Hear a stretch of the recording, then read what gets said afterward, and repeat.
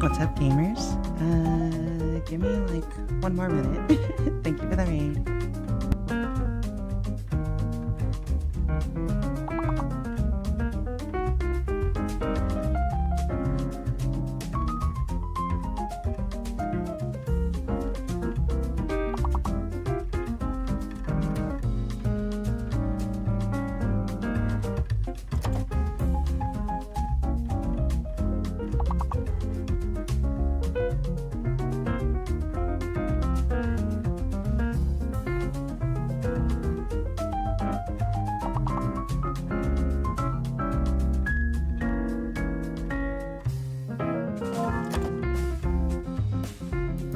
Gravy, gravy, gravy, gravy!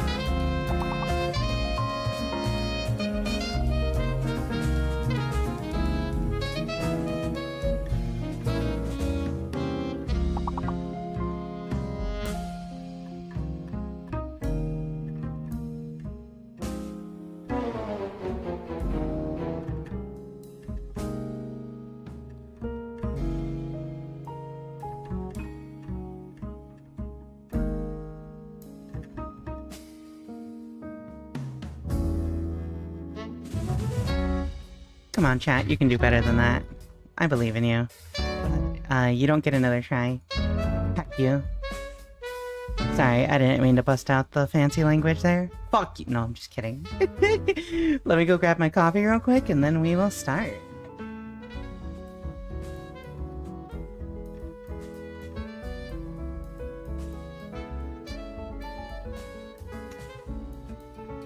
Coffee! We love the fancy language? Oh, I meant like fancy, like,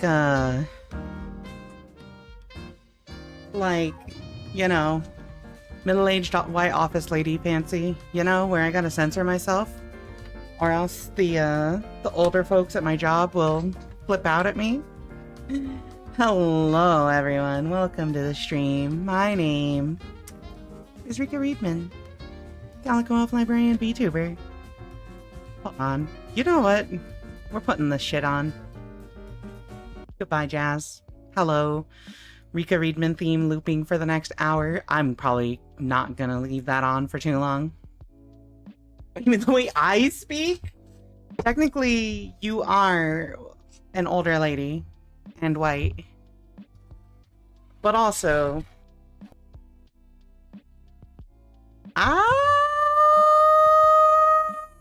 Oh, wait, my microphone's working again. But also, Mimic, I mean this with all due respect. I feel like I could say a slur at you and you wouldn't flinch. Because you know I'm gonna say a slur that's like, not actually a slur. I'm gonna say a slur like gamer. But also, you know, fancily tell me to go to work, I am getting dressed. Pip pip, my good man. I hope you go enjoy your day at work. Make sure to dress in your finest duds, and go and rise and shine and get that bread. Or as they say in my home country, el pan dulce.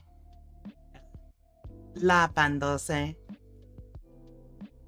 I'm never doing that again. Also, I'm not even from Mexico. I'm half Mexican. By birth only. Not by blood, not by birth. Hello, Uma. Welcome in. Git? I haven't had pan dulce in forever. I haven't had it since I moved away from Arizona, where I used to live. Because I grew up as a West Coast girly, right? I lived on the West Coast of America for the first 32 years of 30. So I lived there for 30 years. I lived in the Midwest for 2 years when I was a teenager. And now I live like East Coast Midwest for the past year and a half. So, you know. Also, I didn't... Hello, Raiders. Hello. Thank you, Mimic, for the raid. Hello, everyone. Thank you for stopping in. Oh, wow. That's really funny. Thank you for checking in, Tape Player. You know what's really funny? You know, I'm not gonna say it. I'm gonna wait for someone to notice it. I'm gonna wait for someone to notice it. Hello, Mitha. Welcome in. Hello, Tape Player. Hello, Bullet. Hello, Beautiful. Hello, Mimic. Hello, Uma. Hello... There was a really dark name I couldn't read. Oh, no, that's just Bullet the second. Thank you for the gritty mob. Yeah, that's everyone. Hello, everyone. Thank you for redeeming first, Tape Player. Welcome in. Congratulations on your first 15 minutes into the stream. It's not even like nobody was here. It's just that nobody checked. Silly creatures. Ow. Wait, if I open my browser... Okay, chat, I'm gonna be honest with you. I was stalling for time as well because I felt really gross because I was working all day at my desk. And, like, I was just like, I need a shower, so I started the stream, put on music, put on words, and then just took, like, the quickest rinse I've ever taken in my life. Like, it's okay. It'll tide me over until I can take a proper, like, full deep cleanse shower later. I'm just over here pressing buttons. Me when I load up a fighting game. Speaking of which, chat, 2XKO, its open beta came out this past week. I tried it. I think that game is kinda whack. I'm sorry to anyone that enjoys it. I'm just like... it does not look interesting whatsoever. Hello, Tiny Satan. Welcome in. Oh, yeah. You saying you forgot just reminded me that I forgot. Thank you for the palette swap. This is me when I'm being evil. I'm the devil. Hello. But also, current state of affairs in America would say that I am part of many demographics that are considered the devil. You know how it is. Alright. At Stream Watchers. Everyone... get in here. It's chatting time before we continue Ace Attorney. Thumbs up emoji.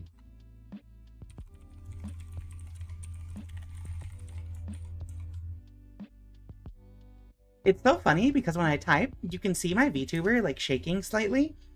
And it's because I'm shaking my desk a little bit.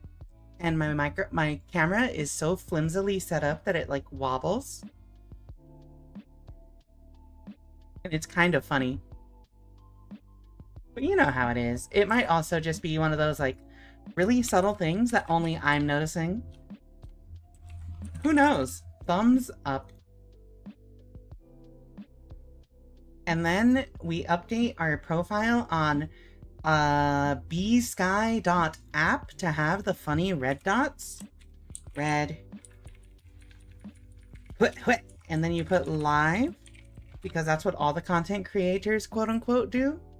And now when people see my profile, they will see, oh, Rika Readman is live on twitch.tv/Rika Readman. We should go watch her stream and give her money. Vampire Rika. Better get the devil in here for this roast. The most powerful typing. You too, me too. I love being literally Satan.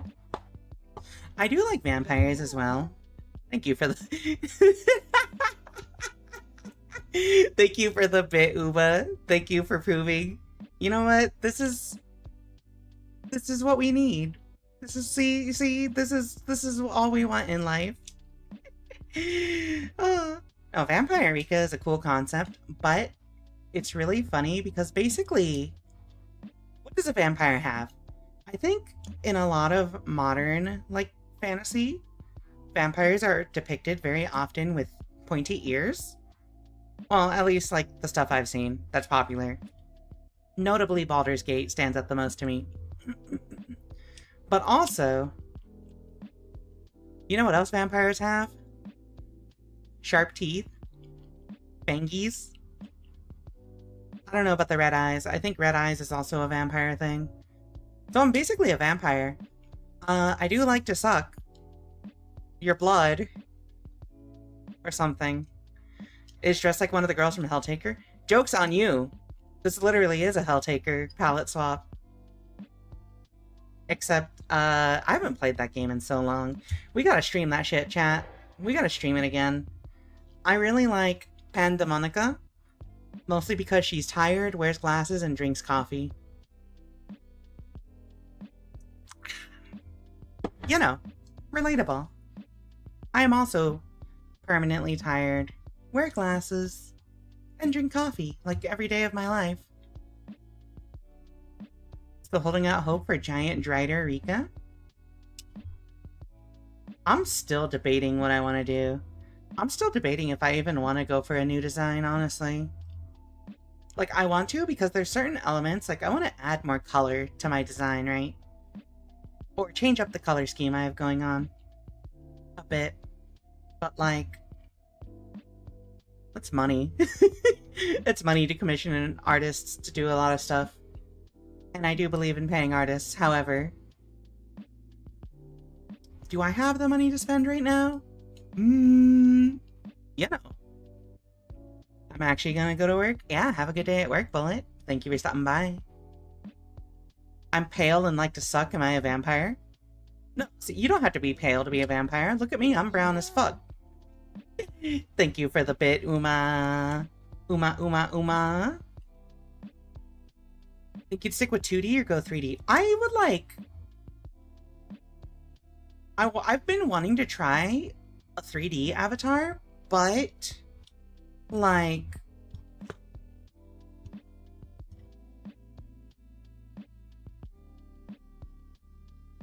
I got nothing. That's the end of my statement. I think I like the live 2D. Is 3D super expensive?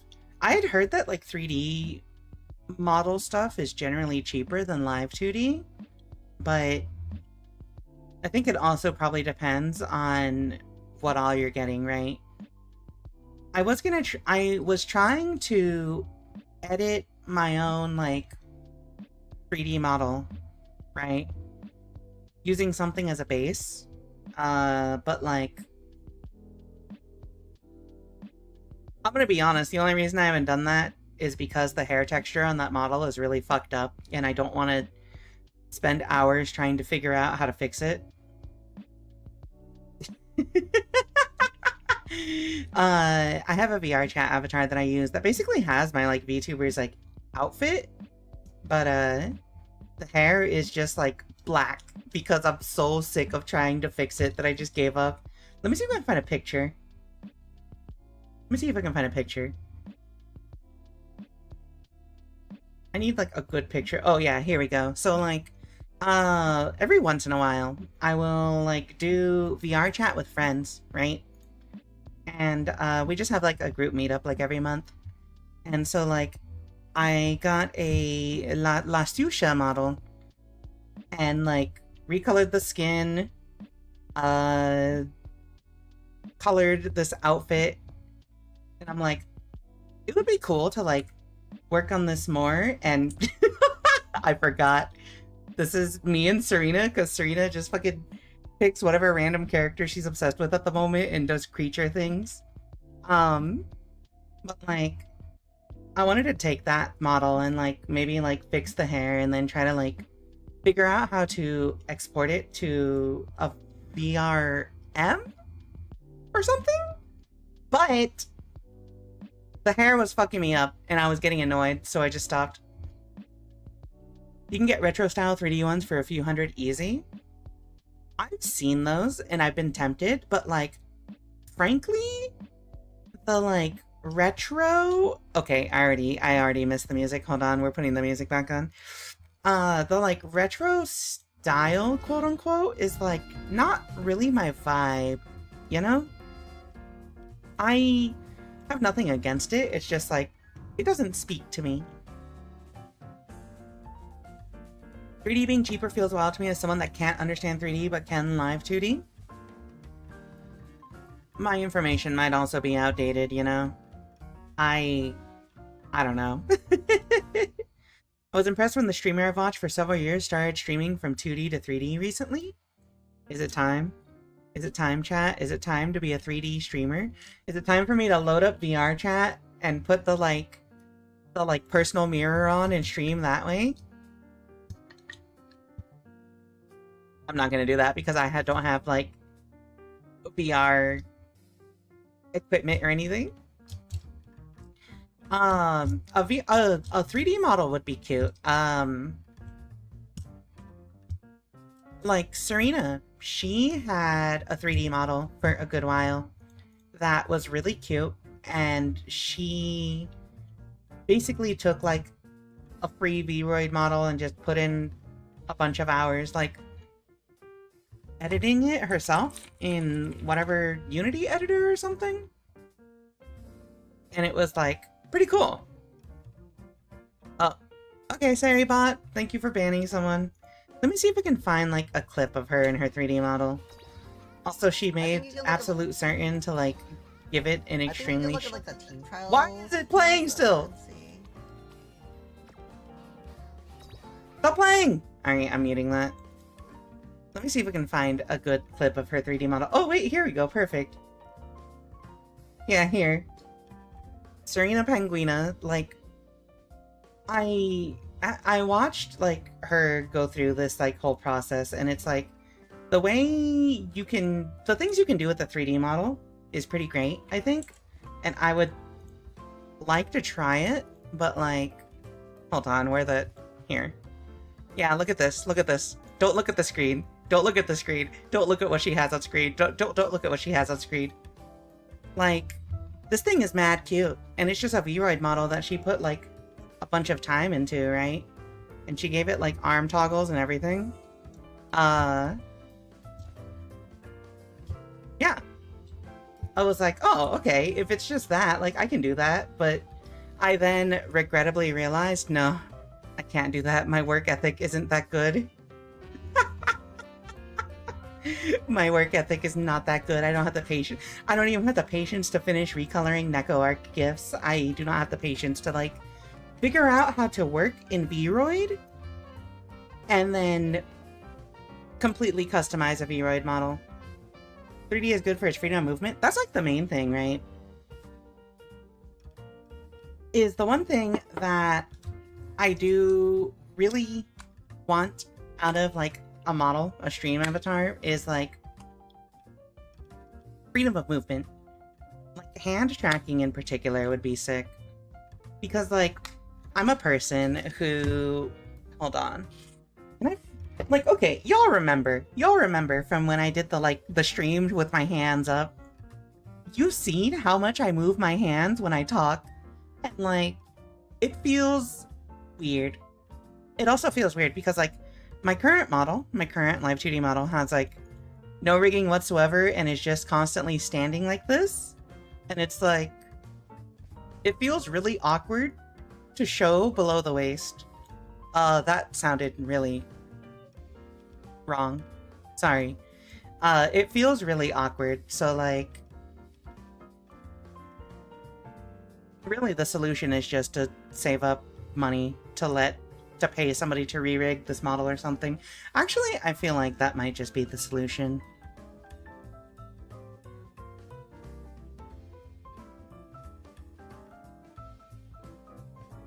That actually might just be the solution, chat.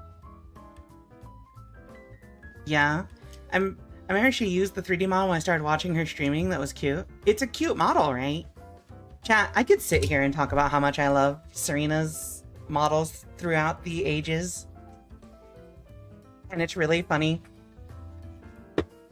Because she'll look at my model designs and be like, "You pants." And I'm just like, You know? Anyway, Serena's mom was cute. Serena also cute. She is cute. She's very cute. She's adorable. She's got a cute smile. And she's also very corny and cheesy. She got really long hair. Sorry, I'm gonna stop. I'm gonna start rambling again. Anyway, point being, honestly, I should just put in it feels bad to, like, think about getting this model re-rigged, but at the same time, the rigger who originally was working on this was like a draft of what we were working on. And so, like, they then proceeded to get very busy, and also, like, we have not spoken in, like, an extremely long time. So I'm just like, I probably don't feel bad at this point about moving to a different rigger or something. I'm very loyal. I'm a very big fan of, like, sticking with the same people for anything you have done, right? With business stuff in particular. I'm a very big fan of maintaining good business relationships. And I'm very loyal. Like, I had, for this model and my previous model, I had the same model artist and I had the same model artist. And when I think about going to a different artist for, like, a newer design, I feel really bad inside. Because it's like, loyalty. But also, you know, I gotta get over that. I don't think I've really ever talked to my model artist or my rigger in, like, a long time, so, you know. But also, when it comes to the idea of making a new design, I first have to, like, hammer it down, right? Like, here, let me show you what I'm thinking of. I think I've talked about this before, but, like, did I post? I think I did post. I did post, yeah. So, like, what I was thinking is I want to add green. I see why you were equating elves to dogs at one time. What do you mean by that? Wait. Wait, what does that mean? Dogs are loyal. Oh, okay, yeah, that makes sense. Never mind. Wait, chat, hold on. Real quick. Sorry. Real quick. I need to show you the funniest shit I've seen in a while, alright? We listened to Bird Brain on stream a little bit ago, and now we found the best thing ever.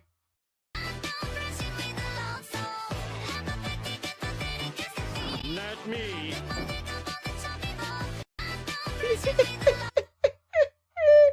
I'm sorry, I'm in my mid-30s. I really, like, grew up on The Simpsons, so it's really funny. So, like, how do I say? One thing I want to do is incorporate, like, a bit of a cooler color in a new design, right? Because, like, if you look at my current design, I'll just take this. It's just, like, red and black and yellow. So it's nothing but warm colors, right?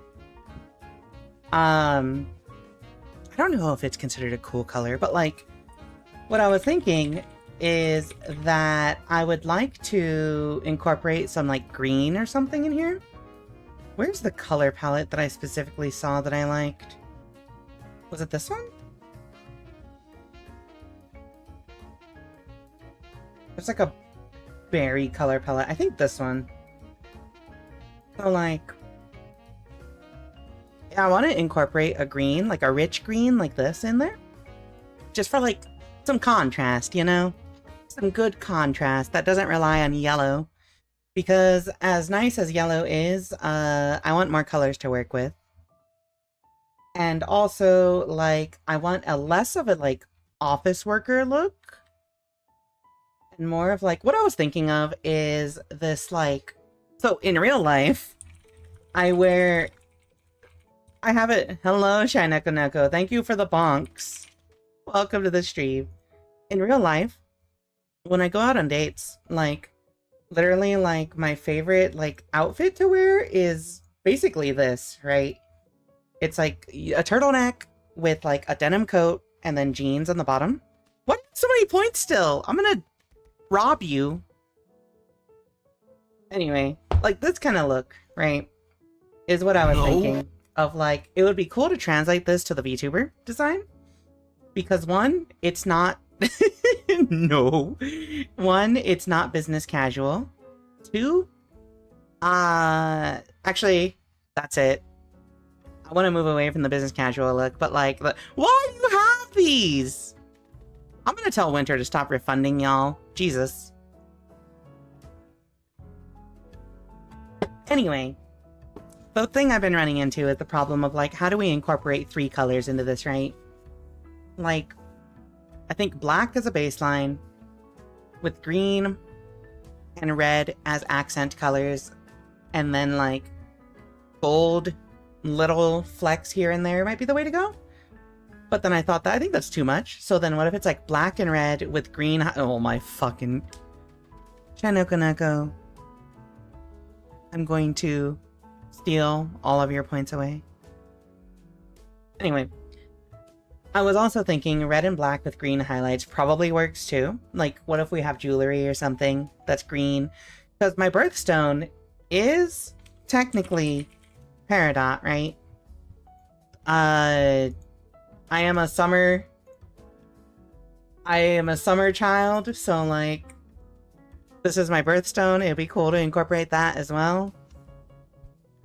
But I am not an artist. I don't know shit about color theory or whatever.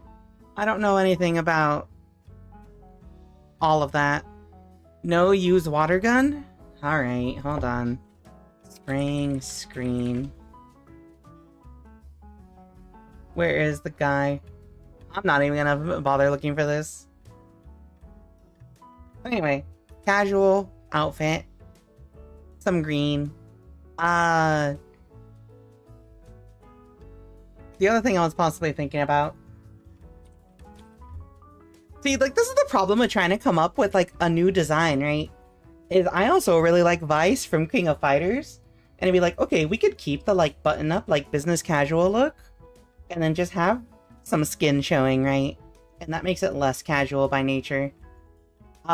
Just have the massive bazongas out. But, like... I think my problem with this is, as much as I really... Jesus Christ, you have so many of these. As much as I like this costume design, this aesthetic, I want to lean more into, like, an androgynous look, more than, like, a femme look. So, like, not showing off the bazongas, the hubba-buzz, you know? Wait, that's a really good outfit. Holy sh... Sorry, I got distracted, chat. Hold on, sorry. I'm very normal when I see Vice from KOF. You could give the black a green tint. That also brings me to my other point, which is like... No, we are not talking bazongas. Hello, not Dan. You go cosplay Scooby-Doo Hex Girls? I would never. Another thing I was thinking about is like... We could actually forego the black altogether. Because I see, like, costume designs that are just like, they use one of the colors, like how I use black, right? Like, look, this is just like a red center with a green outside. That's kind of cool. Who else do I see with this color scheme? Red and green. Or get a toggle for the bazongas when you're feeling. Red and green characters. I should have known that it would bring up Mario and Luigi. I'm like trying to figure out where this works. I'm trying to find good examples, but it's really hard. And also, these are all like painfully bright green.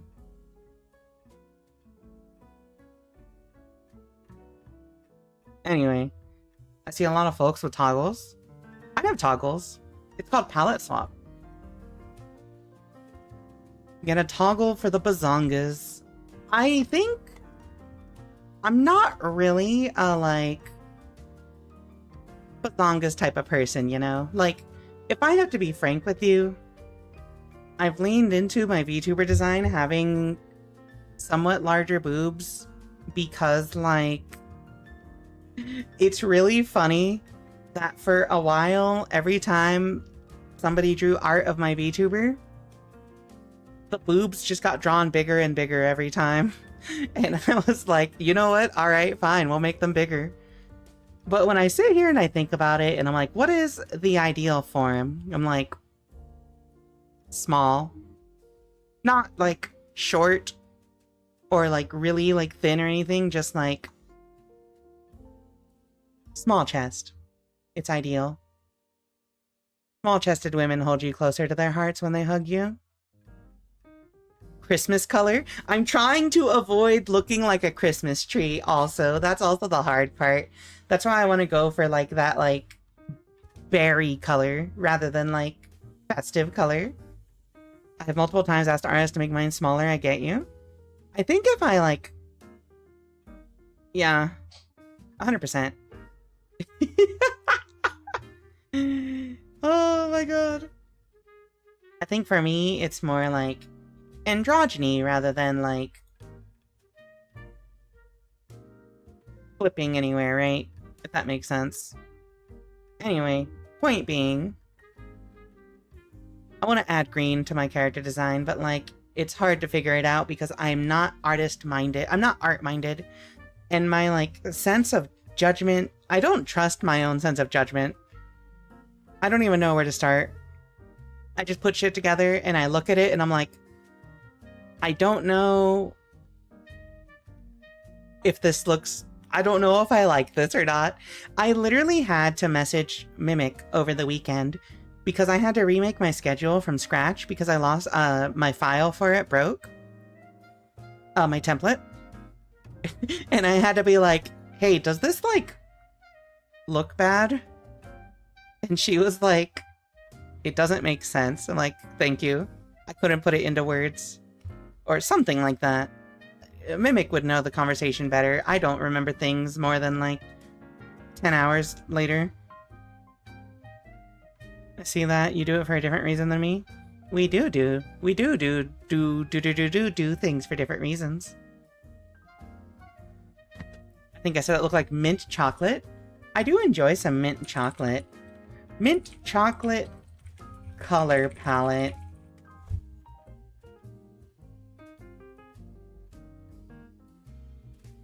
Huh. You know? I kind of like mint chocolate, actually. Oh, actually, this was another thing I was thinking of. This color palette right here.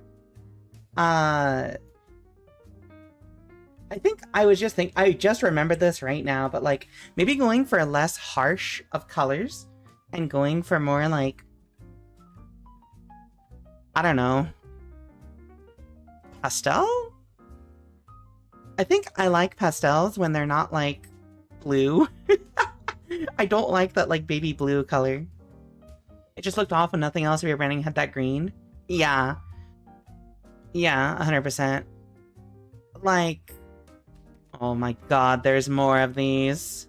There's more of these.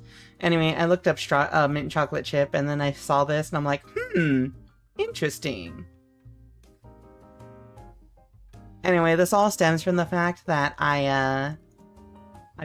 one, I really like Masque de Masque, and two, I put my, like, Final Fantasy character in green outfits, and I'm just like, huh, this looks really good. And little does anybody else know, I completely get fashion ideas for real life, as well as for, oh my fucking god, as well as for, like, character design stuff from Final Fantasy XIV, which is kind of funny. Like, here, look at this shit. This color scheme right here is what I'm kind of like, this would be really good, right? But, like, kind of like, bright, not neon, but, like, light green, and then the, like, subtle, like, darker red. Ignore the blue. The blue is just kind of there. You see it. See, this color scheme would be cool. This is the kind of color scheme I want to, like, try to incorporate into my VTuber model in a future design, but I can't figure out how. Also, the short hair is a must as well, you know? Do I have, like... I think I've also been using, like, a darker green. Can I find a picture of that? Where is it? Where is it? Here's another one. This is, like, a darker green. This is also something I was experimenting with, like, a darker green to, like, match the, like, darker red. And then black accents as well, but...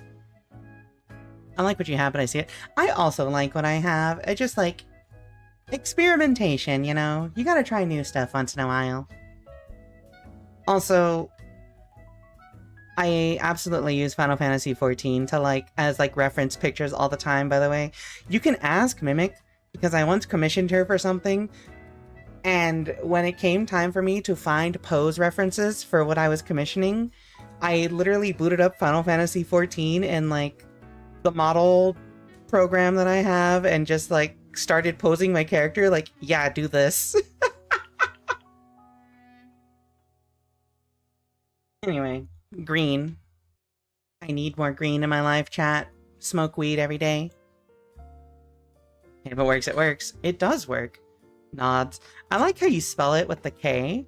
So my first thought is, oh, nods. Like the furry thing. But then I see that you spelled it with a D at the end. I'm like, oh, no, wait. Nodding, like... Yes. Affirmative.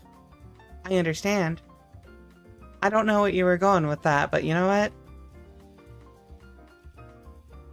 I approve. Either way. The furry way also has a D. Wait, does it really? I didn't know that. Today I learned. Oh, I just spelt it with a silent K? Okay. I didn't know that.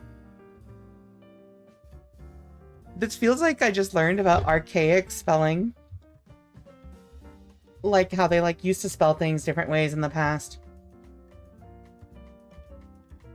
Wait, what is going on? Hold on.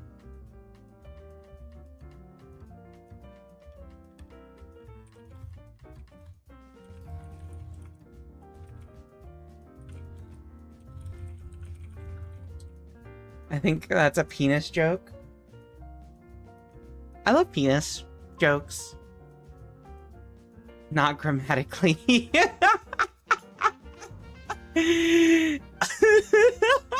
You had me, you tricked me there. I actually fell for it. I didn't realize what you meant. My fault, my bad. I got cooked. I got cooked. Also, wait, hold on. I'm looking at Mimic and not Dan. Talking in chat, and I see the pink and I see the green, and I'm just thinking, like, you know what? I just realized the color scheme I want to go for. The color scheme I want to do is watermelon, isn't it? I fucking love watermelon, actually. It's some kind of fruity. And not, like, because I'm a homosexual, you know? But, like, you know, refreshingly tasty fruity. You get cooked by a penis joke? Is it getting cocked? See, I live in America, where, like, anyone can just walk in off the street and buy a gun, so, like, getting cocked is more likely than you think. Yes, that's correct. This is America. Don't catch you slipping.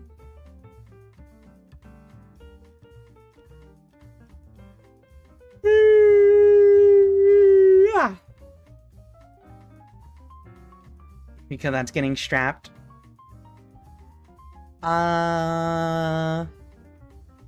You know how it is. I have no experience with getting strapped. But that's also because mostly I'm into people who have anatomy of a certain sort. It's great.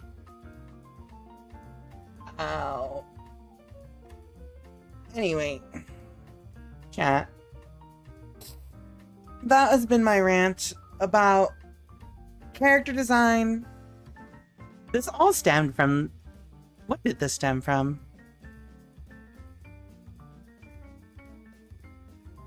I don't remember how this started. Somebody started talking about 3D models, and then we started rambling and going on about other random stuff.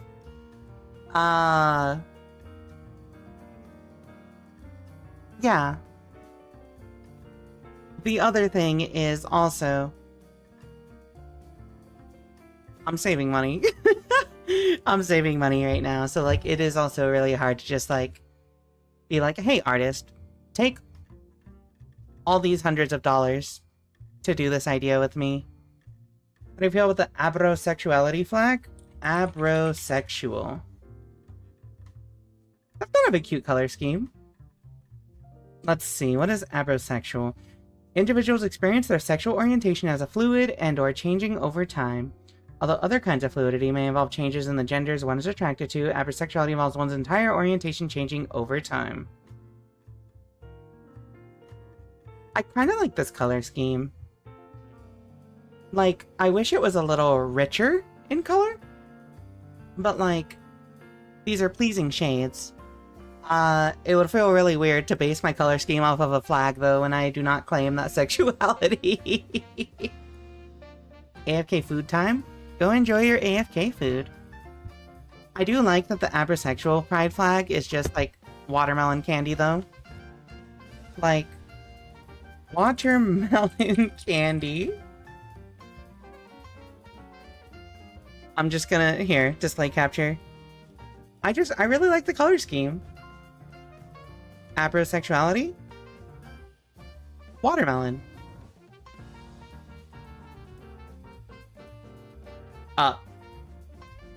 Damn.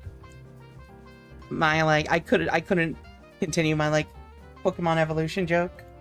Hello, Tierwolf, welcome in. Hiring artists for paid fun, those were the days. Literally time for back to the drawing board. Exactly. Like...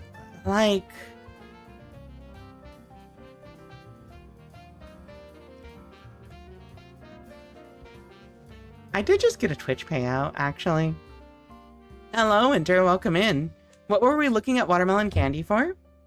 Oh, so I was talking about how for a new design, I wanted to incorporate green into my color scheme. And then somebody said, how do you feel about the abrosexual flag colors? And I'm like, these are pleasing, but also watermelon candy. I like it. I'm not abrosexual, but I like the colors. Thank you for the gritty mob. Sort of iffy and suggesting it at the same time. I don't know you well enough to know for sure that isn't you. If you want my checklist of labels, quote unquote, that I like never use, it's a non-binary, two-spirit, and romantic, demisexual, actually no, that's it. I think that's everything. Yeah. That does look like watermelon. I like it. I'm a fan.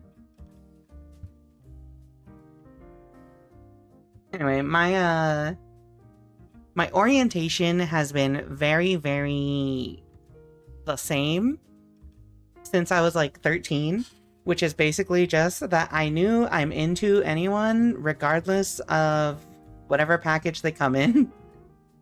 As long as I like them. If I like them, I like them. If it's a dude, well, you know. If it's a chick, well, you know. If it does not apply, you know.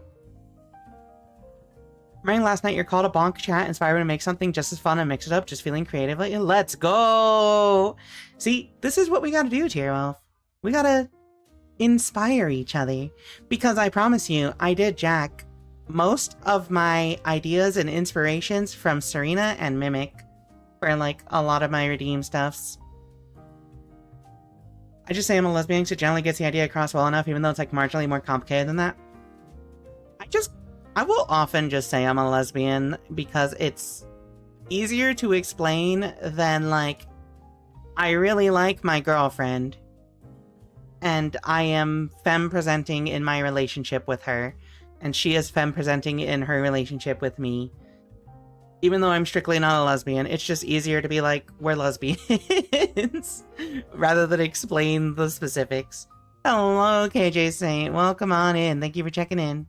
Well, I jacked some from you, so it's fair. Let's go! Hola, Rika. Hola, KJ Saint. ¿Cómo estás? Bienvenidos. Also, Winter, you're so close to 100 stream watch streak. Are you excited? Are we gonna celebrate? I wonder... I wish you could track who has the longest watch streaks. Because I feel like if somebody hit 100, that would be like something to celebrate.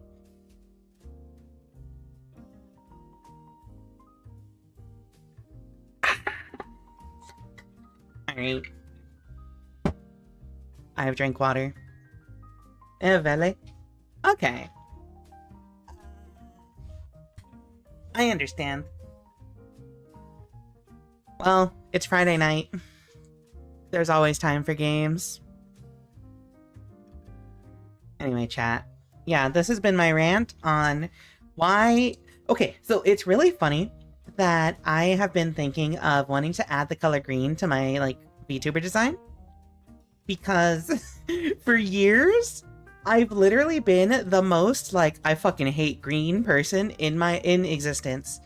I've never thought of green as a good color until recently, and I'm just like, it's like a brainworm. It's like one of those things. It just, like, lodged itself in my head. And you know the last time this happened? The last time this happened is when I became an alpha VTuber. Because I was a cat girl for ages. Before I even VTubed, I was like cat girl adjacent. And I just got blindsided by the green is not a creative color. See, I knew this. I knew I liked you for a reason, Tierwolf. Anyway. Yeah, like I was a cat girl for ages, even before VTubing. I was cat girl adjacent. And then one day I think I just saw like a character from DNF Duel. I saw Kunoichi from DNF Duel, and I'm just like, elves. Brown elves. And then stuck in my head for like a year, and then I'm like, I have to become an elf now. And this is how I feel about green. I saw green on my Final Fantasy XIV character, and I'm like, green and red kind of works, huh? And now it's like, I need to splash green on my outfit. Thinking about that post that is like, I'm straight, so whatever gets my dick hard is a woman. Because I keep wanting to make the post of a lesbian, so whatever gets my dick hard is a woman, which is a terrible idea to post on social media.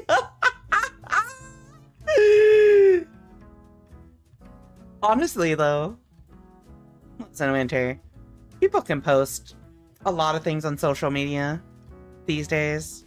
I think we talked... Oh, I didn't reply to your message. Shit. We talked about this. People get to stick their ass out on social media and obviously, you know, live your best life. Anyway, for no reason at all, I'm gonna go find that image of Johnny Bravo and post it on Blue Sky.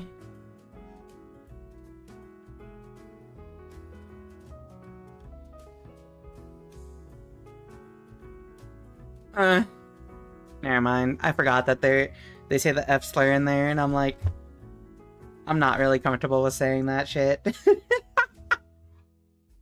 Incredible joke, but like, I feel that's what get me murdered on bluesky.social.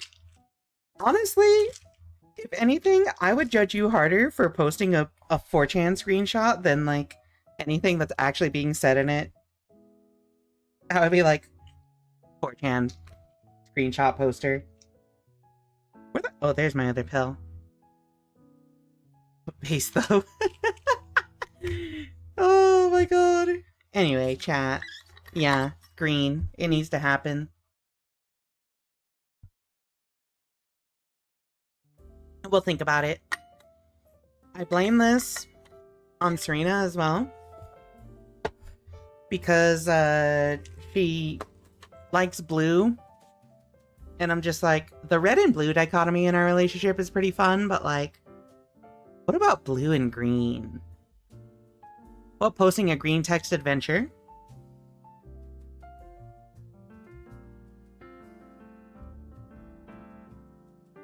I don't know what that is. I'm not familiar, frankly. But also, I feel like if we stay on the topic of green text and 4chan posts, we err very close to being one of those channels which just has somebody reading a fucking like random Reddit or 4chan or Tumblr post with the Minecraft parkour in the background and posting those shorts like 3 times a day on YouTube. Green text doesn't have to be 4chan. I thought that was specifically a 4chan thing. Because you put the little open bracket and that's what makes it green text, right? Speak of the Shogun, she live now. Oh, is she still screaming? Oh, she got it working on Windows. She was texting me about like 2xKO wasn't working with current version of OBS. Hold on, I gotta go like spam her. I probably was the origin. That's all I can think of is the origin. R Ito with the Minecraft parkour. Wait, what is R Ito? Hold on. I'm gonna look that up. R/Ito. Oh, am I the asshole? Alright, hold on. Hold on.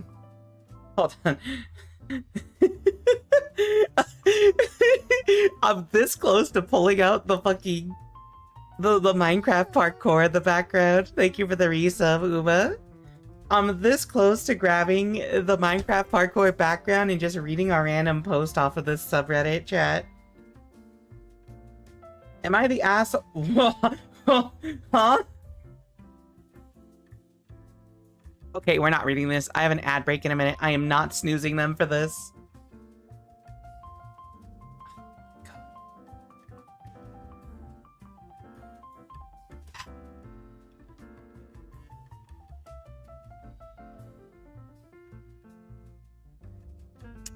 We're snoozing the ad break.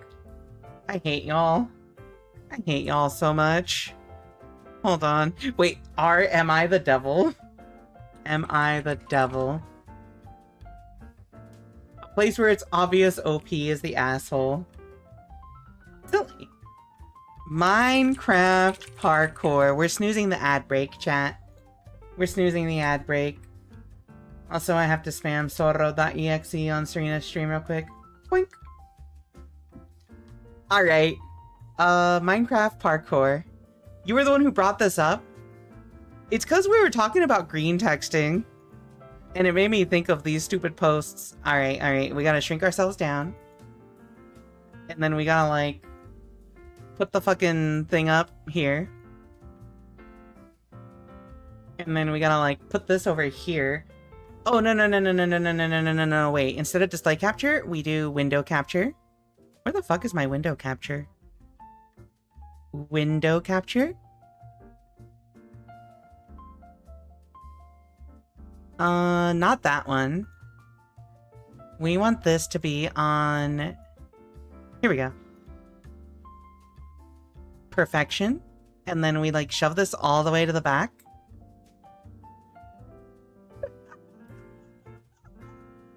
Hello, Uma. And then we just read this shit. We gotta do our best, like, AI-generated voice, okay? We gotta do our best AI-generated voice. Also, I gotta shrink myself even more to fit on the screen.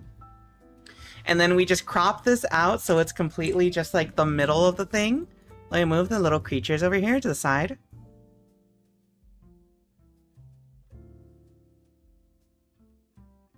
YouTuber short time. See, you get it. You understand. And then it's... Am I the asshole for saying that I don't want to ride the train after a stabbing? The context is pretty straightforward. My partner and I were discussing plans this weekend that involved dinner and drinking late at night. I don't drink much, so I offered to drive from bar to bar instead of riding the train due to a recent tragedy on our local train. They then said I was being very privileged and ignorant towards what other people have to deal with. They said I wasn't being admirable by being anxious and that the stabber was mentally ill and didn't get any help from the government. I said that is a very liberal perspective on the situation and everyone has different comfort zones, and was simply trying to express my anxiety about a recent situation and not say the train is a very dangerous place. They then said I just don't get it and that people are now being racist because of the recent event. I said I was still confused and apologized because I don't feel comfortable doing something they feel they are forced to do. I love them very much. Was I in the wrong? Huh? These stories are always kind of trippy. Also, hello, an hour after 10. Welcome in. Alright, chat, hold on. We have another ad break coming up in a 2.5 minute. The OG AI voice will always be Microsoft Sam. You have a butt? Read this? Oh, that's a different thing. Wait. Alright, chat, hold on. So we got... hold on, let me see. Wait, what is this? Hold on. Alright, hold on. We're gonna read this one. Am I the asshole for telling my best friend I understood why his Okay, let me actually just do my normal voice. Am I the asshole for telling my best friend I understood why his fiancé is so disappointed that he proposed to her at the gym? I, 27 female, was excited when my best friend, 27 male, told me he had proposed to his girlfriend, 29 female. He said he had the proposal on video. I was so confused when the video started out in a woman's gym. When I saw his girlfriend on an exercise machine in the video, I had a bad feeling. She looked so shocked and she said yes. She only looked happy for 2 minutes and the rest of the time, she gave an insincere smile. My best friend expressed frustration that his fiancé confessed she wasn't happy with the proposal, after he asked her why she looked so sad. He was venting to me and asked me how I would feel if a guy proposed to me while I was at the gym. I guess he really expected me to agree with him, but I said I would hate it. I said I don't want to be proposed to when I'm sweaty and stinky at the gym. I basically explained to him that I understood why she was disappointed. My best friend called me shallow and My best friend called me shallow and a bad friend. Am I the asshole? Honestly, why would you do that? We can move pretty fast, but backwards. Hello, Mr. Top 10 List. Welcome in. Anyway, there we go. We have done our content farm for the week. That's like 2 YouTube shorts. That's like 2 YouTube shorts right there, chat. It's fine. We'll post them and then we'll get like 50 million views. Actually, the last one I posted did get pretty good views. Hold on. Look at this stupid shit. Do the thing where you laugh at poo-poo? No, it was P-U-P-U. It's different. Actually, here, look. This short, actually, it's a stupid clip from when we did Perfect Dark, and this got like 200 views, and I'm like, or 2,000 views. I'm like, huh. Anyway, chat. It's so stupid. What's up? How are y'all doing today? I'm waiting for... It's probably the cut, honestly. I hate that you don't even give an opinion. That was my opinion. That's insane. That's my opinion. That's insane. Don't propose to someone when they're sweaty and stinky after working at the gym. Anyway, chat. This parkour YouTuber keeps missing jumps. Oh my god. Hello, Mr. Top 10 List. Welcome in. Anyway, chat. We have hit our ad break. We've done our hour of chatting. Thank you for tuning in. See y'all tomorrow. Enjoy Words on Stream, and we'll be back with Ace Attorney Investigations.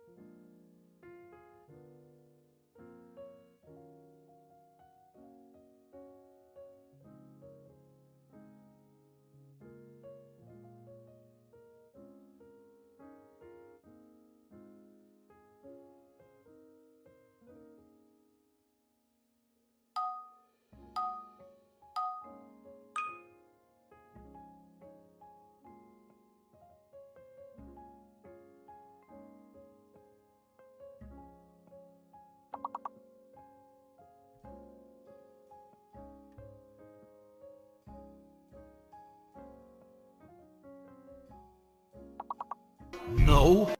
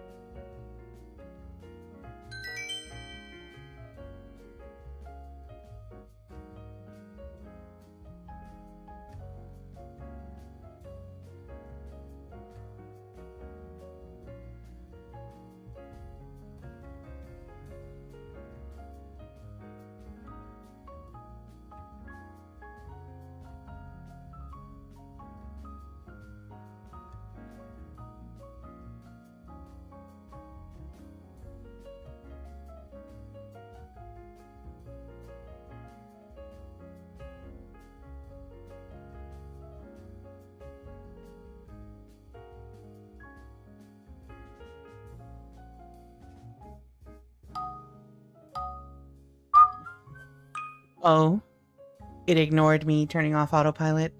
Alright, enjoy your free round. Don't look on stream. Mimic, are you still here?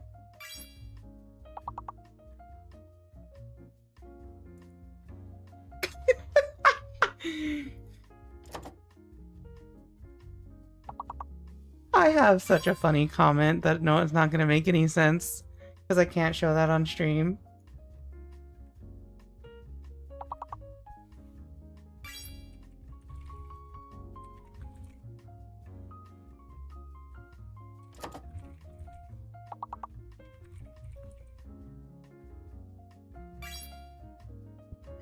Hello, Roseanne. Welcome in. Thank you for liking.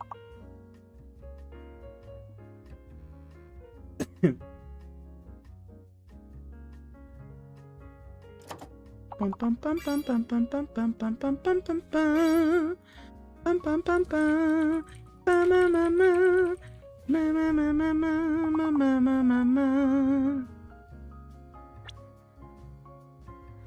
da da da da da da da.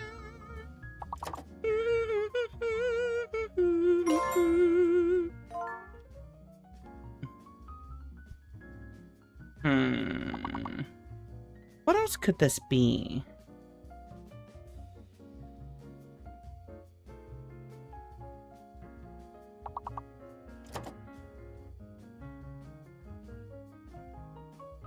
Eh?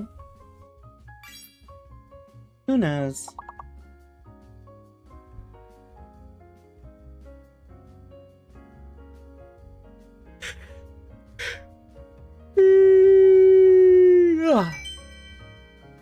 Yeah.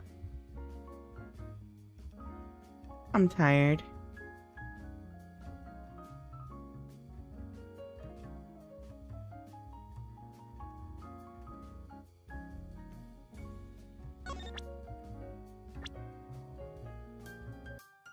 What if we just canceled gaming tonight and just watched cat videos or something together? I'm on the wrong side of the screen. Oh, wait, sorry. It's actually Friday, so we can flip this back upside down. Boink. We could do more crosswords. We could do more YouTube shorts. Oh my god. Alright. We're done here. It's Franziska Friday, chat. Franziska, give me energy. Franziska, give me strength. Thank you for the gay bonks. Alright, chat. Let me drink water real quick because my throat kind of hurts. Not in the, like, I talked too much way, but, like, in the I treated myself to some really good food that had jalapenos in it kind of way, and, like, my throat still hurts a little bit. We're always watching cat videos when we're watching your stream. Cat, blink at her. Check lamb doesn't want cat on rock. But I do want cat on rock. Chat, blink at this mimic. Just hit her with that shit.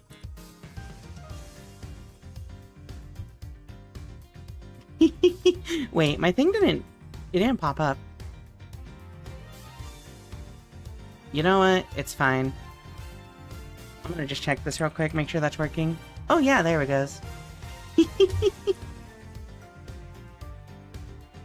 Anyway. Hello everyone. Welcome in. My name is Rika Readman. Calico Elf Librarian VTuber. Oh my god. Who the fuck is Ricky Raymond? No, Rika Readman. Thank you. Well, it's not spelled right, but whatever. Anyway, this is Ace Attorney Investigations Collection. It's 5.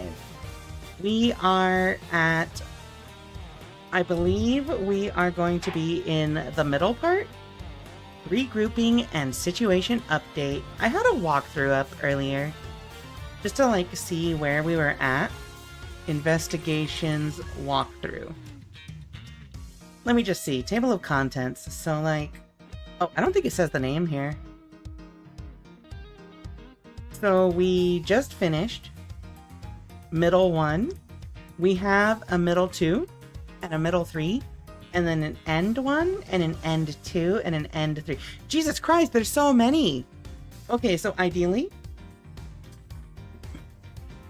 we can get through 2 parts here tonight. Rico Bookwoman, Rika Readman, your new mersona? Like a mermaid? I do enjoy maid outfits. We got 2 more streams of this case at least. We might have 3 or 4 depending on how long it takes. Was I calling you a cat or was I pointing at the Nekorika? Which one were you doing, Mimic? Also, Mimic, thank you for that offering mid-stream. I appreciated it greatly. Does he live in the reeds now? Oh no. I'm not trying to live underwater. I can't breathe. What is that one song? It's like something under the sea. Down where it's wetter, everything's better. And then, like, they die? I don't know. In both? Anyway, chat, let's continue. Y'all know what happened yesterday. Are you talking about the Little Mermaid? Yes. I don't know if I've ever seen the Little Mermaid. All I know about it is there's like a part of Kingdom Hearts where you have a musical level, and I think it's Little Mermaid themed. Under the sea, down here. No, down where it's wetter, everything's better.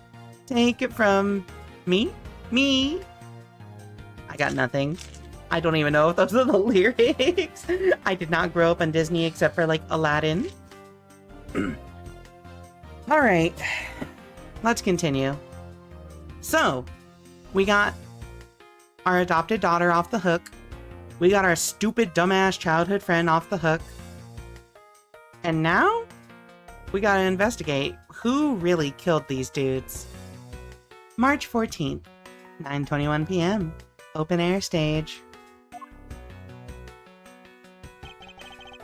I've left the Damask 2 investigation to Franziska and returned to Babal. I suppose my first order of business should be to look into Babal's statue. Mr. Edgeworth! I hate this guy. His walk is so funny. Okay, what's the situation? Oh, it's great. Investigating is so much fun. In other words, they've made absolutely no progress. I was laughing when Old Bag appeared. I'm glad you enjoyed it. I need Old Bag to never appear again. We weren't goofing off, honest, sir. We've been investigating our hearts out. Very well then. Would you care to give me an update on your investigation? Oh, we've had a really fun time, sir. I knew it. Zero progress. In any case, Detective Gumshoe.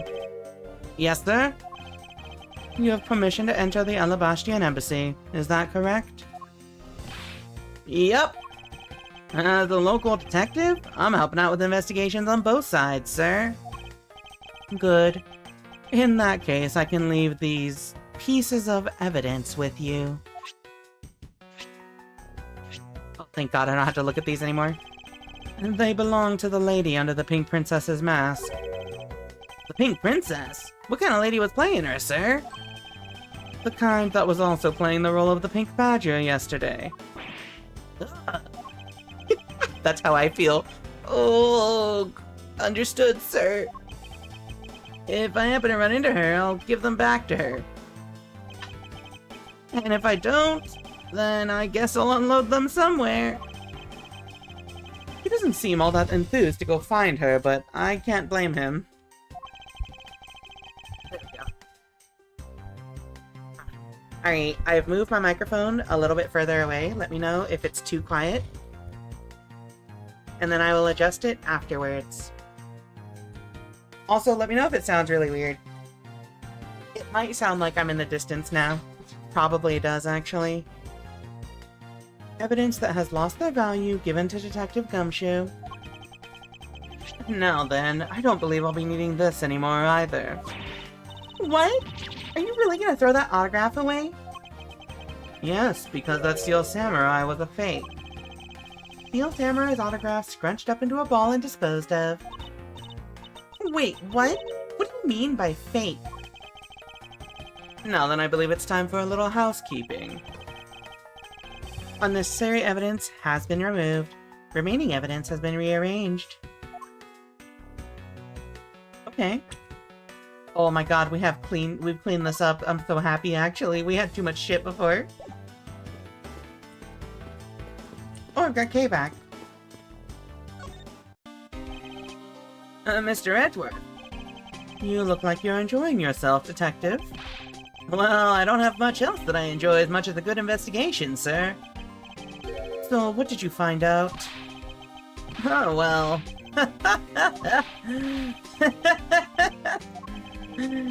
I take it he has found nothing of any particular use. He's so sad, chat. Look at him. He's like a sad puppy. Investigation update. Hey, Mr. Edgeworth. I got something really interesting from Ambassador Palaeno. Oh? And what is this something interesting? This, sir. What the fuck is that? I like a butterfly lamp. It's pretty. Wow, that's so pretty. I'm so jealous. That's a real treasure there. Why does the flame burn green, Detective? Oh, apparently, if you burn the special wick crystal oil they only make in Babal, it burns this green color, sir. Interesting. So it's a special property of the oil. I suppose this is a ploy to force people to visit Babal should the oil run out. Hey, Gummy! What about these silhouettes? And they stuck some cutouts on the outside of the lantern so it'd project the images. Oh, silhouettes, huh? They are rather pretty, aren't they? Wait, what am I doing?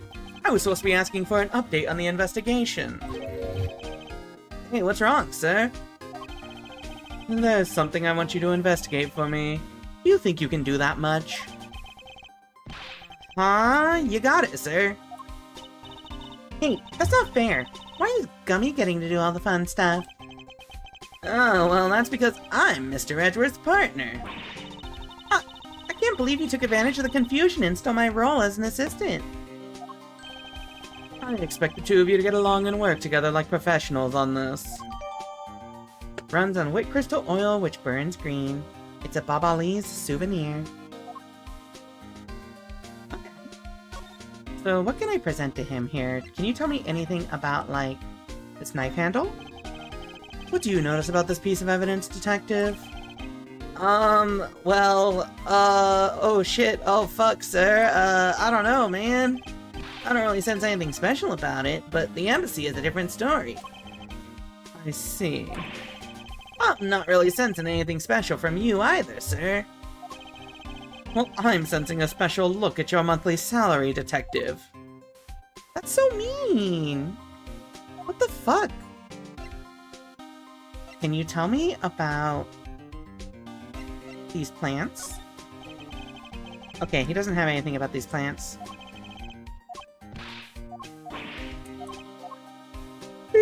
What about the samurai dogs? Oh wow, those look really good, sir. Can I have one? Don't you dare line your stomach with evidence. Come to think of it, the dog Detective Gumshoe takes care of just ate a samurai dog earlier as well. Poor little dog, slowly coming to resemble his handler. Do you know about this note? He doesn't know about any of this chat. Alright, I think we are done talking to this dude. What about this guy? Why did he follow us out here? So you're back now, are you, Mr. Edgeworth? You must be tired. Here, with these you can eat whatever you'd like. And these are discount tickets for our cafeteria. They open tomorrow at 10 in the morning. I appreciate the concern, however these coupons do nothing for me right now. Open air stage. This open air stage, what function does it serve exactly? Well, normally we use it for a variety of events. It's all to attract that extra bit of attention to Babal. I heard that tonight, over in the Alabastian Rose Garden, Ambassador Alba was to give a speech. And you know what? Manny told me that I really should give a speech too. Mr. Cochin told you that? Yes, he did. Which is why I thought I should give a speech out of my own. But unfortunately, I wasn't able to. Because of the fire the Yatagarasu started. Exactly. Huh. Okay. What about the Primidex statue? What do you know about that, my dude? Ambassador Palaeno, I'd like to ask you a little more about the Primidex statues. Oh, I see. Well, let me ask you this. Did you know that Alabast and Babal used to be one country called Cadopia? Yes, I know that much about your history. Well, the Primidex statue belonged to the founders of Cadopia. At least, that's how the story goes. It was bequeathed onto the King of Cadopia as a symbol of the country's wealth. So it was meant as a symbol of sovereignty and the right to rule, I take it. Yes, that's right. Which is why both countries are so adamant about their claim. We hold the real statue, therefore we hold the right to rule is the reasoning. It's pretty petty when you think about it though, I suppose. That is kind of really petty. But if Alabast and Babal were to re-establish relations, shouldn't that put an end to the squabbling over the statue? I have no reason to believe so. The Primidex statue is even more important now as a key to diplomacy. I wonder if Ambassador Palaeno knows. about what has happened to the very important key to diplomacy. Perhaps I should try showing him this key and see what he has to say about it. Alright, but first, Manny Cochin. Ambassador Palaiano, there's just one thing I'd like to ask you about. Yes? Oh, and don't worry. You can ask me more than just one thing. How about 2 or 3? In exchange, I expect you'll be coming to Babal, yes? Thank you, but just the one thing is all I require. Manny Cochin, I'd like to ask you about this man who was your secretary. Why do you look so shocked? Sure, I'll tell you what I know. Thank you for your cooperation, Ambassador. He was... well... if I had to put it in one word, he was an able man. If there was ever anything I needed as an ambassador, he was able to get it for me. To think that a man like that had a hand in a smuggling ring right under my nose, going completely unnoticed. Actually, I suppose because he was an able man, I was unable to detect his dirty dealings. It sounds like Mr. Cochin had a very sharp mind. Recently, Manny had been really busy. Since I became the Babalese representative at the Country Unification Council, he's been working tirelessly to cover my work for me. I'm sorry, but what is this Country Unification Council? Well, you see, tonight's events proceeded without a hitch. Our 2 countries were to reunify and become one again. Wait. Huh? No. That's extremely, like, important. Hold on.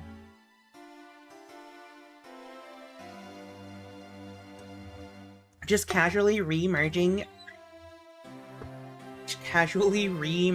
your countries that split up a while ago? I also feel like that's a huge motive to murder people from the what are these places called?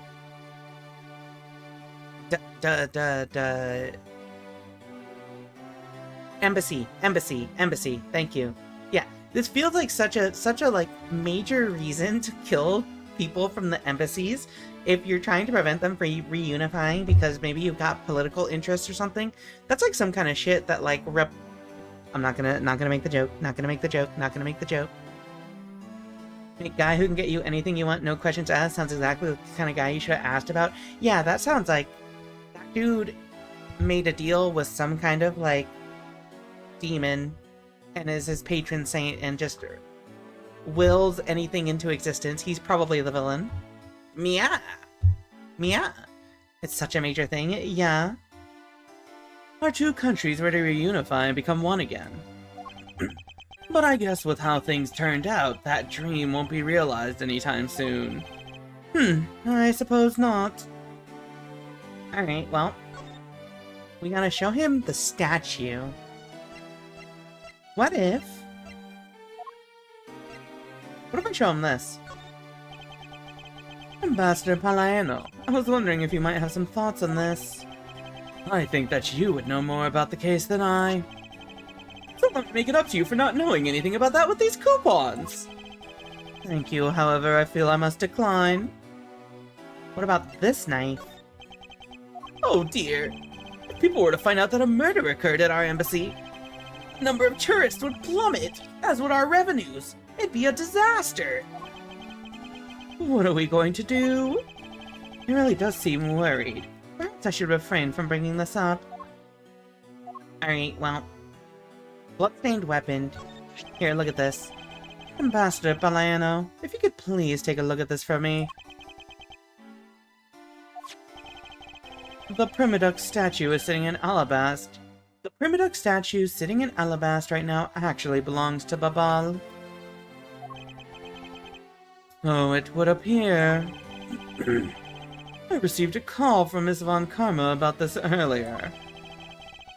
Then you will understand why I wish to inspect Babal's Primadux statue immediately. Because the statue currently in your country's possession. Yes, well, I've already inspected it myself. And it is definitely Alabast's statue. I know because It's the real statue. then you're saying that Babal's was a replica. I'm embarrassed to say it's true, even though I knew that someday it would be exposed. I received my orders from the leaders of Babal, and I was to negotiate with Ambassador Alba at this event. I was to negotiate with him and fix the results of the evaluation tonight. To say that we could not determine which statue was the real one. Hold it! Hold it! Why are you telling me this? Because you already figured it out! Our statue is just a hollow gold shell! Even if Babal were to lose face, the reunification of the country is what's important. I'm right in thinking that, aren't I? I'm not making a mistake, right? If you don't know yourself, then I won't pretend to know either. Why are they just like looking smugly at each other while being like, oh, I don't know. I don't know either. These guys are goofy as hell. I don't think Manny was particularly able. I think Baleno is just unqualified. I do kind of... This guy does kind of smell like incompetence, if I'm going to be honest with you. I never thought that by being betrayed by my own secretary, the real symbol of wealth would be given to me. Isn't it simply ironic? Like that Alanis Morissette song? Hey, where are you going? Are you heading back to Alabast? Yes, but before I do, I suppose I should give you a summary of what's happened. Oh, I see. Yay! So there's been a murder in both countries using an object from the other country? That's the gist of it. The ball is just as strict as Alabast in their inspection of the people and things that enter their country. Alanis Morissette. Why do we hate Alanis Morissette? I love Alanis Morissette. Meaning that somehow both murder weapons were smuggled into the two countries. That's the only logical conclusion that can be drawn. Perhaps the key to the weapon smuggling is the person who traversed both countries. You mean the fake Yatagarasu? In one way or another, the Yatagarasu is connected. Of this, I am sure. Now then, where was the Yatagarasu first spotted? I believe it was the rose garden on the Alabastian side of the embassy. The garden is just on the other side of this boundary. It's where Ambassador Alba was to give a speech tonight. At least that's where I heard the Yatagarasu has appeared. In that case, I believe it's vital that I investigate the rose garden post-haste. Wait, before you go, take a look at this, Mr. Edgeworth. What is it? My guess is that it's a guitar pick. It's the fucking... the ninja guy. I don't remember his name, but the ninja with the guitar. I picked it up just now over there. Do you think it'll be of any use? There's a little water on it, but how did the water get on it? It doesn't look like there's anything it could... It doesn't look like there's anything it could get wet from around here. I was thinking, they have concerts here at this open-air stage from time to time, right? Alright, I'll find its owner later. It looks like a guitar pick. It's also wet for some reason. Yeah, there's one more thing.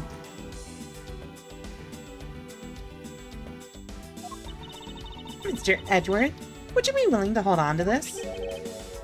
What is this? It's misused perfume. It's the bottle that woman left behind and that I found 7 years ago. I thought that one day it'd be of some use in tracking her down. So I kept it safe all this time. Thank you. I'd be honored to hold on to it for you. Misused perfume data jotted down in my organizer. Okay. We did it, chat. We got a lady's perfume. Surely, nothing bad will happen. Surely it won't be useful later. Why am I over here now? Okay, so you just, like, get stuck out here. What a variety of tools are laid out here. I assume they're for the renovation work. Hey, it's a wheelbarrow. You mean a wheelbarrow? But it makes so much more sense my way. Ancient people probably wheeled barrels, right? I highly doubt that's where the word came from. Just let me have one for once, okay? Remember, chat. Always bully children. Always.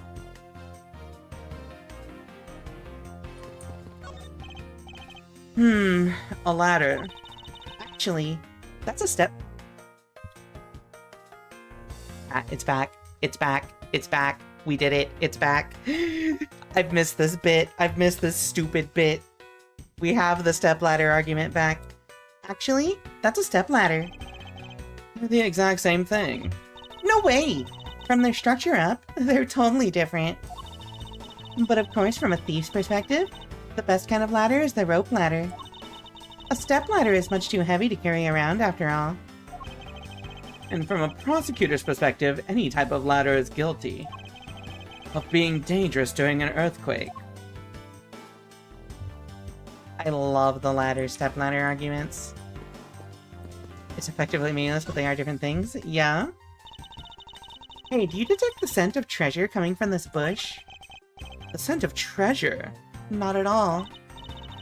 Ugh! Mr. Edgeworth, you're totally not with it. I'm not with it. No! And it's important for both thieves and prosecutors to be energetic. That's for a thief like you. But that level of energy is unbecoming of a prosecutor. You really think so? That prosecutor we met at Gatewaterland seemed to be pretty active. Well, he's not a prosecutor anymore. See how everything just naturally balances out? That's kind of a fucked up thing to say, actually. Bags full of cement powder are stacked up here. I suppose they're for the renovation. Yeah, because I don't smell a drop of gold here, or any other treasure for that matter. Hey, the only scent you should detect in a place like this is the smell of sweat. The smell of sweat? That's Gummy's coat, isn't it? I think you might be mistaken. Besides, that was a bit rude, wasn't it? What not? Hold on. There we go. No, stay, stay, stay, stay. Good microphone. I was trying to say that Gummy is a really hard worker. The fact that you took my sentence completely the wrong way makes you rude. Damn. But me, rude? Perish the thought. A stepladder is typically something that stands alone and you aren't meant to climb all the way up. They also typically have wider steps, while a ladder typically leans on the surface you want to climb and it is typically meant to be used to climb all the way up its length. I feel like that's a huge difference. I think stepladders have a lot more functionality in that case. Also, ladders feel kind of scary because how do you secure them? It's also often much longer. Yeah. Can I click the ladder back here? It would appear that the stage is also scheduled to be renovated. You know, I would love to perform on a stage like this. Something like the Greatest Great Thief Show. You should think it would be a bad idea for a thief to show their face to the world. I don't think there's anything of interest here. So many traffic cones are red and white. That's because they're highly visible from a great distance. Oh, is that why? So then, the reason you wear that that wine red suit is for visibility's sake? Please don't compare me to a ragged plastic traffic cone. A ladder of reasonable length you're supposed to tie off? Ah, okay. See, this is why we gotta play Pete, so I can learn these things. The thing in the scaffold is a ladder, while the one outside the fence is a step ladder. Yeah, that's what I was thinking, is like, oh, there's like a ladder back there. But then we have a step ladder up here.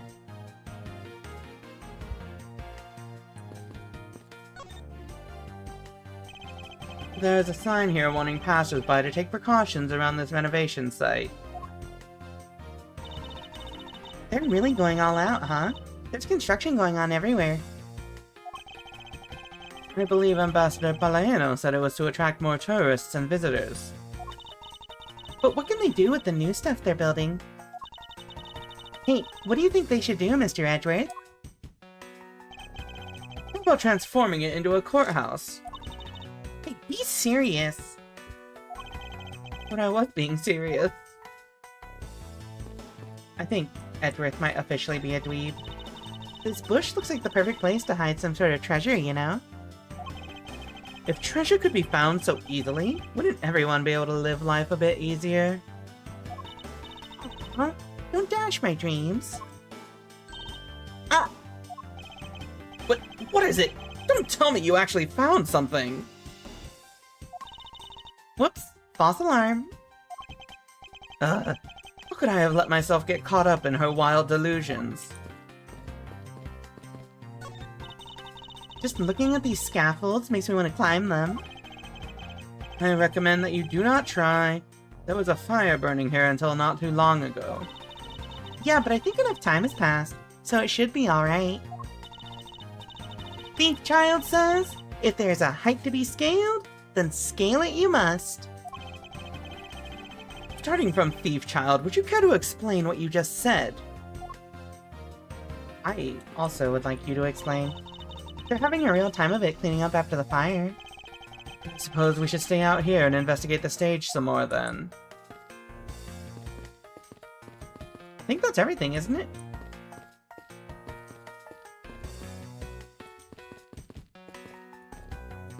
Yeah, that's everything. I guess we go inside? It's the national flag of Babal, and it features the country's butterfly crest. Using a butterfly as a national symbol makes Babal just seem so cute. It goes along perfectly with Ambassador Balaeno's smiling face. And what about the flower of Alabast? Well, by the looks of Ambassador Alba, it almost seems like the poor flower needs to be watered. I suppose an ambassador is the face of a country, but Kay is being too literal about it. Just a little bit.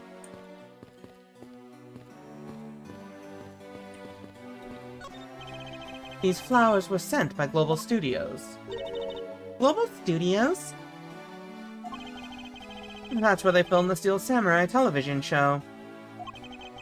They've been producing hit after hit recently, so the studio is being remodeled. Oops. Oh, I read about that in the papers the other day. That mascot of theirs is also getting a facelift too, right? What's his name? You mean Mrs. Monkey? Yeah, I thought it was something like that. You really have a great memory. Ha! Never underestimate my powers of recollection. Can you imagine Kay reading a newspaper? I can't imagine Kay reading at all. Look at this child. Can you imagine her reading? Do you think she reads? I just noticed she has a colon 3 face. Chat, why does she have the colon 3 face? Hold on. No, this is important. This is extremely important. Chat.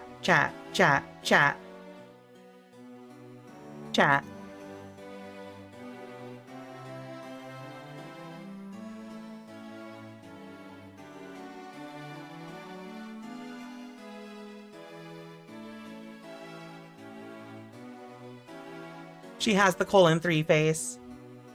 I love this, actually. What a good child. Hello, Gillian. Welcome in.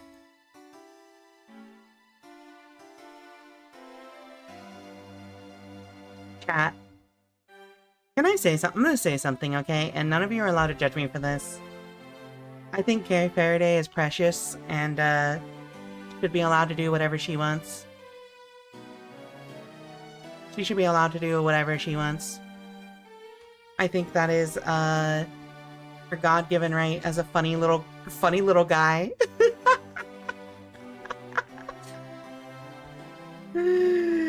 Anyway, hello, Delantia. Hello, Gilliel. Welcome in. I think Kay Faraday is allowed to colon 3. You know how it is.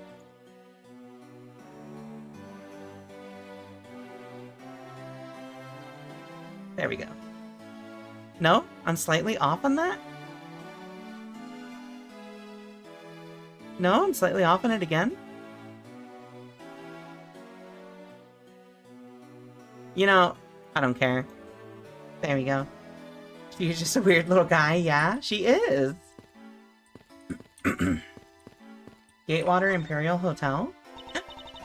Those are some nice flowers. I wonder who they're from.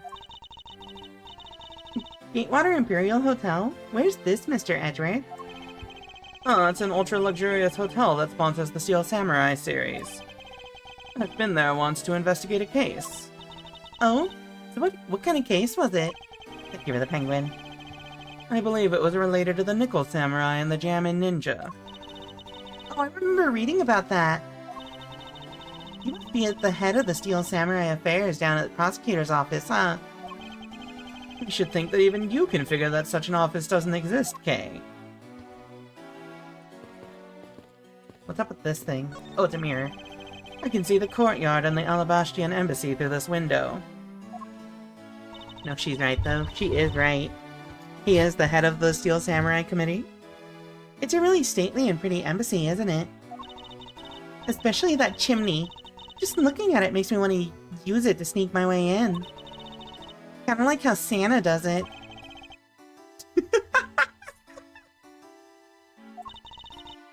Hey, are you alright? What's wrong, Mr. Edgeworth?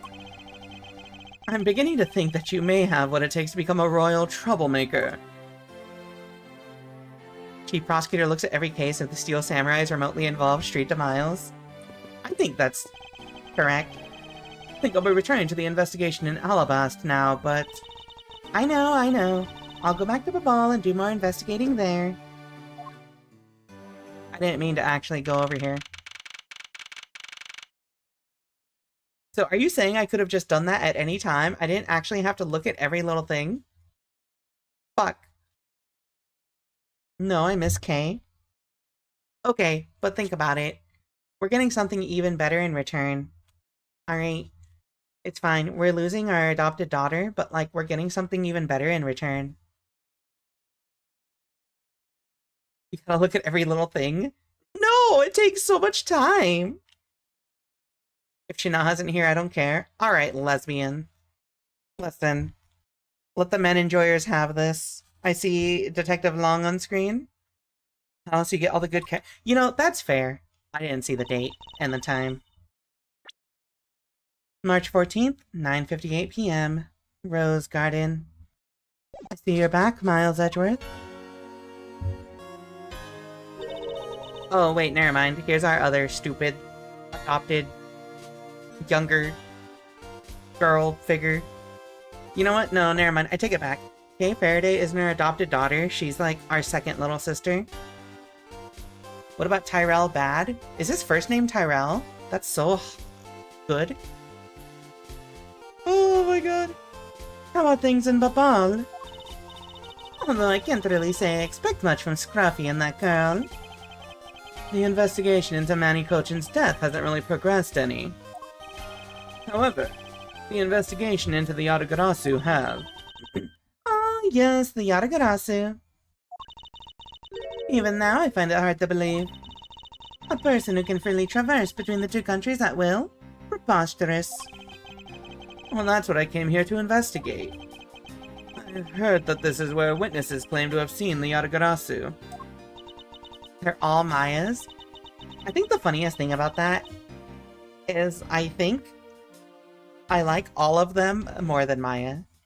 Not that I dislike Maya, I just think that Maya set the formula in place, and everyone has done it better. Also, hello, Juan. Welcome in. Franziska.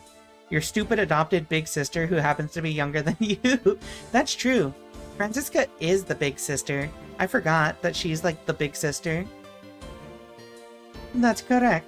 Ambassador Alba was to give a speech tonight here in Alabast.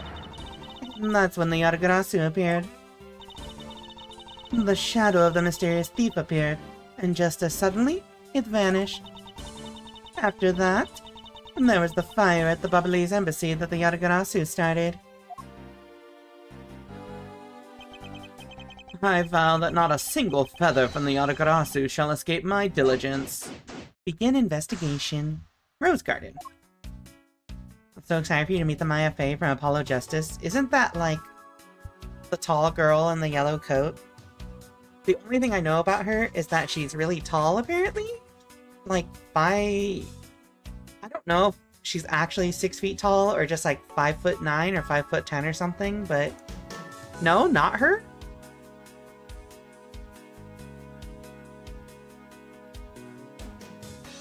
Wait. I'm here, I didn't miss it, did I? You missed it. Sorry, we finished the case. Hello, Eco. Welcome in.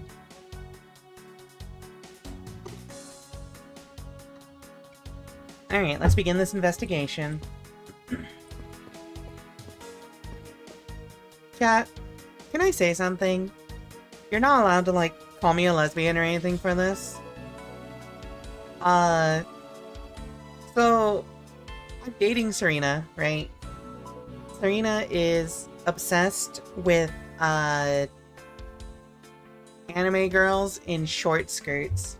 And I'm looking at Franziska and I'm just like, damn. That's a really short skirt, huh? I approve.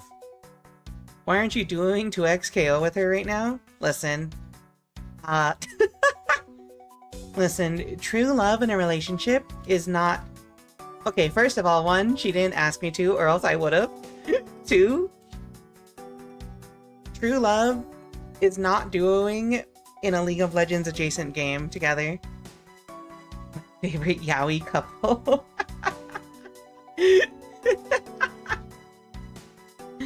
Oh my god. Alright. Alright, let's continue.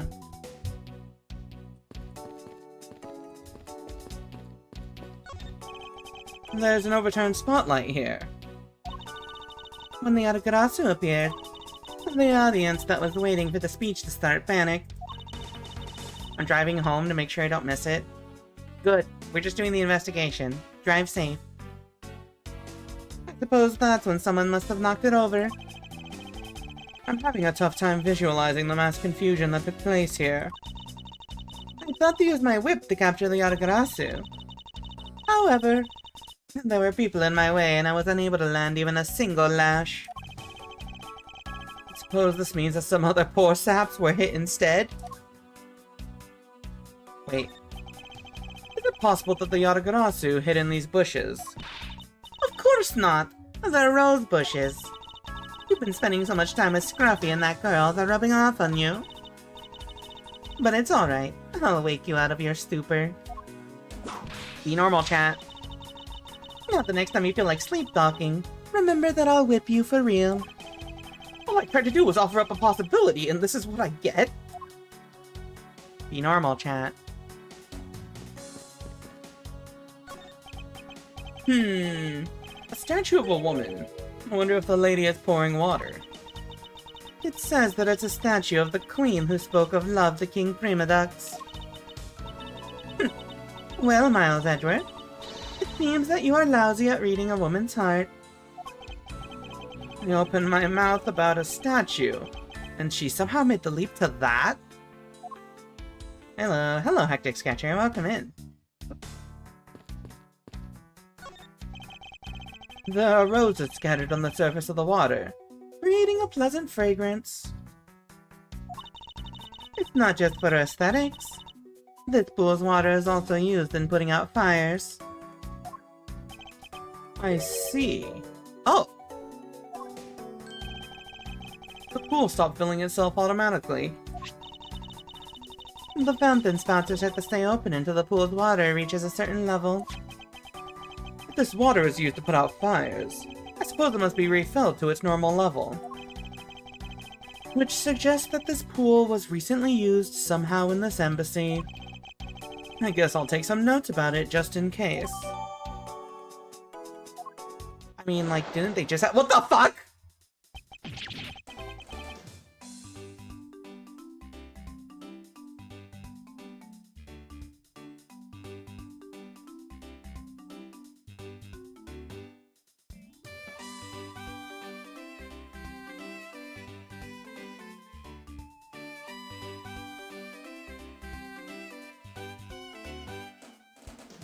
I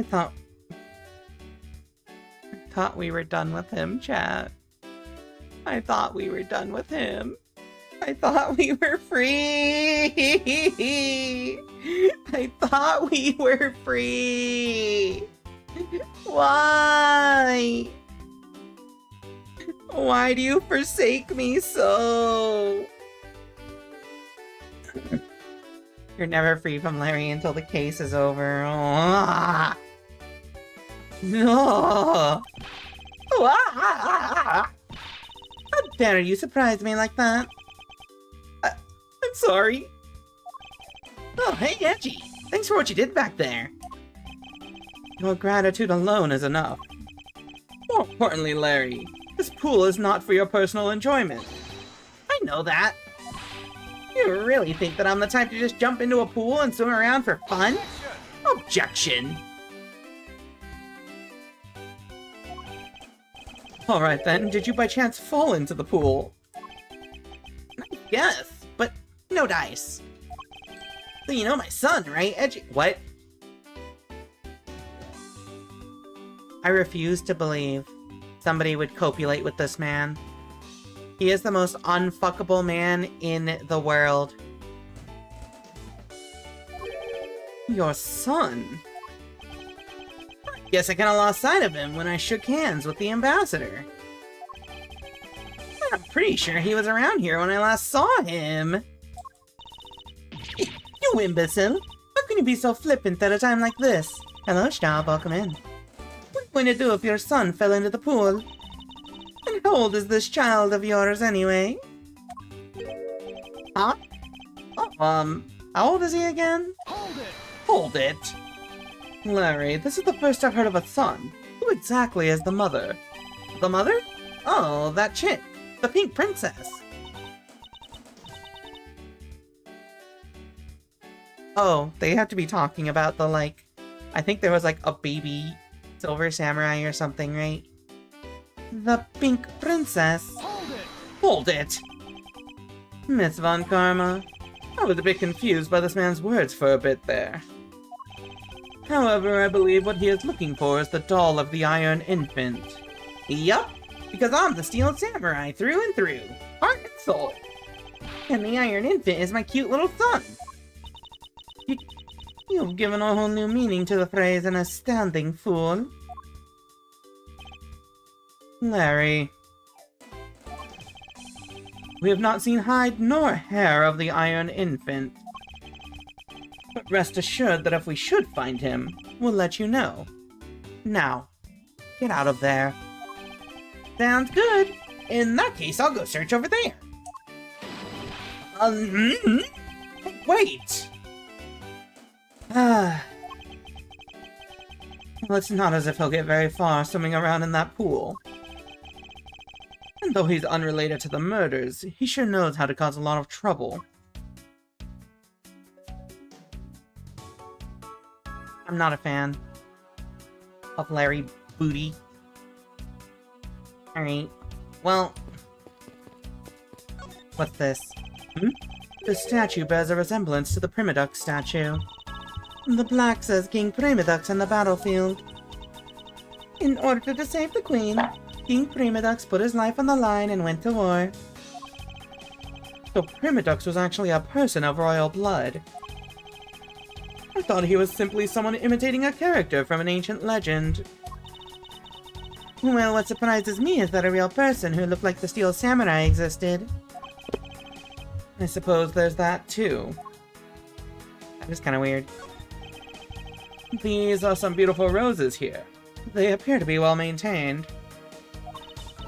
You're being too nice, Miles Edgeworth. The arrangement is devoid of any design sense. Roses only truly shine when they are grouped by color. One color per location. They lose their beauty when they're all mixed together like this. I can't tell if she's being sarcastic or not. On second thought, there's a rather serious look on her face. I'd better leave it be. They should really rethink the proper balance of these roses. Of all the people to comment on the proper balance of things. Alright, chat. We've investigated about half of this room. Let's do the other half after the ad break. Enjoy some words on stream, see y'all in a few minutes.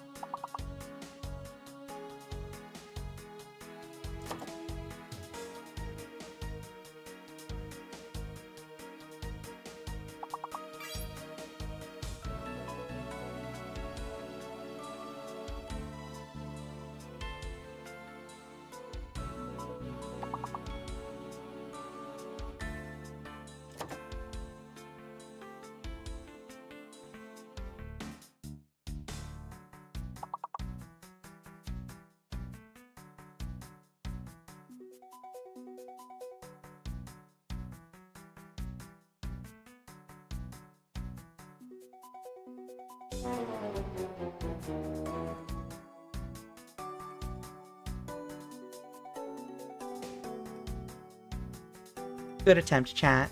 Good. Good attempt. Alright. Let's continue. Let us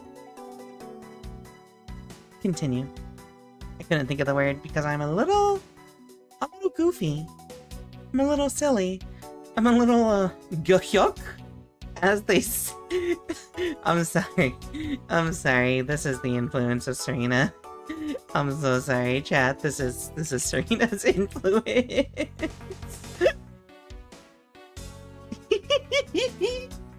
Alright. More lights on the ground. So then, we've already looked at the pool. I can't go inside. We could talk to these dudes. But let's do that later. I suppose Ambassador Alba sat in this chair. Ambassador Alba's very elderly. The chair was prepared for him should he have gotten tired during his speech. In that case, why didn't he plan to make a speech sitting down in the first place? The ambassador is also quite prideful. That's why. He sounds like my old principal from grade school who'd speak at assemblies. So this is where Ambassador Alba was to give his speech. The stage was set up nicely. However, where was the audience supposed to sit? Perhaps they were supposed to sit around at the edge of the pool. Such poor planning. If there was no place other than a spot or two by the pool, they really should have made seating arrangements, like how the gallery is set up in court. Indeed. You can sense that consideration for the viewers was taken with those. So in the end, the speaker and his audience were to stand the whole time, huh? Yes, although I suspect the audience would have liked to sit down after a while. Is this it? Okay, I think this is everything. Now we talk to Mr. Guy. How is the investigation proceeding on your end? Langza says, that's top secret. If you're going to attempt to imitate your superior, at least do it well. Hey, people on my phone. Hello, Hugs. Welcome in. I don't suppose he believes in the accidental leakage of information. Do you believe in accidental leakage? Anyway. Hello, Lungza, my beloved.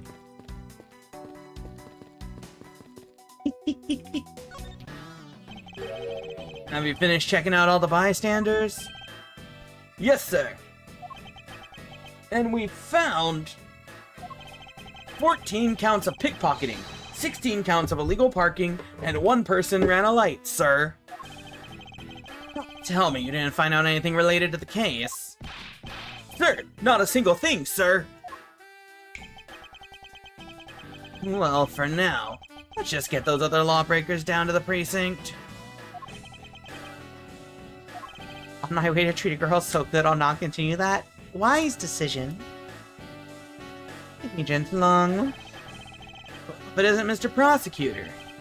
I would just like to thank you for your assistance earlier. Make no mistake, it's not like I was trying to help you with what I did. After I left, did you receive word from Ambassador Alba? We're gonna wrap up our bodyguard assignment at the end of today.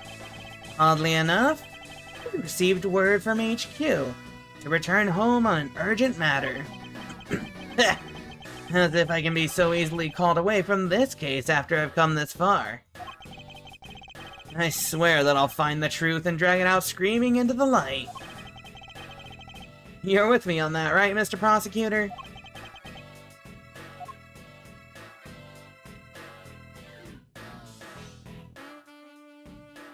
Chat. This song goes so hard. Like, actually. Yadagarasu's appearance. You were working as Ambassador Alba's bodyguard at the time. So naturally, you witnessed when the Yadagarasu appeared, correct? Yeah, I saw the thief alright, with my own 2 eyes. The Yadagarasu was always there, lurking in the shadows. But when the spotlights were turned on for Ambassador Alba's speech, a shadow appeared. That's when cries of, "It's the Yadagarasu," rang out. The next second, the spotlight went out. And by the time we got the area lit again, the deft thief had vanished. When we investigated afterwards, we found that the reason the lights went out was because someone had unplugged the extension plug for all the outdoor electronics. Whether it was someone doing it on purpose, or simply a guest who had tripped over it, we don't know.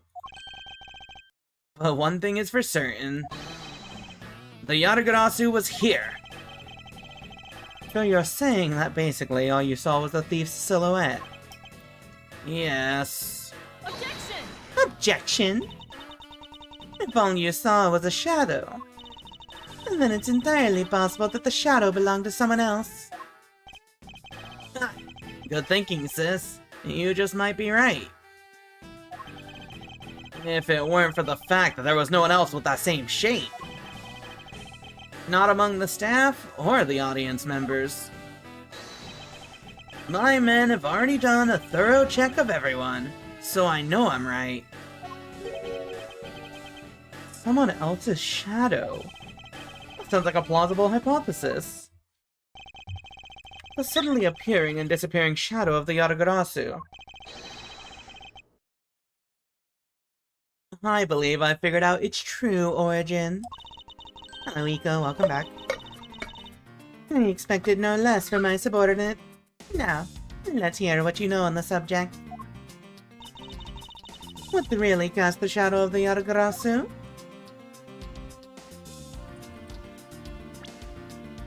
Honestly, I think it's this.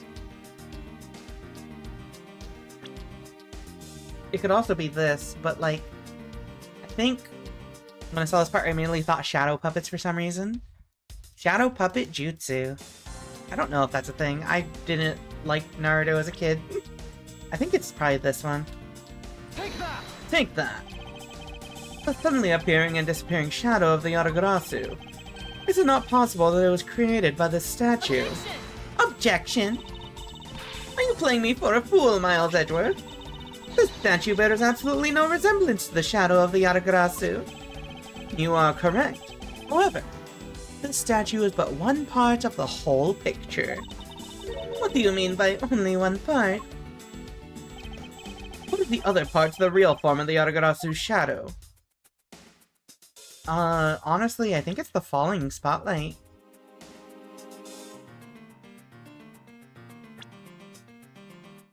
Like, maybe the spotlights fell? Take that! Take that. Franziska, if you could take a look at this, don't you find it to be a bit suspicious? Not at all. Alright, my fault.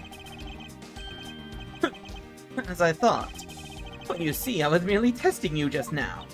I guess it's the other statue. We have no time to waste on your pompous talk, so get on with your explanation already.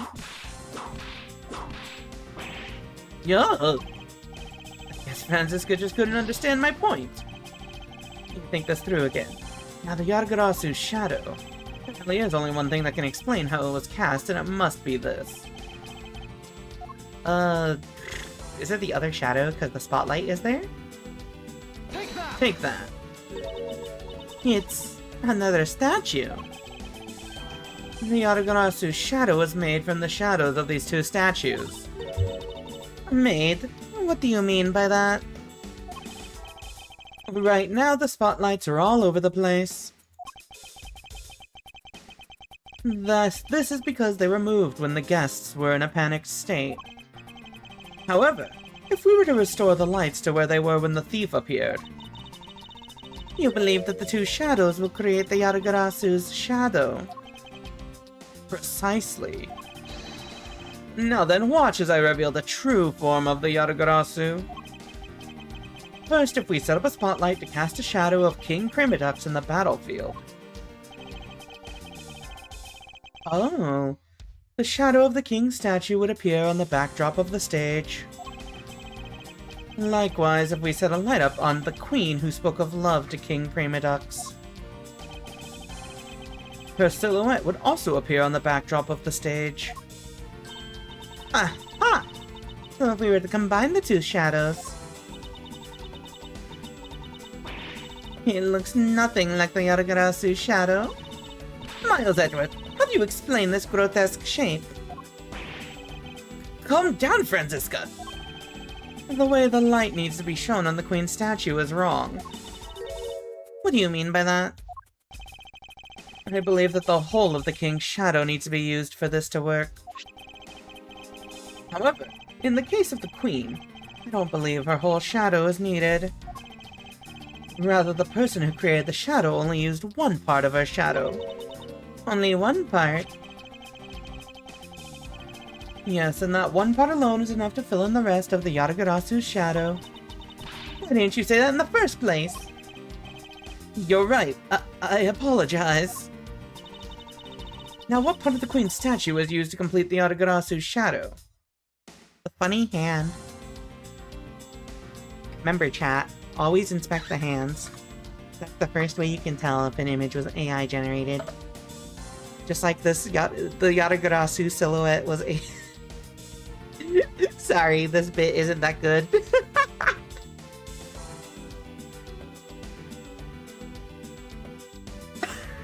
Alright.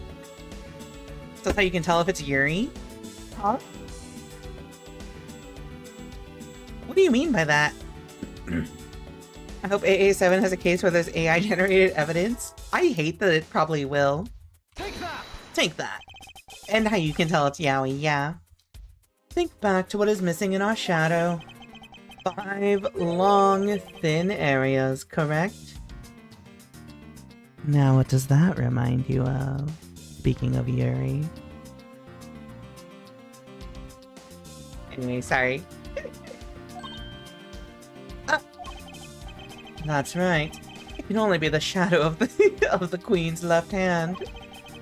Franziska, can we please adjust the spotlight's position so that it only shines on the queen's left hand? Alright, let's give it a try and see what we get. It's... Yeah, this is exactly like the shadow I saw. The culprit must have changed the spotlight's positioning beforehand, and then pulled the plug after people saw what the culprit wanted them to see.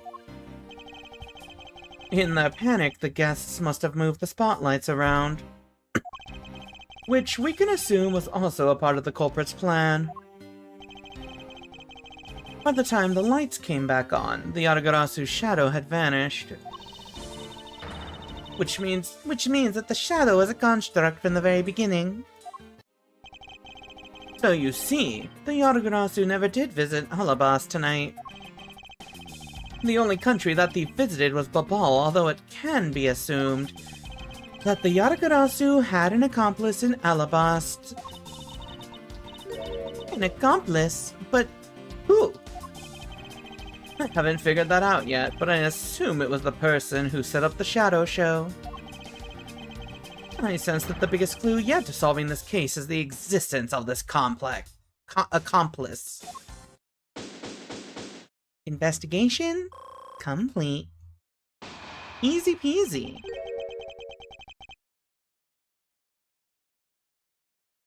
How's the investigation going? Let's see. A focus on the hands is very common as a more subtle show of intimacy. It's also something that your average straight artist often overlooks. I'm thinking of that horny artist Yuri I sent you a while back. Hold on. A friend of mine sent me some, like, really NSFW Yuri art, like, literally, like, an hour and a half ago. Let me look at this. I guess there kind of is a focus on the hand. Yeah, those fingers are drawn really lovingly. Anyway. Yeah. My bad? No, it's okay. You don't ever send me anything. You sent me that for no reason in particular? Oh my god. Yes, Hugs, you are not the only person to send me, NSFW art in my DMs randomly. Oh my god, I looked at my DMs with Hugs and it's just Goth Garfield. And you also sent me that for a friend. Oh my god. Alright. Anyway, how's the investigation going? Detective Bad, have you come to join us in investigating the Yatagarasu? I have left the murder in Agent Long's charge.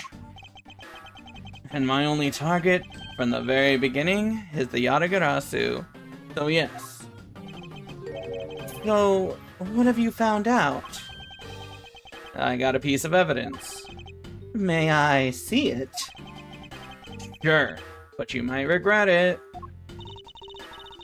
We're here because we're ready to face whatever may come. So if you please. When people heard the commotion, bystanders started gathering. And one woman claimed, "I'm telling you, I'm a genuine international journalist."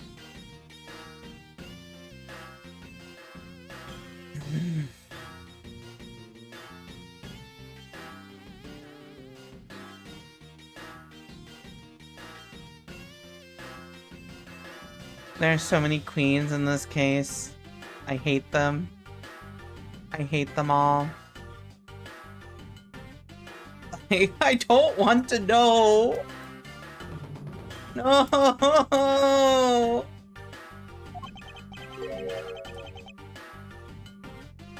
She gave me an interesting picture. A journalist. Well, actually, she's a freelance cameraman. This is the photo I got from her. What the? Is that a ghost? What in the world?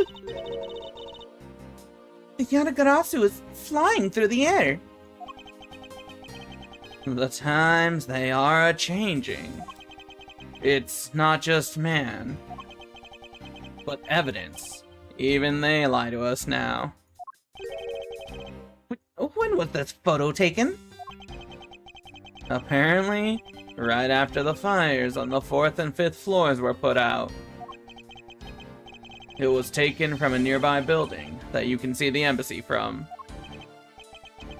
I see. But this was taken after the fire.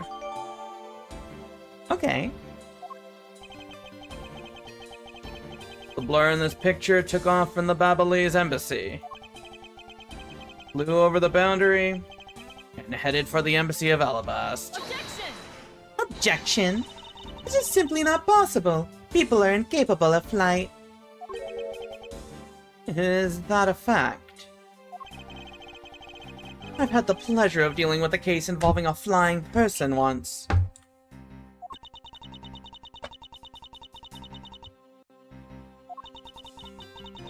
Actually, come to think of it, I've come across a case like that as well. Two, actually. Maybe it happens more often than we think. Am I up to the task of solving the mystery behind this photograph? Well, the Yatagarasu took off from the Babalese embassy, so I should start from there. Franziska, I need to return to the Babal investigation for a bit. Alright.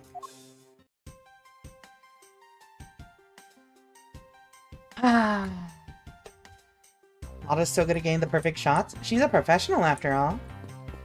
That's me going from one house to another to eat cotton candy. I'll continue investigating on this side of the building. Alright, I'm counting on you. I'm gonna stand up because my back hurts a little bit. Wait!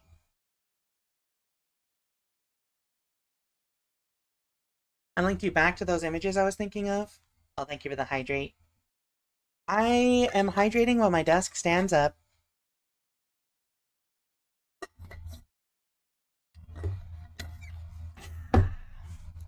Hold on, what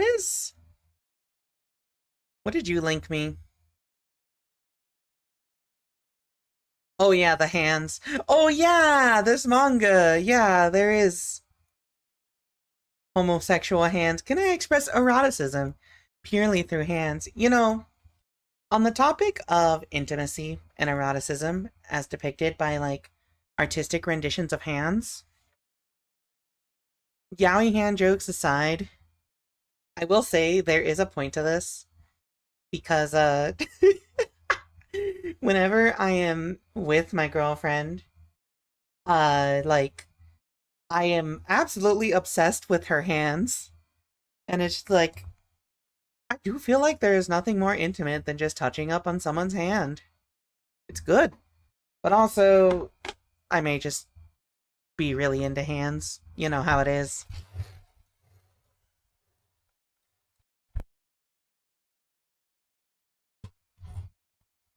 One sec. There we go. You can use hands to show that two characters are having sex without explicitly showing them having sex. You've gone to town on a hand before. You know how it is. And offer you a hand.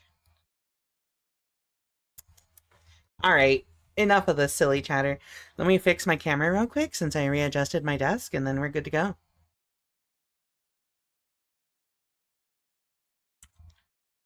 Welcome back, Mr. Edgeworth. Now come on, let's get back to our investigation. This is a good K, like, animation, yeah. Unprotected hand holding. Yes, let's.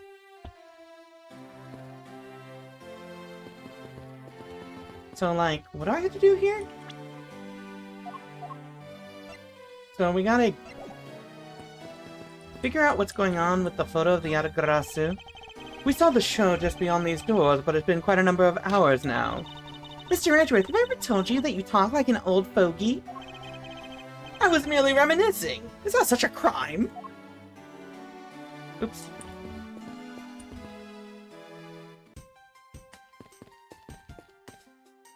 Here we go. March 14th. Why is he just standing in here all alone, wringing his hands like that? I've seen an art of a girl slipping her fingers under another girl's glove. That's lewd. Actually lewd. March 14th, 10:37 p.m. Babalese Embassy, Secretariat's Office. To think, after all that running around, we're right back where we started. It would appear that way. Hi, Mr. Edgeworth. I don't know what voice to give him. Have you found Manny's killer yet? I'm terribly sorry, Ambassador Palermo, but I have yet to find his killer. Then I guess his murder really was the work of the Yatagarasu. We're not doing horses? Listen. I've seen the Uemusume girls. I'm just saying. Gold Chip could get it. The anime girl, not the horse. Rika horse. No! Never. I don't like Uemusume like that. I just think Gold Chip is kind of hot. My bad. Let's get one thing straight. It was the work of the fake Yatagarasu. If to call Phoenix, gay hold hands, make the Yatagarasu ghost, and solve the case. The real Yatagarasu is a noble vigilante who's only out to steal the truth. Miss Faraday, please don't make such a sad face. If there's anything I can do for you, all you have to do is ask, alright? Mr. Baliano. Actually, there is one thing you can do. Will you allow us to take another look around? We didn't have enough time to conduct a thorough investigation earlier. Oh, sure. Please feel free to investigate to your heart's content. Also, there are a few questions I'd like to ask you personally, Ambassador. If it will bring a smile back to Miss Faraday's face, then I'll gladly answer anything. Thank you, Mr. Baliano. You're a total gentleman. You don't have to waste such nice words on me, little miss. Praise you, Hug and Bug? You know, Hugs, I appreciate that you're here every day. Bright and ready, bright-eyed and bushy-tailed. You're one of the regulars, and I appreciate you for that. Even though you eat all the fucking cotton candy in my house and make it really hot in the summer and really cold in the winter. Good energy. Keep it up. I'm proud of you. Go eat someone else's cotton candy, though, or I'll kill you. Thank you for the pancake time. That's such a good redeem. You just get it once in a while. Hey, Sir Baliano. Those two sure got chummy awfully quickly. You know, it's easy to say we're gonna investigate, but where should we begin? We should probably start by comparing the state of this room before and after the fire. And then we should look into the matter of the suspicious person you spotted. Yeah, when I came into this room, that person was already gone. But I'm willing to bet that the person I was chasing is Mr. Cochin's killer. We don't know that yet. However, it's hard to believe that person is unrelated. Furthermore, because the key the Yatagarasu stole 7 years ago was found here, it signals that perhaps Miss Yu is also somehow involved. I knew it! That one is definitely Mr. Cochin's killer. Yet again, we don't know that! There are too many mysteries to be solved here. Speaking of the Yatagarasu and mysteries, I received a most mysterious photo from Detective Bad. Uncle Bad? He's taking part in the investigation too? Yes, he's been chasing after the Yatagarasu for all these years. Uncle Bad! Now then, I was told that this photo was taken just after the fire. What? This kind of looks like the person in the long coat I was chasing. Does this mean that I was chasing the fake Yatagarasu after all? I don't know the answer to your question, but I don't think people can fly either. But this could be how that person escaped. Well, we'll need to investigate a bit more before we can say anything about that. In any case, let's not dawdle anymore and pick up our investigation where we left off. Uncle Pat, indeed. Uncle Batty, more like. Sorry. Baba Lee's Embassy, Secretariat's Office. Just means you get more of an excuse to visit Serena more. Penguin, my house is too cold and the blanket is enough. Can you come here to keep me warm? What's really funny is, like...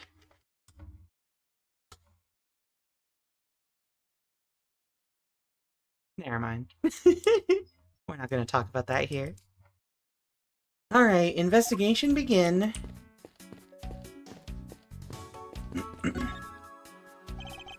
You can see the Alabastian embassy through this window. So where were you when you were investigating over there, Mr. Edgeworth? You can see it from here. I was there on the 5th floor. That's where Damask II was killed. What? You don't mean the Damask II? Aw, poor guy. As a fellow second-generation thief, I can't just turn a blind eye to this. Even though Damask II was merely an imposter of the original. A fireplace, huh? Ball's offices have them too. Two? There's a fireplace in relatively the same location in the Alabastian office. However, we found something there that I'd rather not recall ever again. I still can't believe that we found that lady's undershirt in the fireplace.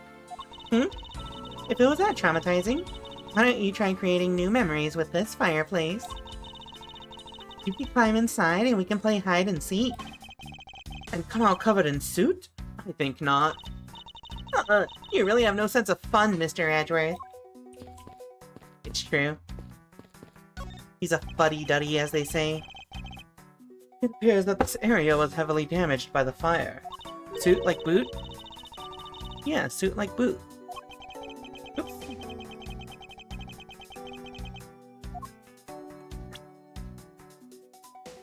I guess we should hurry up and get started examining everything. It's soot like foot. Soot? Soot? Soot? It feels like saying crick, like the Midwesterners say, crick. Like they say crick instead of creek.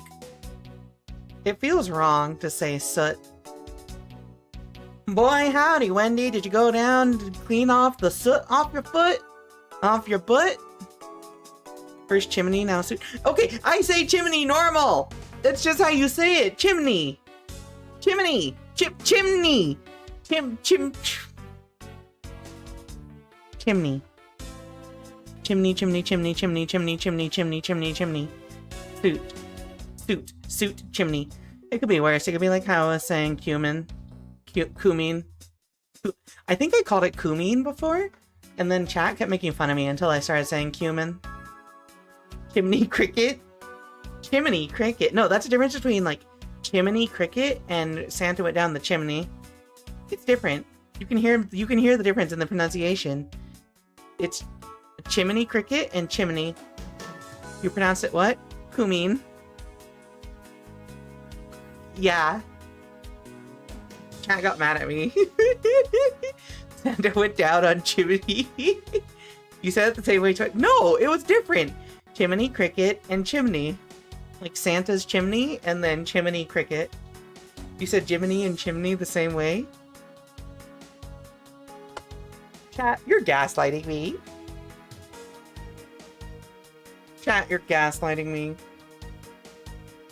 Or my accent is just so thick that I can't say chimney correctly. I think I'm literally physically incapable of saying chimney. Chimney.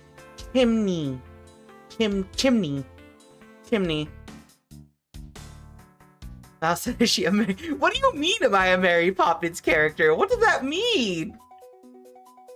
What does that mean?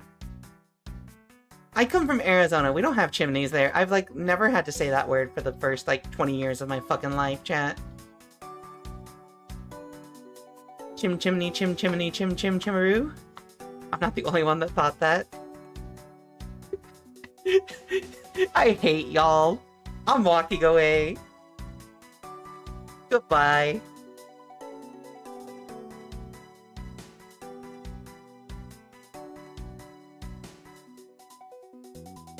Fucking chimney sweep scene. Has she never seen Mary Poppins? I've never seen Mary Poppins. I don't know what is chimney chiroo? Is that what it is? Chimney sweep scene? Cash's Khan post chimmy. Chimichangas. I'm Deadpool. I'm so random. XD t XD. Don't make me post the GUR images again. What do you mean this explains so much? What do you mean by that? What does that mean? Oh my god. I'm being bullied. That looks like a very comfortable chair. Well, it doesn't look all that broken, so why don't you try sitting in it? No, I'd better not. It's very important that we preserve the crime scene at all times. Wait, but you're always touching all sorts of things at crime scenes. That's because I'm a prosecutor and it's part of my job to examine things. And my job is to be a great thief. Which is exactly why you are not allowed to touch anything. She said that's fine. I'm sure there's a bunch of questionable race things in there I don't remember because that's how it is with Disney. Yeah, you know how it is. It would appear that this desk also fell victim to the fire. But it doesn't look too damaged. Ooh, I think we can rifle through this drawer a bit. I suppose we really should take a look.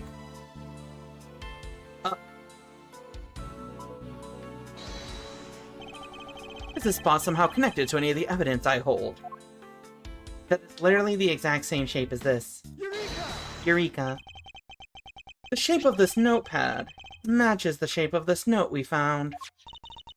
Hey, you're right. What is it? It looks like something straight out of Monument Valley. Yes, that notepad is a souvenir from somewhere in your country. We've been collecting them for the purpose of studying them, you see. Yes, I do. You do seem to be quite passionate about it. Oh, would you like to see my souvenir collection? I'd love to show it to you.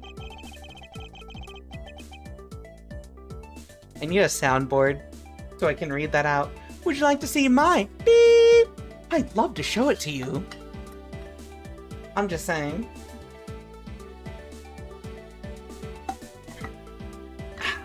Are you sure they haven't been burnt to a crisp by the fires? Ambassador Palermo, I wonder if you might recognize the handwriting on this note. This looks like Manny's handwriting. I see. In that case... Ooh, did you figure something out? This note was found in Alabast. Specifically, it was found being firmly grasped by the murdered Damask II. Damask II? Then, this note. Yes, it was a request from Mr. Cochin for Damask II to steal the Primaduck statue. What? Manny tried to steal Alabast's Primaduck statue? We would know for sure if we could run a handwriting analysis. Ambassador, do you have any documents that were handwritten by Mr. Cochin? Yes, I can gather a few and give them to you. I'll have to ask Detective Gumshoe later to run the analysis. Can't believe that Manny would even think of doing something like this. Do you have any idea as to why he would have requested the theft of the statue? There is one possibility, but mind you, it's just my personal speculation. Anything you can tell me would be of great help, Ambassador. Are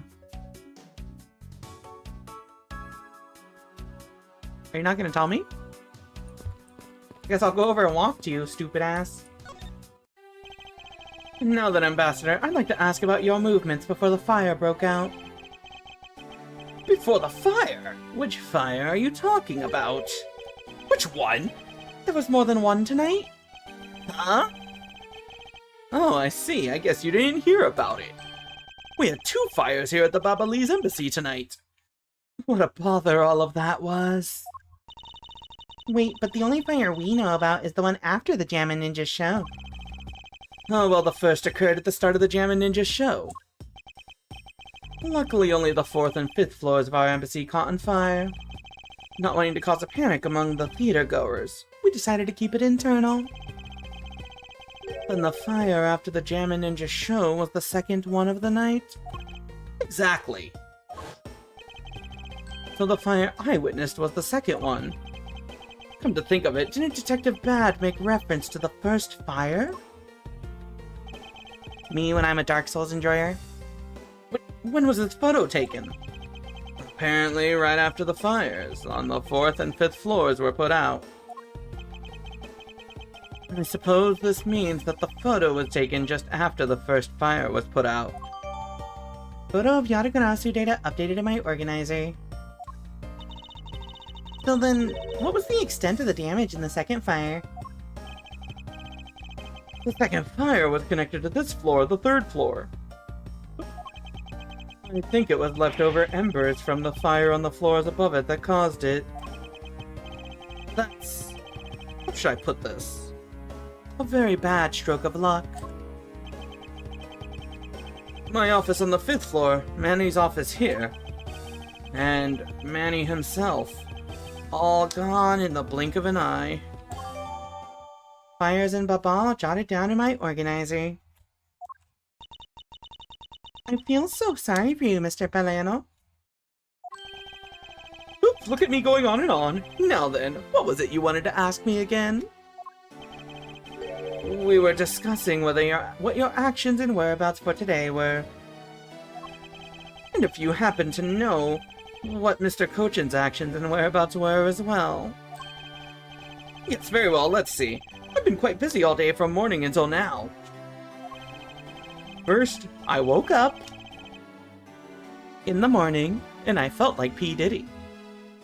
I don't know the lyrics to that song. I can't continue that bit. I'm sorry, chat. We're gonna abort that bit. We are backing out and can't pretend we didn't do that. First, I woke up and then I brushed my teeth. After that, I had a roll for breakfast. Hold it! Hold it! Fascinating. How about if you just skip to the relevant parts for me? The lyric is really cursed right now, actually. Oh, you'd like a condensed version? Alright, I can do that for you. Hey, chat. Can we get some colon Ds in chat?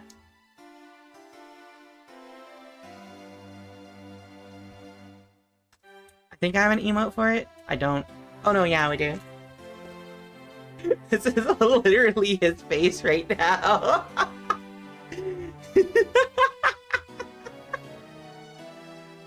Morning activities. What did Mr. Cochin and you do this morning? Originally, we were supposed to meet and shake hands with a Jammin' Ninja. But Manny and I wanted to turn it into a photo op, so we were here tidying up his office. You helped clean Mr. Cochin's office. Why were you not cleaning your own? Oh, I think I forgot to mention this. But my office is currently undergoing renovations. Which is why both the Prima Duck statue and the Baba Ali's knife are down here. I see. Oh, but the tidying didn't take much, really. We just burned some files we no longer needed and expired coupons in the fireplace. Huh? I bet cleaning up the fireplace must have been a real pain though, huh? About that. I kind of forgot to clean the ashes out. You what? I guess I'm up a creek without Manny here to get angry at me. Hold it! Hold it! An ambassador like yourself has been on the receiving end of a secretary's anger? Oh, he was very good at being mad. Even just this morning he got mad at me. I spilled some Baba Ali's ink onto the back wall when I was burning the files, you see. And he got mad at me, saying that I should treat the ink with more respect. Talk about the boss getting bossed around. Yeah, I'm kind of like... Why are we just glossing over the fact that they were burning files casually? Spill Baba Ali's ink onto back wall while burning files in fireplace. Left ashes there. That's about it for what we did this morning. Just some cleaning. Tell me you had no other work to do. Being an ambassador and all. Afternoon activities. Now then, if you could tell me what you and Mr. Cochin did this afternoon. Well, Manny and I went down together to the Theatrum Neutralis. We had to be there for the start of the Steel Samurai stage show. After the show started, I went back to my office on the 5th floor alone. Well, they were together until the start of the Steel Samurai show.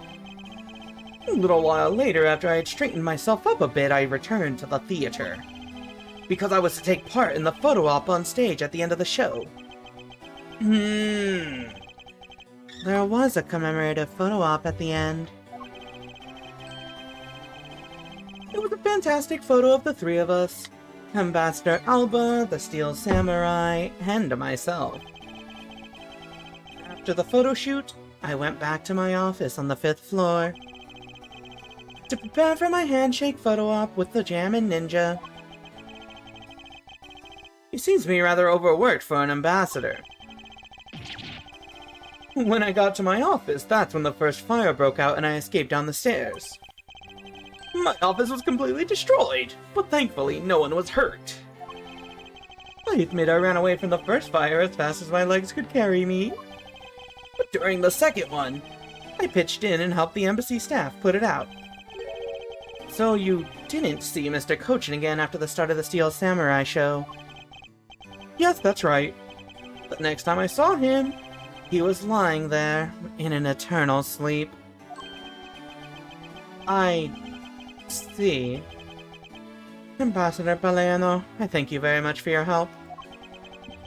I'm sorry I couldn't be of more assistance, Mr. Edgeworth. If there is anything else, please don't hesitate to ask, alright? Okay.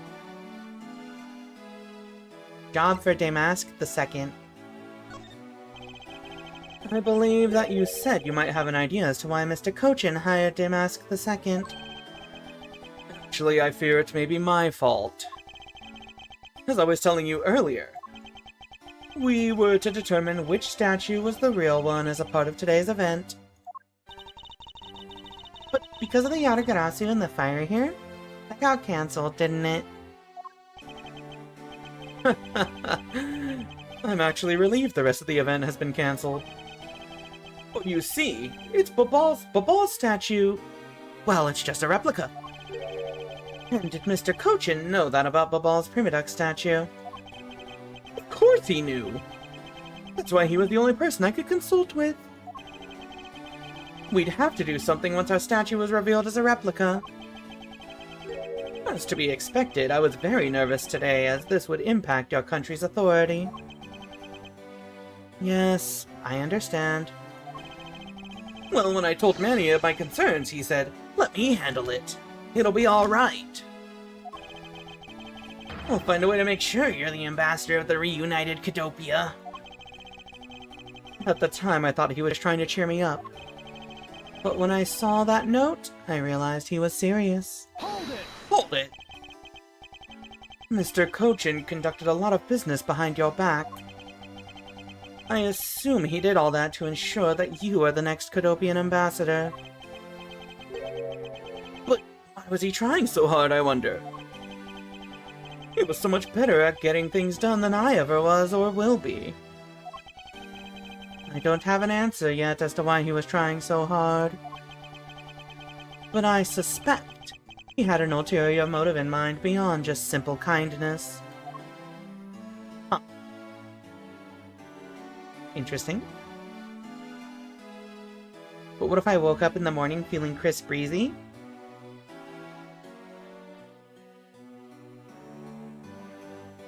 Death. Alright, buddy. What can you tell me about this right here? Ambassador Paleno, I was wondering if you might have some thoughts on this. I think that you would know more about the case than I. Blah blah blah blah blah blah blah blah blah. Thank you, however, I feel I must decline. Okay. Maybe we can talk to him later. What are these knives? We still don't know where the blade of the Babali's knife went. Could it be that the killer walked away with it?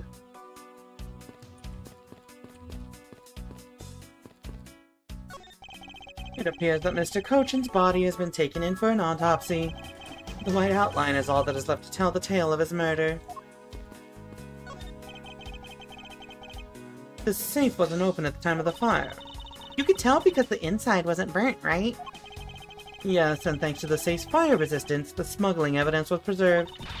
Aren't safes great? They always hold the wonderful promise of treasures within. Well, this one certainly did have a few inside. Alright. I guess we have to investigate this some more. This is a rather unusual shape for a notepad. I suppose this must be another souvenir from somewhere. It seems that the contents of this drawer survived the fire rather well. Now that's a sturdy desk. I guess that's the value of solid wood construction. Let's see if there's anything unusual or anything useful left in here, Mr. Edgeworth. Phone? So I guess the embassy phones are just like normal phones, huh? Well, what did you imagine them to look like? I thought that the balls would look like a flower and the receiver would be a butterfly. That way it'd look like the butterfly receiver was sucking nectar from the flower base. If any country had a flower phone, it would be Alabast, don't you think? Oh, then maybe the phone I envisioned would have been from when they were Codopia. There's really no point in asking me about something that never existed in the first place. You know what you lack, Mr. Edgeworth? Curiosity and an imagination. You suck! Hi, Rose and Thorn, welcome in. Manny was sponsored by Pizza Hut, and you can't out-pizza the Hut. Had it next to the American Boy, and the list of songs ruined by the future. I forgot what it was, but I think Chris Brown made a song that was Freaky Friday, but a fan in his body or something like that. And that was a line in the song. Questionable.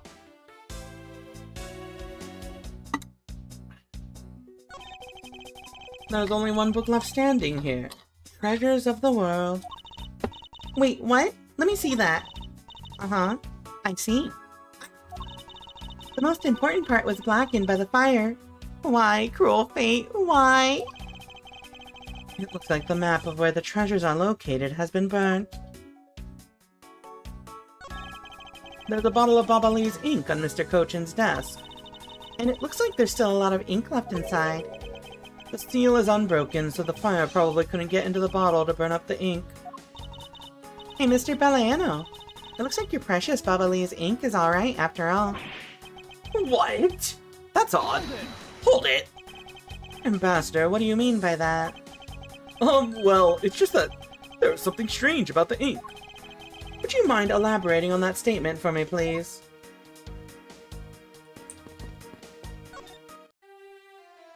What about the ink is strange? I wonder if you might tell me what you noticed about Mr. Cochin's bottle of ink. I just thought of it right now, but... During the second fire, Manny was worried about his office, so he came rushing back to it. I called out to him, and when I received no reply, I used my spare key to open the door.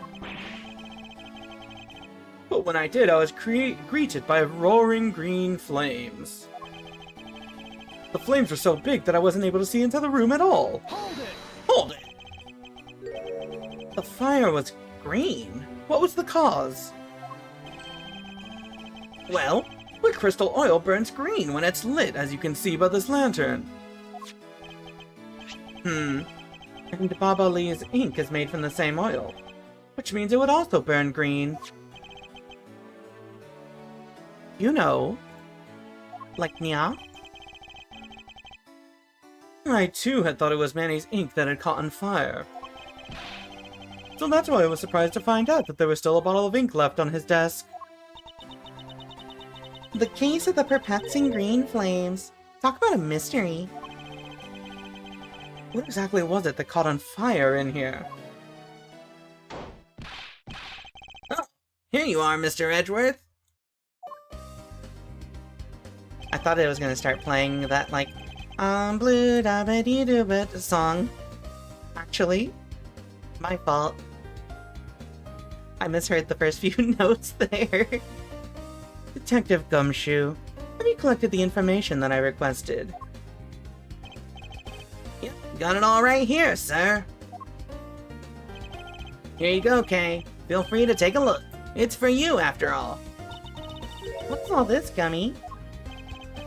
It's all the information on this room that I got from the embassy and Interpol people.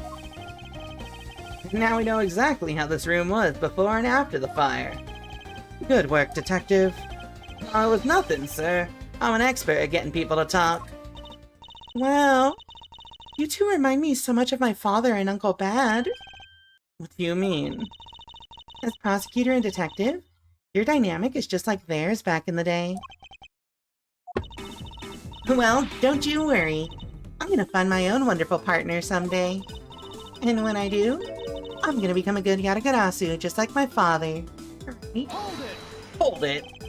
Please don't ask me questions to which I have no answer to, Kay. However, I can say that it is truly a wonderful thing to find a partner you can trust. You bet. So what now, Mr. Edric? Well, I'd like to ask you for a favor. Yes? That gadget, Mr. Thief, is it? The thing you call your secret weapon. Oh, you mean Little Thief?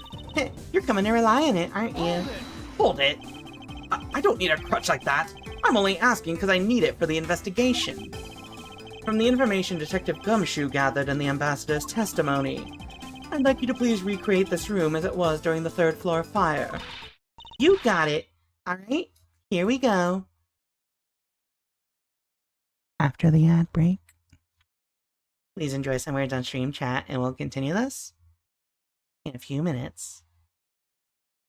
If Red Rika's so good, why isn't there a Blue Rika? Copyright infringement?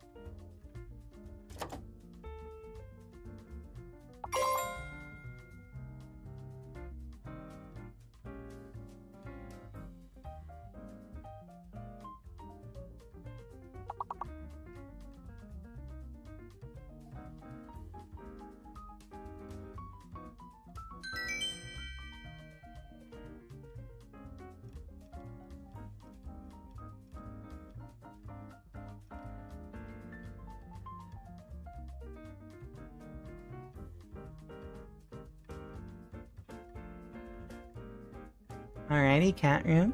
Are you ready? Let's continue in 1 second. Boink, boink. Alrighty. Let's continue. It's my favorite little thief time. You got it. Alright, here we go. Dark skies of evening, when no other bird dares take wing, one alone remains all-seeing.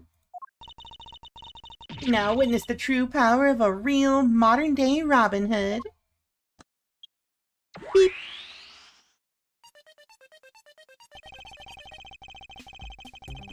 It seems there are other things besides what the ambassador mentioned that have changed.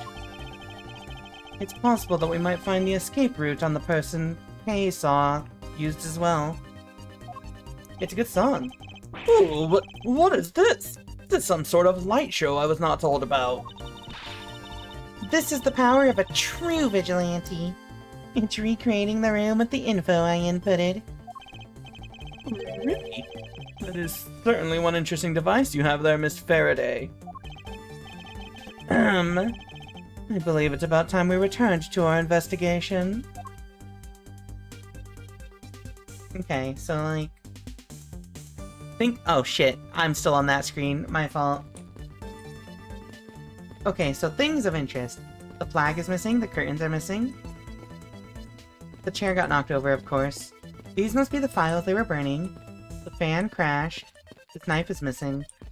And the clock is out of place. Its grandfather clock, it was apparently in a different position before the fire. According to staff members, the clock was flush against the wall before the fire, sir. Which means that most likely it was moved by someone during the fire. Speaking of which, it's totally 11 o'clock now, but I don't hear any chiming. Huh? That's odd. It was still chiming right on the dot of every hour this morning. Maybe the fire damaged its internal mechanisms or something? Ambassador Paleno, may we take a look inside that clock? Sure, go right on ahead. Detective Gumshoe, if you could please inspect the insides of this clock. Get up in its guts. Yes, sir. I'm on it. Mr. Edgeworth, I found this inside, sir. What the fuck? It looks like a length of wire. So this is what caused the clock to stop chiming. But what was the long length of wire doing inside this clock in the first place? A good length of wire that was found wound up inside Babal's grandfather clock. Would someone do this to such a valuable clock? It sounds like it wasn't Mr. Paleno that put the wire in there. Then perhaps it was Mr. Cochin's killer who did. What do we have here? So the fireplaces are connected, and also the embassy is undergoing renovations at the moment. So, like... What about the knife? It looks like one of the Babali's knives was already missing before the fire began. Oh, it would seem. Especially since the other two knives' handles were burned away. The remaining handle was swapped out with the handle from the real murder weapon. And Babal's national treasure was stolen. Poor Babal, don't you think? I'm not sure I would lump the replica statue in with the rest of Babal's woes.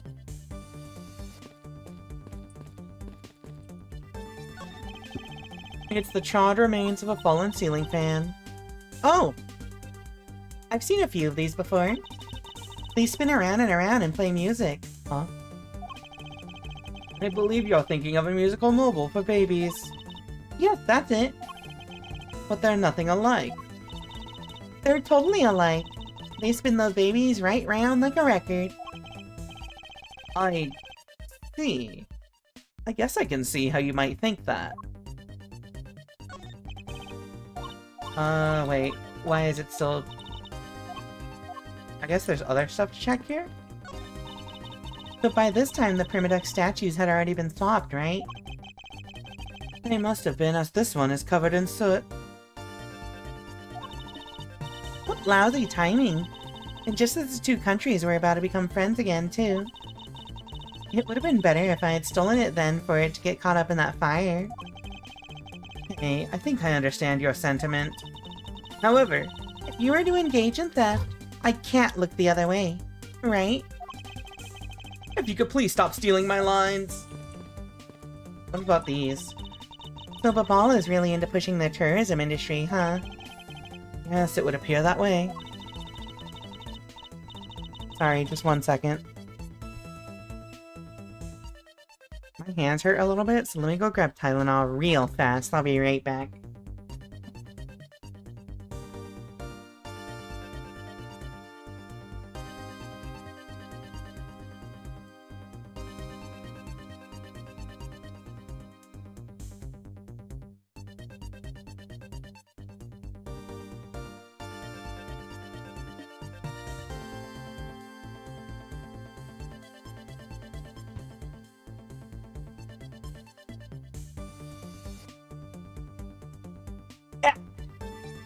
I've returned. I cannot find the Tylenol in its usual spot, so I will simply put up with this pain. You know, I'd really like to take a trip. Hey, why don't we take one after this case? You already have a destination in mind. Well ideally, I'd like to go someplace where I can continue my thief training. Well, if you want to learn the fine art of stealth, perhaps you should visit the studio where they make the Jammin' Ninja TV show. Hey, that's actually a really great idea, Mr. Edgeworth. I can't believe she took me seriously. There we go. Fireplace, huh? The Babal's offices have them too. Two? There's a fireplace in relatively the same location in the Alabastian office. However, we found something there that I'd rather not recall ever again. I still can't believe that we found that undershirt in the fireplace. If it was that traumatizing, why don't you try recreating new memories with this fireplace? You could climb inside and we can play hide and seek. And come out covered in soot? I think not. But you really have no sense of fun, Mr. Edgeworth. Are you not going to comment on the flag? You can see the Alabastian embassy through this window. This is literally just like the same dialogue. That's where he was killed. You don't mean the Master Mask. Poor guy. Well, a second-generation thief, I can't just turn a blind eye to this, even though Damask II was merely an imposter.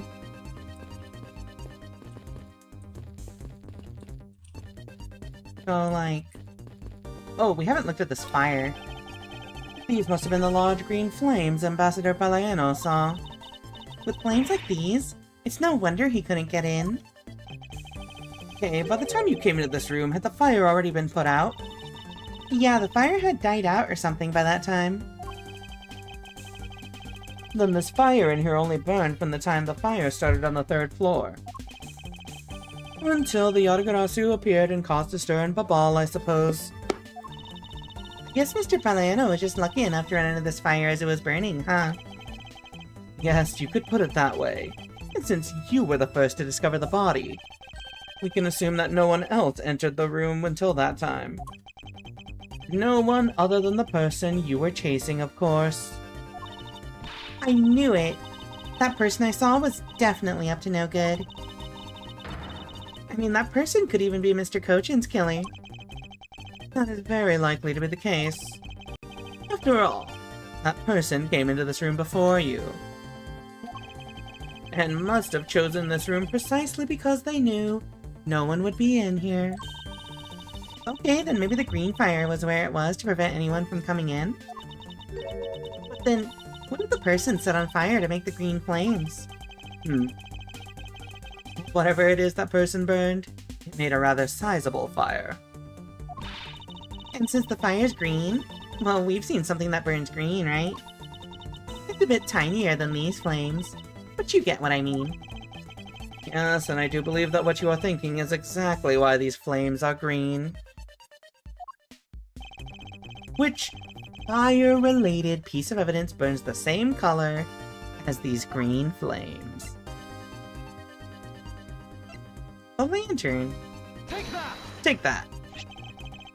The silhouette lantern. Its green flame comes from the wit crystal oil it's burning. Yeah, that's the fire I was thinking of too. I love the green it gives off. I think we've now established that the green flames were caused by wit crystal oil. Furthermore, we know that there is only one other thing made from wit crystal oil. Oh, the thing Mr. Palano was mistaken about, right? Yes, precisely. As we found out earlier in our investigation. What? I don't get it. Can you fill me in, sir? Fine, I suppose. I'll explain it in a way that even you can understand. This is the thing that made from wit crystal oil that Ambassador Palano was mistaken about. I mean, that's the ink, right? Take that! Take that. Bubbly's ink is made from wit crystal oil. So it should burn the same color as the flames of the lantern, right? Yes, precisely. What was the pink bottle again? That's Callisto used perfume from 7 years ago. For some reason, Kay still had it. Yes, precisely. However, the green flames in this room were not from a bottle of Babali's ink. Because we found the ink Mr. Cochin used on his desk, right? Yes. However, we know that Mr. Cochin was smuggling the ink in massive quantities. Now, what do you suppose he made using all that ink? I believe what he made with that ink is the answer to what gave birth to the green flames. Oh yeah! I'm beginning to really feel the energy coming from you, Mr. Edgeworth. It would appear that I finally found it, nerd emote. It would appear that I finally found it, the smuggling ring's real goal. Made of Babali's ink. This is the source of the green flames. The real goal? Oh yeah, the counterfeit bills, that's right. Take that! Take that! What would consume that great of a volume of ink to make? That would be the counterfeit bills that the smuggling ring made and are circulating in Zhongfa. You're kidding! You're saying that it was Mr. Cochin who made the counterfeit bills? I am. I believe you could even go as far as to say that he stole Babal's printing press. Ambassador, Mr. Cochin had permission to freely use the printing press, correct? Why, yes. And I do remember seeing him use it in the middle of the night. But never did I think he was using it for such a foul deed. Ambassador, because of your secretary's crimes, you will need to be investigated as well. Yes, I suppose so. We've caused a bit of trouble for a few countries, haven't we? It's my duty to search out all who shielded Mr. Cochin and concealed this crime. For they are the ones who started the fire in order to destroy the evidence. Bills circulating in Zhongfa, made by Cochin. They were all burned up in Babal. Oh, that's not the end. I thought that was gonna be the end. That was pretty, that was a pretty conclusive thing. Okay, we haven't looked at this. That looks like a very comfortable chair. Well, it doesn't look all that broken, so why don't you try sitting in it? No, I'd better not. It's very important that we preserve the crime scene at all times. Wait, but you're always touching all sorts of things at crime scenes. That's because I'm a prosecutor, and it's a part of my job to examine things. And my job is to be a great thief. Which is exactly why you are not allowed to touch anything. The safe? The safe wasn't open at the time of the fire. You could tell because the inside wasn't burnt. Blah blah blah blah blah blah blah blah blah. We already did this. Aren't safes great? They always hold the wonderful promise of treasures within. Oh wait, we can look at it from this side? It appears that the desk is largely unchanged from before the fire. Yeah, it just got a little burnt. That's all. It's a very fine desk. I'm sure that even now it's still usable. If it's that great, why don't you trade your desk with it? No. No. It was just a suggestion. You didn't have to get all monosyllabic on me, you know? So what haven't we squared away? I haven't talked to Gumshoe about this. No. No. Thank you. I appreciate the support. Yeah, what's up, Gumshoe? Detective, you took part in the initial Babal investigation, correct? Yep, sure did. I also helped put out both fires, sir. Well, that first fire took me by surprise. I had a tough time escaping the 5th floor. First I tried the elevator, but I guess someone else had the same idea because it was in use. If I hadn't remembered to use the stairs at that point, I'd have been burnt to a crisp. Hold it! Wait, that's odd. We always warn our staff that in the case of a fire, it's dangerous to use the elevator. Oh. Maybe someone wrote it in a fit of panic? Detective, did you see the Yatagarasu that came into the Babalese embassy at all? I didn't personally.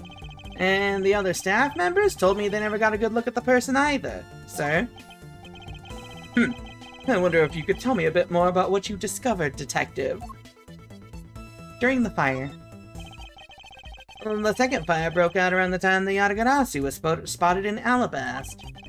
That's also when a suspicious person was spotted in Babal, which caused some panic. Hold it!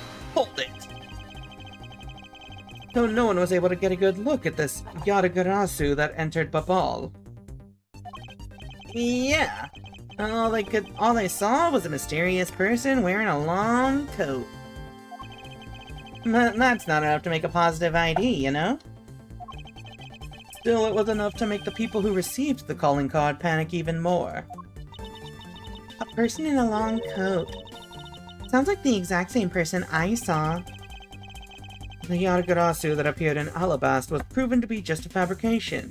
A shadow. In light of that fact, the Yatagarasu that appeared in Babal is also a suspect. You can't be serious. Not when we're this close to capturing the fake. I mean, Callisto, you.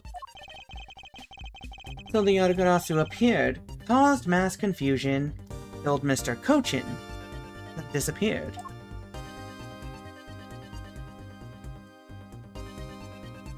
Alright. A lot of layers. What you saw. By the way, Detective, why did you not chase after the Yatagarasu?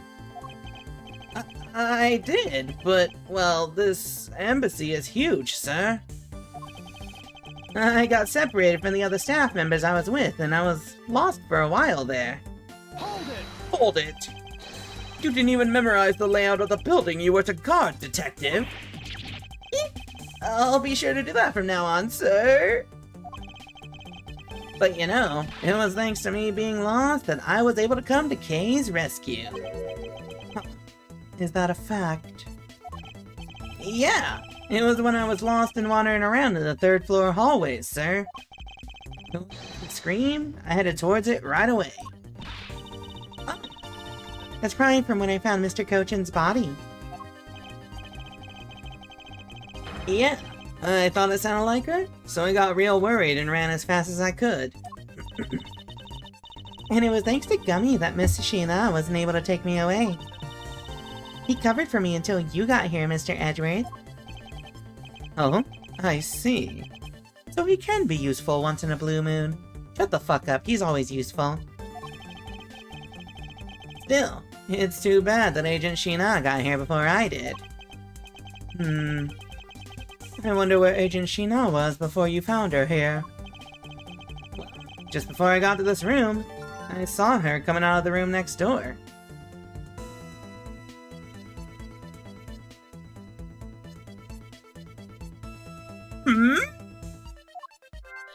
The room next door? Agent Shina mentioned something about chasing the Yatagarasu herself earlier. Well, she apparently helped in putting out the first fire. And then during the second fire, I heard she was busy chasing the Yatagarasu. She seems to be a very dedicated agent. You would do well to learn from her. Why are you pointing at me when you say that, sir? We've examined everything in this office, but there's one thing that bothers me. Perhaps I should ask Ambassador Paleno about it. Ambassador Paleno, there's something I'd like to ask you about. Yes? Gumshoe is usually quite useful, but not always. True. He's always a joy to have around, though, just for fun. About this office, it appears to me to be very similar to Ambassador Alba's office. For example, the location of the fireplace, and the position of the grandfather clock. Huh, that's right. You've also paid a visit to the Alabastian side of the embassy. Our two embassies actually used to be one. Yes, I know. Even the pamphlet mentioned that. Which is why the building is bilaterally symmetrical. Huh. That's kinda cool. So no matter which room, the location of the fireplace and the like are exactly the same. Even where the art is located is the same. As my room is currently under renovation. We worked hard to make Manny's room look like the ambassador's office. You mean for your handshake photo op with the jamming ninja? Yes, that's right. I mean, what's a photo like that worth if it's not taken in the ambassador's office, right? Yet another odd expression of Babal's obsessively competitive spirit with Alabast, I take it. Thank you, Ambassador. That piece of information is all I needed to connect the dots. Connect? What dots? Well, anyway, I'm glad I was able to be of some help. Interesting.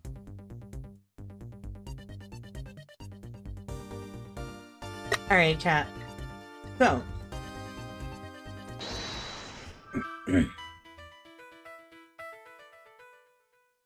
Here's a problem.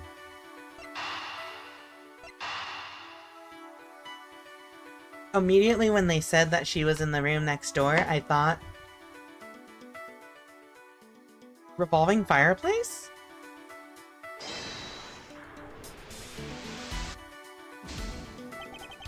Not exactly a shining example of the perfect line of logic. Oh, you know what it is? We have to connect these two. Yeah, we need an intermediate step here.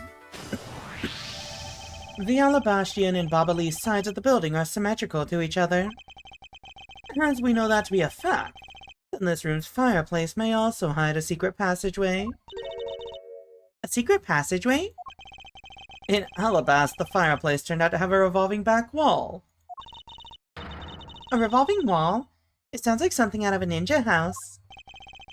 Oh, there was a trick like that built into the fireplace, sir? What?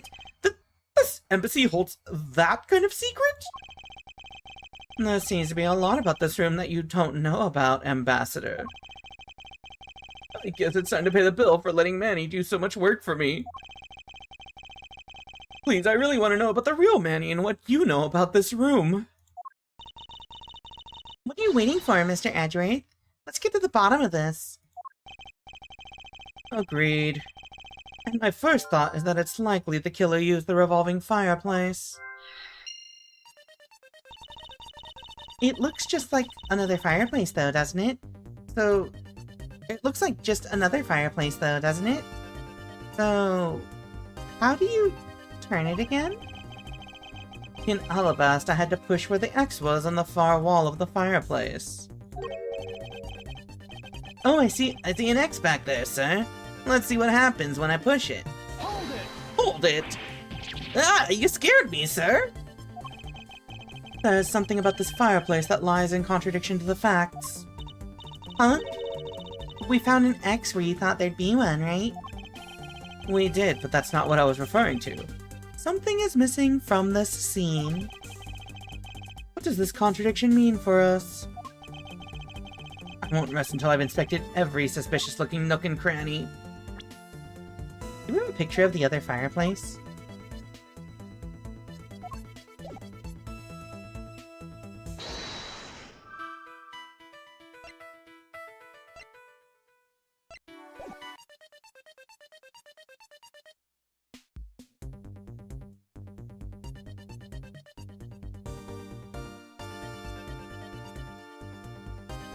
What are these weird, like, stains up here, indents here? There's nothing unusual about this area. All I see inside this fireplace is starter wood. Yeah, have a good night, Winter. Huh? That's odd. It doesn't match up with what Mr. Palaiano said earlier. What's the meaning of this contradiction? Okay, maybe that's what we have to press here? Spilled Bubbly's ink on the back wall while burning files in fireplace. Left ashes there. We're gonna deduce that. Is the spot somehow connected to any of the evidence I hold? It's either going to be the back wall or the fact that there's missing ashes. Eureka! Ambassador Palaiano, you said you burned some old files in the fireplace today, correct? Yes, I burned quite a few files this morning, actually. After you did, you forgot to clean out the ashes from the fireplace, correct? That's right, but why are you asking? And why are you making such a scary face? I'm sorry, I admit I'm a bit intimidating when I'm serious. In any case, take a good look at this fireplace and tell me what you find odd about it. Let's see, huh? Where did all the ashes go? What's the meaning of this, Mr. Edgeworth? You don't really think that Ambassador Palaiano is lying, do you? No, there's no reason for him to lie. And I don't believe his testimony is wrong either.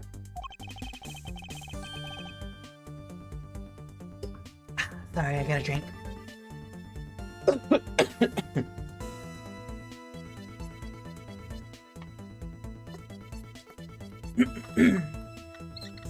It is the fireplace that is causing the contradiction. Okay, I wonder if you might update the fireplace data for me. You got it. I'll add in the ashes from the burnt files and... Sounds like we've pretty much figured everything out now, huh? Well, it was nothing. All I did was follow where our leads led us. Oh, I sense it coming on. You're about to dazzle us again, right? Oh, you mean that? Well, that's what Mr. Edgeworth is known for, you know? There's really no need for you two to dance around the name of what I'm about to do. What are you about to do? Use logic? I heard you checked this area earlier, but it never hurts to take another look. Nope. We're gonna use logic, chat. So... the missing ashes are a sign that the fireplace was used. It would have taken the ashes with him. The reason as to why the ashes are missing is simple. It's not because someone cleaned them up, right? No, because even if someone did sweep them up, the fireplace is too clean for that. Ambassador Palaiano said that he spilled some Bubbly's ink while he was burning the files. And yet, there's not a trace of the spilled ink on the back wall anywhere. Well then, I don't know what happened. Well, I'll tell you what happened. The two sides were switched. By using the revolving fireplace wall, the ashes were moved into the neighboring room. Which means that this is a clear indication that the fireplace was used. Signs that it was used. Then you mean, the person I was chasing disappeared from this room through there? Yes, I believe the person you were in pursuit of is Mr. Cochin's killer. And after committing the murder, escaped through the fireplace. Wow, Mr. Edgeworth, you figured out the killer's escape route. I have, but this is only the beginning. Now we have to chase the killer down.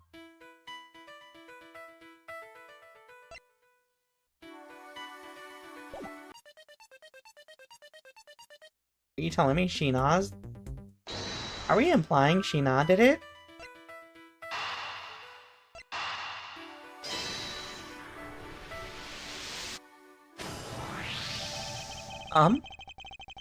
If the killer used the fireplace in this room to escape into the next, then it's only logical for us to talk with the person who was in the neighboring room. Well, the person that was in the next room was... Oh, it was that person, sir. Yes, Detective. Agent Sheena. Investigation complete. It's looking more and more like Miss Sheena is the killer, isn't it? Let's not jump to conclusions yet. We need to go through what we know so far. She came running straight into this room from the next one and instantly accused you. She's shitting in the mother toilet. Furthermore, she claimed it could only have been you that killed Mr. Cochin. I don't have any proof yet, however I know she is hiding something from us. Okay then, why don't we go ask Miss Sheena herself? Hold it! No, not yet. There's something that needs to be done first. Detective Gumshoe. Sir, is it my turn to do something, Mr. Edgeworth? Yes.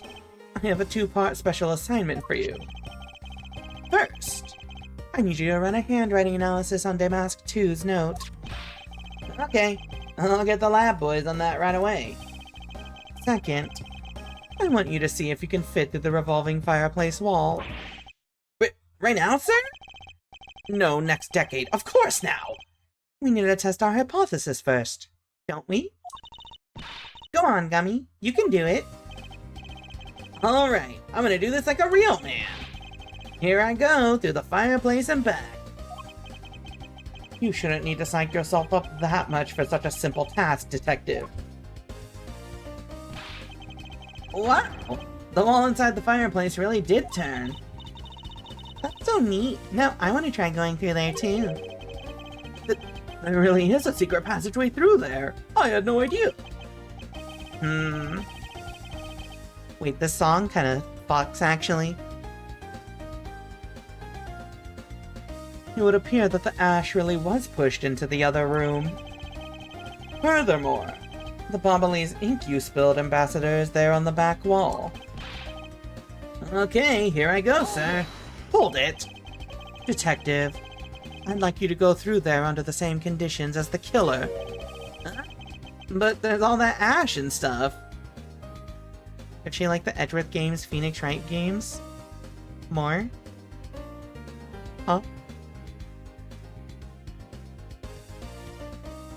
I'm undecided. I think I like the Phoenix Wright games slightly more, but like, I think the Edgeworth games have cooler characters, better characters, not better, more fun and interesting characters. I like them more. I like the characters more in these games. But there's all that ash and stuff. Your point is? Now we're short on time, so if you could please hurry on through. Yes, sir. Okay, so now we pretty much have the whole picture, right? No, not yet. There remains a few more mysteries to solve, such as the Yadagarasu's whereabouts, the other smuggling ring members, the 2 weapons that made it across the border, and the key Miss Yu stole 7 years ago. In fact, we haven't figured out a thing regarding how Miss Yu is related to these embassies. Mr. Edgeworth! A number of pieces connect in a very complicated way in this case. It's almost enough to make one completely mentally exhausted. What are you saying, Mr. Edgeworth? I thought you were the one who said that it's easy if you follow the leads. Was that supposed to be an impression of me, Kay? If it's info gathering you need, Gummy and I can help with that. Then all you'd have to do is show off your fancy schmancy logical deductions. Show off? Does it seem like I'm being boastful when I do that? Let's not overcomplicate matters, okay, Mr. Edward?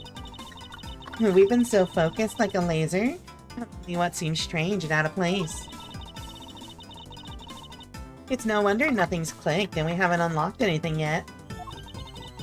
But, if we think things through calmly, the answer should come to us. Hey. That's the sort of thing I say to myself when I'm practicing how to unlock padlocks, you know? That is something that I hope practice doesn't make perfect for your sake. Yay! Looks like you're back to your straight-laced self again. Hey, Mr. Edgeworth. I'm back, sir. Yes, I can see that. Good work, Detective. Looks like you can use that fireplace like a door, sir. Are you alright, Gummy? I'm okay. It's just a bit of ash and dust, that's all. Your jacket has gotten quite filthy. I see the hem has practically turned black. Yeah, well, quite a bit of the unburned ink got on it, sir. I see. Thank you, Detective. You did a fine job. I'll even pay the cleaning bill for the trench coat. What? Oh no, sir, I could never. This is just my old coat, sir. If it was a coat I actually cared about, then I'd get it cleaned, but, you know. I see. Very well then. As you wish. So because Gummy was able to climb through the fireplace, we know it can be used, right? Yes, but that's not all we learned. We actually learned one other important fact. And that is? I will have to explain it to you later. Right now, we need to deal with the handwriting analysis. Detective Gumshoe. Yes, sir. I'll be back before you know it. The handwriting analysis on Mr. Cochin's handwriting will take a bit of time. Let us go and wait in the Theatrum Neutralis, along with Agent Long and Agent Sheena. To be continued. Save your progress? Yes. Alright, chat. So, like, I need to see more right now.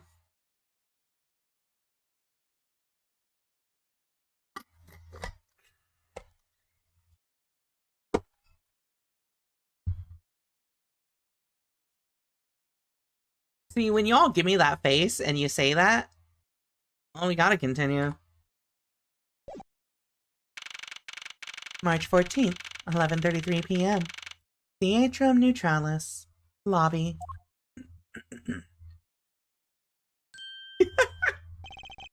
Agent Long. Longza says, little cubs, never do they know the real fury of the elder wolves. These quotes are definitely becoming increasingly difficult to decipher. And what does that mean? It means that you'll never really know how angry I can get. Mr. Prosecutor, the counterfeit bills made with Baba Lee's ink, they were all of Zungfa denominations. Yes, so I heard from Miss Von Karma. But we don't know where the play money has gone. They must not have figured out that it was all burned yet. Ever since those things showed up in circulation, my country's economy has taken a big hit. Zungfa's in financial chaos as we speak. Because we can't tell the difference between our own bills and the fakes! Not just the money. The citizens are also worried. I've staked the honor of the House of Long on this. And I've come to this land to capture the mastermind behind this whole mess. I investigated how the bills were made and how the ink was smuggled into Zungfa, and I pursued the smuggling ring all the way here. But tonight, this is where the final chapter was written. Despite my frantic efforts to chase the smuggler down, someone got to him first.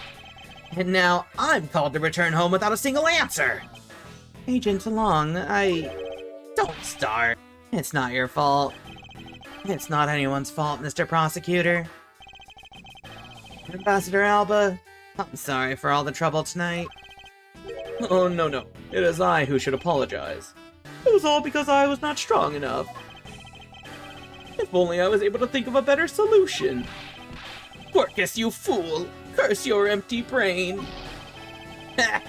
You're being too hard on yourself, Ambassador. I take full responsibility for tonight. End of story. Sheena, let's go. Time to return to our den. Yes. I don't like to admit it, but there's not much else for us to do but to go home as well. Agent Long, hold it! You, Wolfman and the Secretary Lady! Hold it! Objection, pal! Detective Gumshoe? I've got the results of the handwriting analysis already. Yep, and that note was definitely written by Mr. Cochin, sir. Just as I thought. Good work, Detective. They masked the second's note. Request to steal the Primiduck statue. Handwriting matches that of Manny Cochin. Hey, Mr. Prosecutor. How long do you intend to hold us up for? Sorry to have made you wait, but I believe that now everyone is finally here. Agent Sheena, I'd like to ask you something, if you don't mind. Yes? How exactly did you fail to see the Yatagarasu when you were in the neighboring room to where Mr. Cochin was killed? I'd like you to explain that to us. What? Hey, Mr. Prosecutor! What are you doing asking her about something she didn't see? Agent Long hasn't touched the Babal investigation at all. So I suppose I will need to explain a few things to him first. Miles Edgeworth, I can't even begin to imagine what's going on in that head of yours. The only thing going on in my head is the pursuit of the truth. It sounds like you have some sort of plan. Very well. I'll supervise you until the end. Is she seriously going to treat me as a subordinate for the rest of the day? You're not trying to pick a fight with my subordinate on some flimsy guess, are you? I'm not trying to pick a fight, and the evidence is hardly flimsy, as you will see. I came here to laugh at you. Ha! I should have known. You and I are destined to fight it out to the very end. It would appear that way. Well, I'll prove her innocence, so let's see what you've got, Prosecutor Edgeworth. With pleasure. Me when I see Agent Long. For my opening argument, I'll discuss the Yatagarasu that appeared in Babal, and establish exactly who it was that Kay saw. Agent Long, I assume you've been briefed on Kay's testimony? You mean the suspicious person in a coat that she saw? That's right. That person is one of the keys to solving this case. The person who pretended to be the Yatagarasu. Pretended? And what do you mean by that? I'll get to that in a second, but first, I want to review what Kay's mystery person did. Kay, if you could please explain for us what the person you were chasing did. Okay, you got it. I first spotted the suspicious person near the open-air stage on the Babalee side. I called out to the person, but as soon as I did, that person ran off. I thought it was rather suspicious, so I immediately gave chase. For the sake of argument, let's call this suspicious person the Yatagarasu. Now please, tell us what happened when you chased the Yatagarasu up to the 3rd floor. Can do.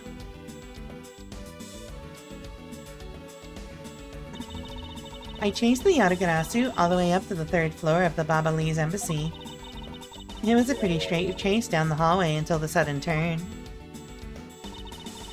The Yatagarasu disappeared around the corner, so I did my best to catch up. And when I turned the corner, I saw the Yatagarasu run into Mr. Cochin's office. I gave chase and ran into the room. But when I entered the room, it was pitch black. I couldn't see a thing. I felt something on the ground next to my foot, so I turned on the light, but then...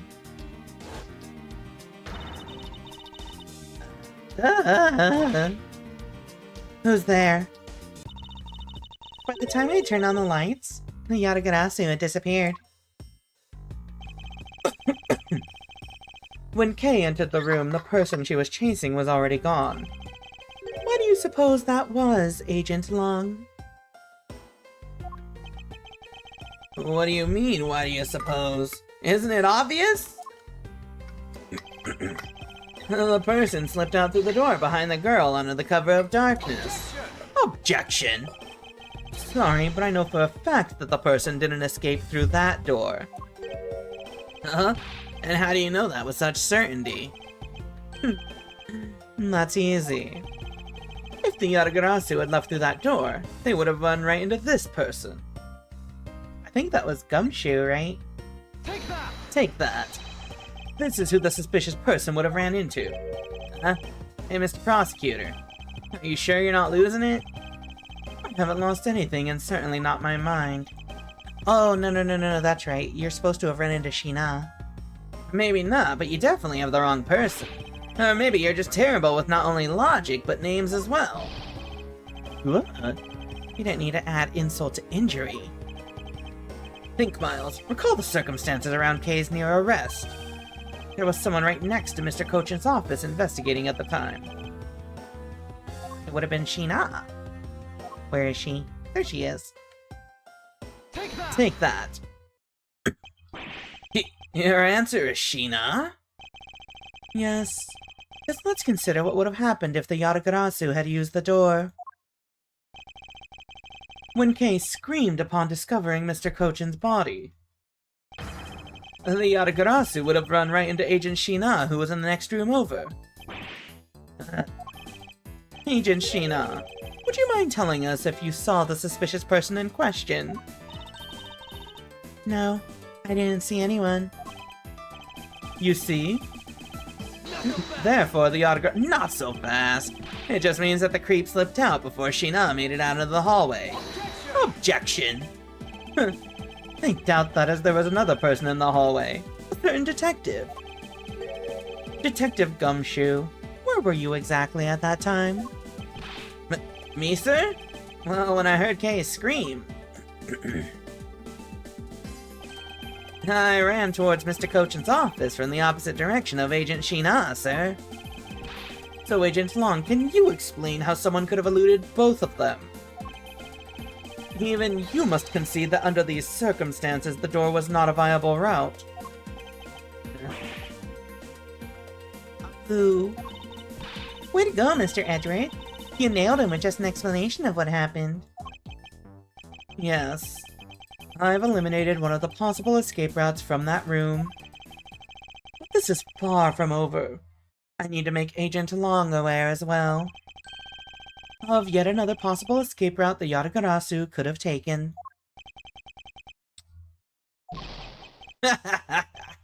I get it. So that's what you were trying to show me. Hey, Mr. Prosecutor. Let me guess. This is what you're trying to say, right? Because the door was not a viable escape route, then there must have been another way out. Precisely. Hey, Mr. Edward. It's time to bust out with the revolving fireplace wall explanation, right? No, not quite yet. Huh? But why? I thought this would be the perfect time. The revolving wall on the Babalee side is known to only 4 people. And if we use this information unwisely, the truth may escape us in the end. What's with all the whispering over there? Scared I'll figure out your tactics? Nothing of the sort, Agent Long.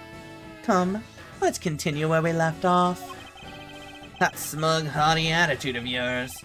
You really rubbed me the wrong way, you know that? Well, no matter. I figured you out already anyway. The only other possible escape route besides the door is the room's lone window.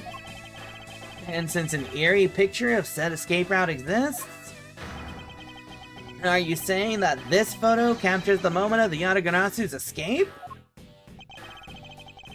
I guess Detective Bad must have filled him in on this photo. I have to admit at first that I thought the window to be a possible escape route as well. However, I now know that to be impossible. Now I realize you may not know this, but humans can't fly. Of course I know that! That's bloody common sense! Besides, I never said I thought that photo to be of the Yatagarasu's escape route. I suppose not. Alright, then explain yourself. The shadow in this photo is not the Yatagarasu that Kei was chasing after. Not so fast. Not so fast. You can say whatever you like in whatever language you want. But there's only one language I really understand. The language of evidence. Very well then. I present to you proof that the person Kei saw is not the same as the one in this photo.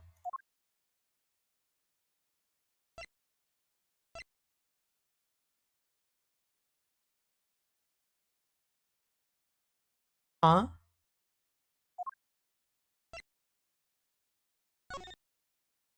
After the fire was taken?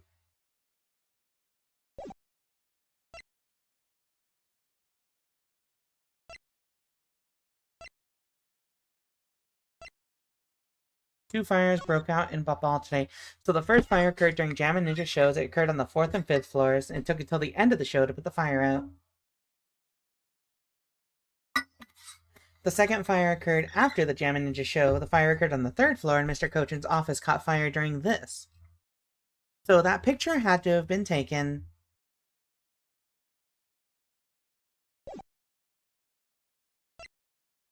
just after the first fire in the 4th and 5th floors. So it had to be after the 4th and 5th fires. But before this one?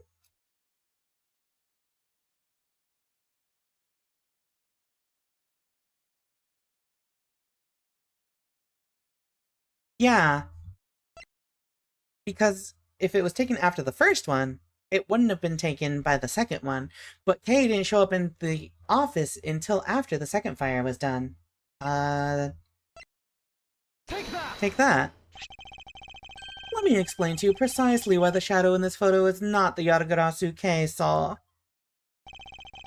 Kei spotted the Yatagarasu heading for the 3rd floor during the second fire.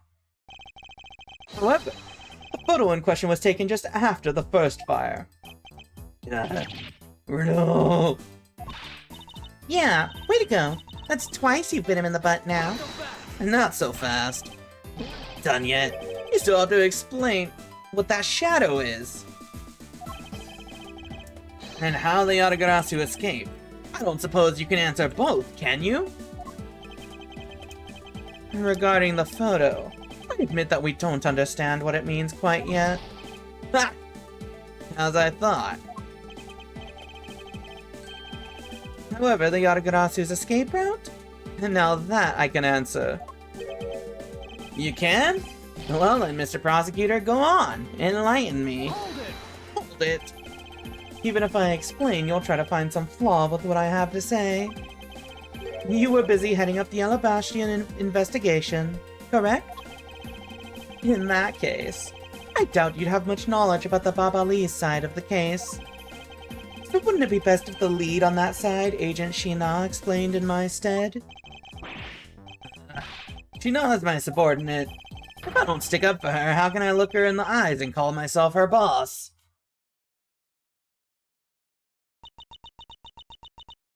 Long. It's alright. I can take care of him.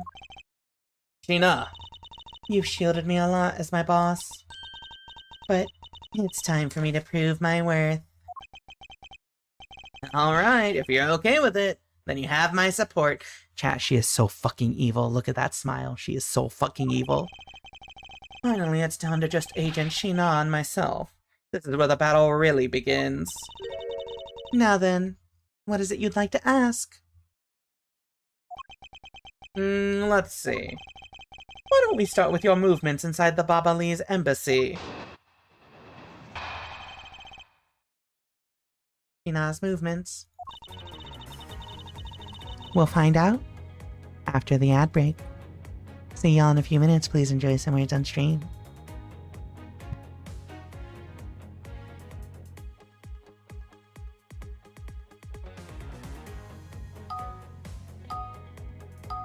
Howdy, Slapper.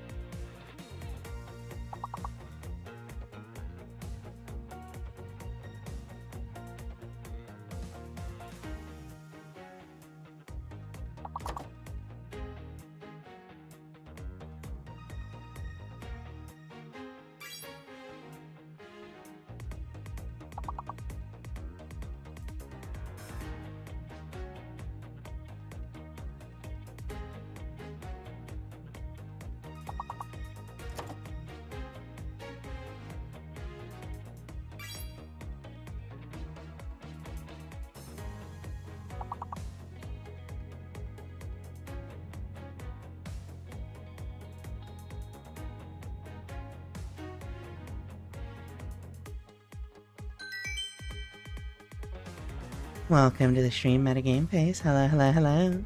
Alright, chat. Let's close this out. We just got a nail, Sheena, and we're good. Calm down, lesbians in chat. Anyway, let's do this. I just realized it's an Allegro testimony too. Wait, what's Allegro testimony? I recognize just some SMH. Also, hello. Thank you for the palette swap, strange noise. No. Wait, oh, it's gonna show up afterwards. No! Oh, the faster remix? It's in every game. Okay. Sheena's movements during the incident. During the first Baba Lee's fire, I assisted in putting out the fire. During the second fire, I was searching for the Yatagarasu that had appeared in Babang.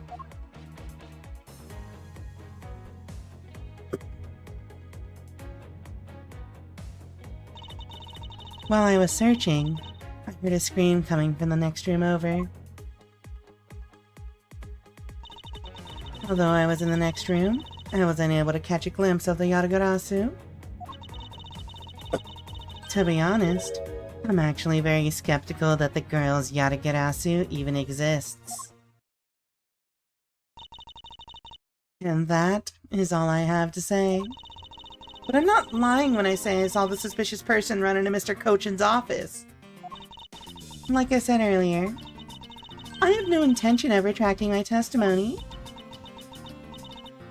Thank you for all the redeems. Good. Just to confirm, did you have a partner when you were on your investigation? No, I moved alone. In that case, you have no one to corroborate your alibi. Is that correct?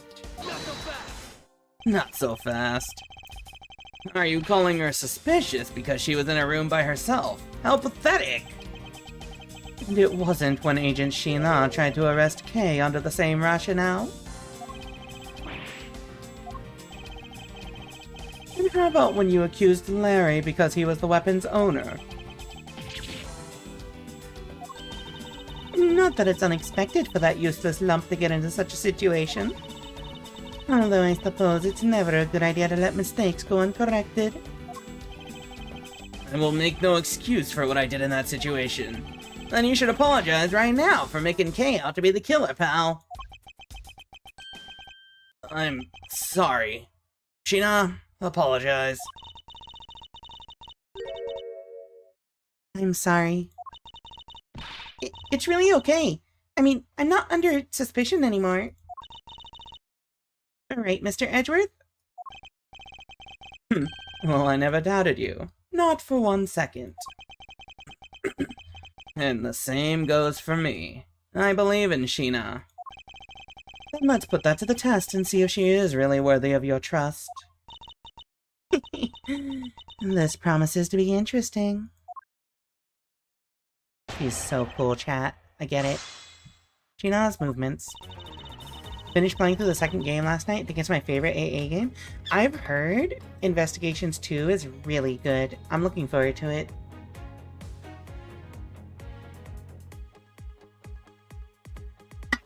Each title gets better than the previous one. I think they do. It's because they build on each other, too. Like, I have a... you could play these games out of order, but, like, you really do just get a lot of extra from it when you play them, like, in order. Yeah, both of the Investigations games are good. This one's good so far. Also, thank you for the hydrate. I will drink again.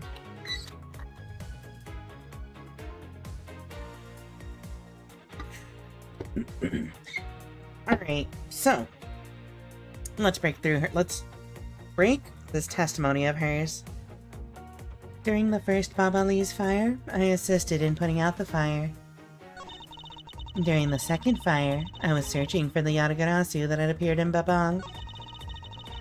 While I was searching, I heard a scream coming from the next room over. Although I was in the next room, I was unable to catch a glimpse of the Yatagarasu. To be honest, I'm actually very skeptical that the girl's Yatagarasu even exists. Let's see, I was searching for the Yatagarasu that had appeared in Babal. So...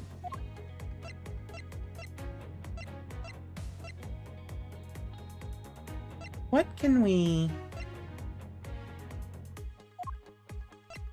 conclude from there? Hello, all the redeems. No. It's so many. Oh my god. Thank you for the singular bonk during all of that. There are signs it had been used. Alright, let's see. Hold it. By the second fire. You mean the ones that consumed the third floor of Babal, correct? What a terrible screen. Yes. That was when the suspicious person was spotted in Babal. Then you were after the same person in the long coat that I was after. Hold it. There's no proof that the suspicious person was really the Yatagarasu. Because no one was able to get a good look at the person's face. By the way, how was your team's investigation? In order to extinguish the fire, water was pumped into the third floor via the windows. Huh. The majority of the investigators conducted their searches on other floors. Maybe they did, but there was one person who was wandering around lost on the third floor. When the fire was pretty much out, I moved to investigate the third floor. And you did that alone? Yes. While I was searching, I heard a scream coming from the next room over. Hold it. So you were in the room next to Mr. Cochin's office? I already told you I was earlier, as I was examining the neighboring room. I heard that girl's shrill scream. Upon hearing her, I immediately ran towards Mr. Cochin's office. Wherein you proceeded to arrest her, as I recall. Yes, I did. But she was totally innocent, pal. I thought we had already cleared that up.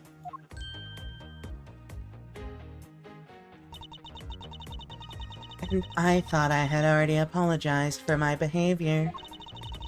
Now if the tenacious detective would be so kind as to be quiet. Ugh. I have to agree. Right now is not the time to take issue with that. Not you too, Mr. Edgeworth. What I do take issue with is the fact that you didn't see the Yatagarasu, Agent Sheena. The prosecutors of this country are all so strange. Although I was in the next room, I was unable to catch a glimpse of the Yatagarasu. Hold it. You were unable to catch even a glimpse despite being in the next room. Is that true? I really hate to repeat myself. I'm sorry for inconveniencing you. However, I simply wish to make sure that you are not misremembering something. We wouldn't want you to be accused of lying later on, would we? Hey, Mr. Prosecutor. You calling Sheena's testimony a lie? Agent Long, I'm talking with Agent Sheena right now. So I'd appreciate it if you wouldn't interrupt us with superfluous comments.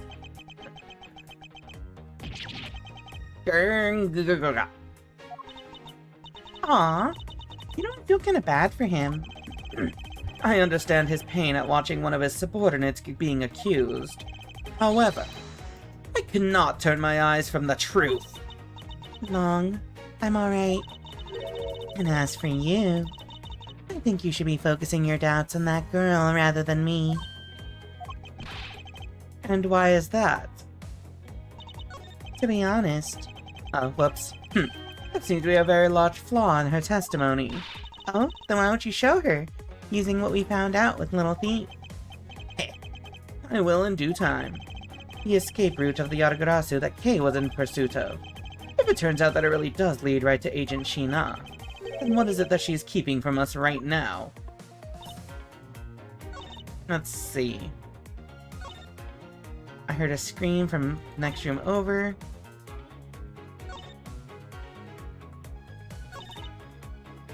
Let's just press everything. I just want to see what she says. During the first Baba Lee's fire, I assisted in putting out the fire. Hold it. So you helped with the fire extinguishing effort?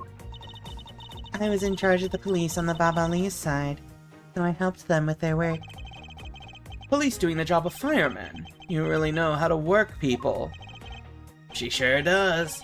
That's because she's one awesome woman who knows how to manage. I guess so. She's always bringing you a business card or a scroll at just the right time. To prepare everything before I'm ordered to? That is the definition of a secretary. She kinda seems more capable than Agent Long, doesn't she? At the very least, she's certainly more capable than you, Detective. Ugh! I kinda had a feeling you were gonna say that. Sheena more than just a capable secretary, you know? Sheena, tell him one of the things you're good at. Alright. Wait. During the second fire, I was searching for the Yatagarasu that had appeared. When I was searching, I heard a scream. I'm actually very skeptical the girl's Yatagarasu even exists. Hold it! Are you throwing Kay's words into doubt again? Well, she does claim to be the Yatagarasu, right? And she did try to chase down the Yatagarasu, despite being just an average citizen. Actually, she came here with the goal of capturing the fake Yatagarasu. That's right, which is why I would never lie about anything related to the Yatagarasu. And I suppose you have proof of that somewhere? Not quite, but even without any, I have people who believe in me and that's enough. I see. Kay's testimony is without flaw, but as for yours, well, let's just say that I find your testimony to be a bit suspicious. There's a large flaw, I think? The escape route? What is it she's keeping from us right now? So let's look at the evidence that we have and see which of these... Single stab to base of neck.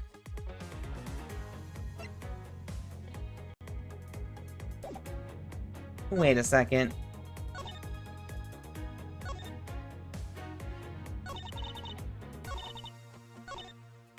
I heard a scream coming from the next room over. I was searching for the Yatagarasu that had appeared in Babal. So, like...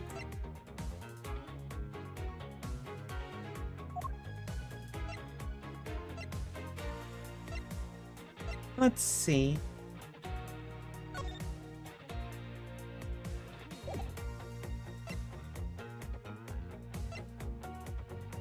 The vines are supported, the samurai spear, the samurai dog. It's a Babali's souvenir. The pick. Probably wet from when they, like, put out the fire. We've got the perfume, that's not really relevant here. Auto refills. Photo taken after the first fire on the 4th and 5th floors had taken place. 2 fires broke out, let's see. After the damage show occurred on the 3rd floor and Mr. Cochin's office caught fire during this. Spilled ink on the back wall while burning files in fireplace. Signs it had been used. Oh. I'm pretty sure it would be this. I was searching. I was unable to catch a glimpse of the Yatagarasu. Just try it. Objection? Being in the room next to Mr. Cochin's office is the problem with your testimony. Not so fast. You ever watch a cooking video and just go, you're lying about the step? Mr. Prosecutor, I don't see what problem you're talking about at all. Agent Long, you recall the secret we discovered about the Alabastian office fireplace? Huh? Oh, you mean how it connects the office with the room next door? What about it? Well, Alabast isn't the only country with a secret connecting fireplaces. What? The fireplace in Mr. Kochin's office holds the exact same secret. What? The Yatagarasu didn't escape through the door to the room or the window. The escape route was through the revolving fireplace wall into the next room over. Now do you see? If the Yatagarasu had escaped into the next room, then the thief would have run straight into Agent Shina. Meaning that it's impossible for her to have missed the Yatagarasu. Yeah.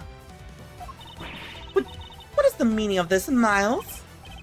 Well, would you care to explain, Agent Shina, how you managed to completely miss the fleeing Yatagarasu? Or shall I?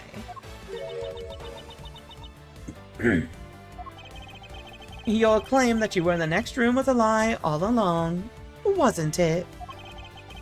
The truth is, you were the one Kay saw in the coat, pretending to be the Yatagarasu, and you were the one she chased after. As you tried to lose her, you ran into Mr. Kochin's office and headed for the fireplace.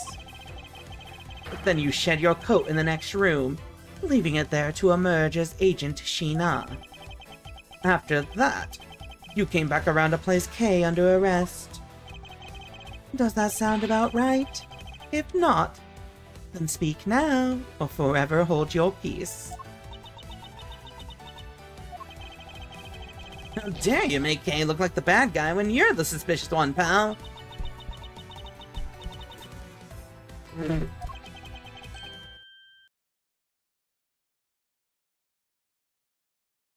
Oh.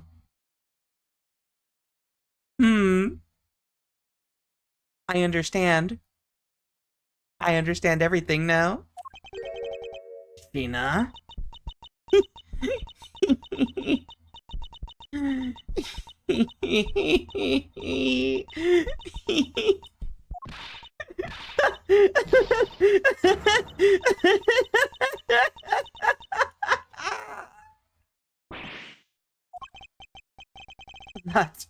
That laugh.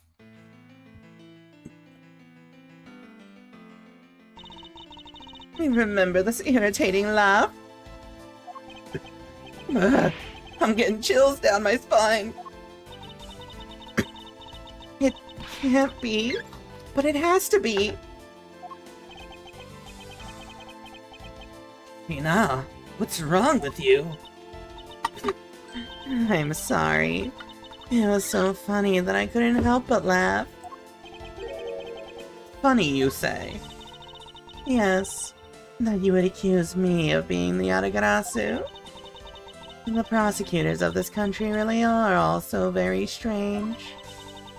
You think you can get away with this by simply laughing it off?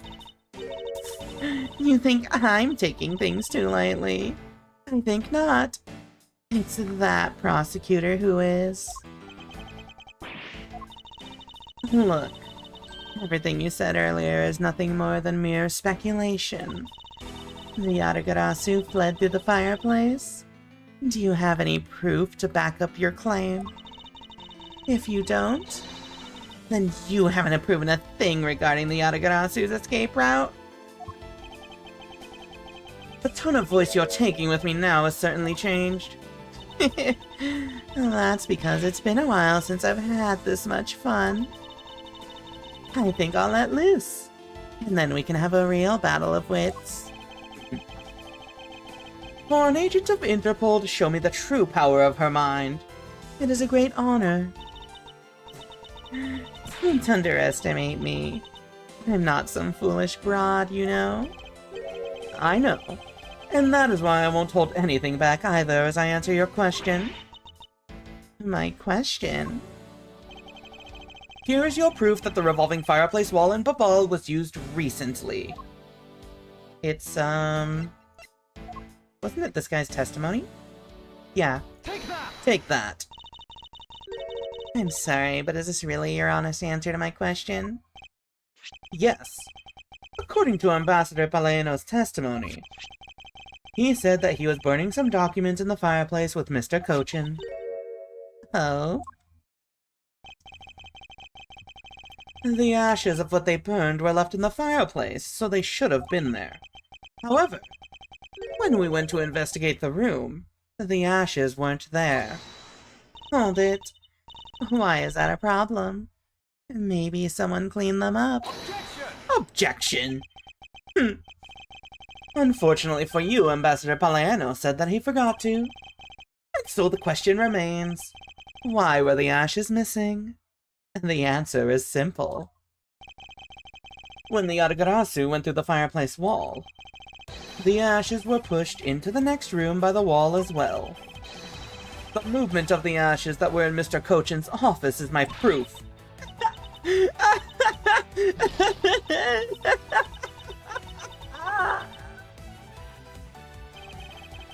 Just what is so funny? And as proof? Are you even allowed to submit such flaky evidence in court? You still wish to fight us? Of course. Why wouldn't I? In that case, let's hear your counter-argument. My counter-argument, huh? This really is just like being in court. Well, to me, we're simply continuing from where we left off all those years ago.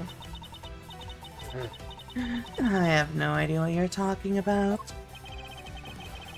It doesn't matter if we're at a crime scene or in court.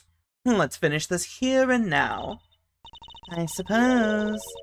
I've had a lot of fun today, but I grow weary of this game of cat and mouse. Let's make this the last testimony, and wrap up this absurd case once and for all. Sheena's rebuttal. This feels like an insane twist. I legitimately did not ever see this coming, that she's a good old five-head.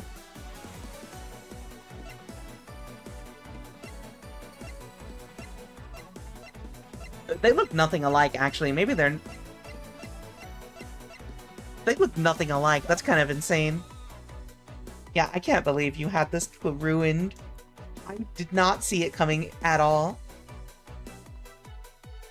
Also, yeah, the laugh sprite is really good. I love the fucking... when she makes the XD face, it's so funny. I will allow the lesbians in chat to simp for Sheena. She is a cool character. In my eyes, all you've proved is that the rotating fireplace wall was used. But you can't really call that proof that the Yatagarasu used the fireplace, now can you? So then, who was it that used the rotating wall? Show me your answer with real evidence. Remember, we've already finished our very thorough investigation. And we found not a single suspicious thing in Mr. Cochin's office. And there you have it, my counter-argument. That's very impressive. She's seen through to the fact that I have yet to gather that one piece of evidence. What is it, Kay? I haven't heard a peep out of you in quite a while now. If you don't think you can handle it, feel free to leave the rest to us. But Hey, pull yourself together. You are the true heir to the Yatagarasu name, are you not? If you want to steal the truth, then you must never take your eyes off of it. In this chase you're running to catch the truth, you must see it through to the very end. Mr. Edgeworth, you're right. I will see this through to the end. So, you go get her for me, Mr. Edgeworth. With pleasure. It looks like a lack of evidence has left you wide open, doesn't it? Tina, please, show me you're someone I can trust. Don't worry. This will be the deciding match. You'll see. Truly sorry, Agent Long. I simply can't allow her to escape me again. Very well then, Agent Sheena. Shall we begin? I'm ready whenever you are. Rebuttal. Alright. In my eyes, all you've proved is that the rotating fireplace wall was used. You can't really call that proof that the Yatagarasu used the fireplace, now can you? So then who was it that used the rotating wall? Show me your answer with real evidence.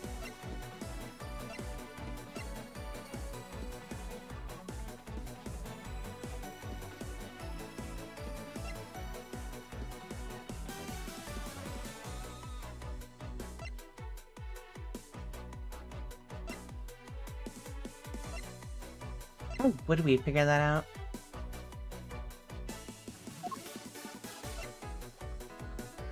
They were all burned up in Babong.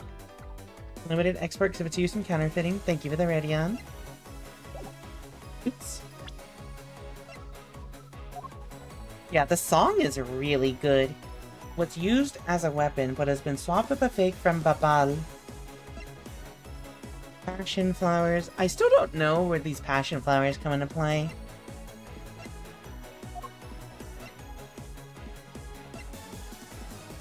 Kay's been safeguarding it. Guitar pick. Mountain spots. The photo. The fire. Left ashes there. A good length of wire that was wound up inside Babal's grandfather clock.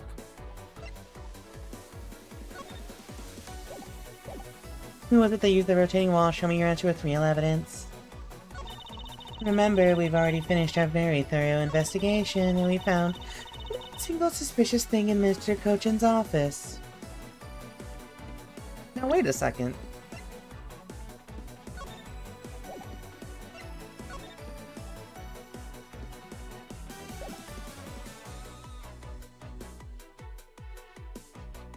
Is the key not a suspicious thing? Alright, hold on. Let's see if we can do this without pressing.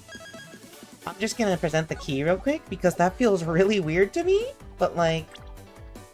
this feels like a suspicious thing. But also, we might have to press to get some more information. Objection? This piece of evidence shows a contradiction in your testimony. By your silence, I assume you agree with my conclusion. No, I just don't have a worthy response. In any case, I have some documents I need to attend to. Arng. I guess she feels that she has no need to counter my argument. Alright, let's start pressing. My eyes, all you've proved is that the rotating fireplace wall was used. She did put on the shades just for that, and it's really funny. Hold it! It sounds to me like you're saying my explanation is not good enough. But I was able to go through the revolving door myself. So that should be proof enough, even for you, pal. Huh. It looks like you don't quite understand.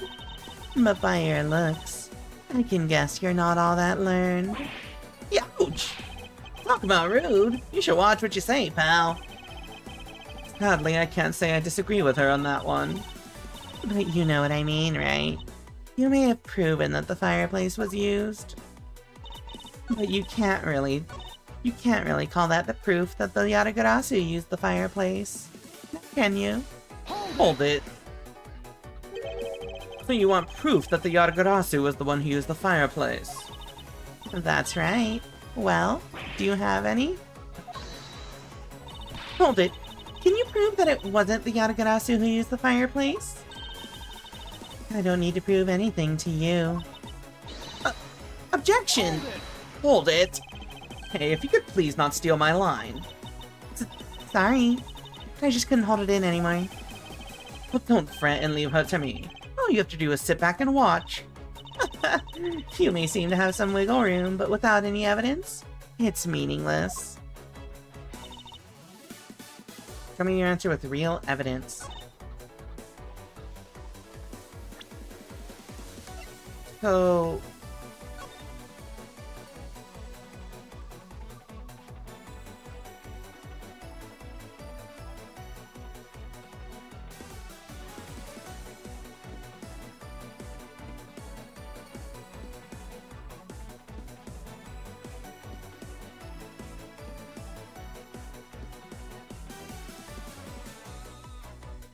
are you thinking what I'm thinking, chat?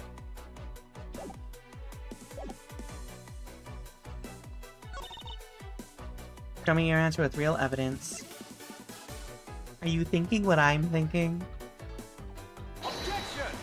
Objection? I think this is wrong.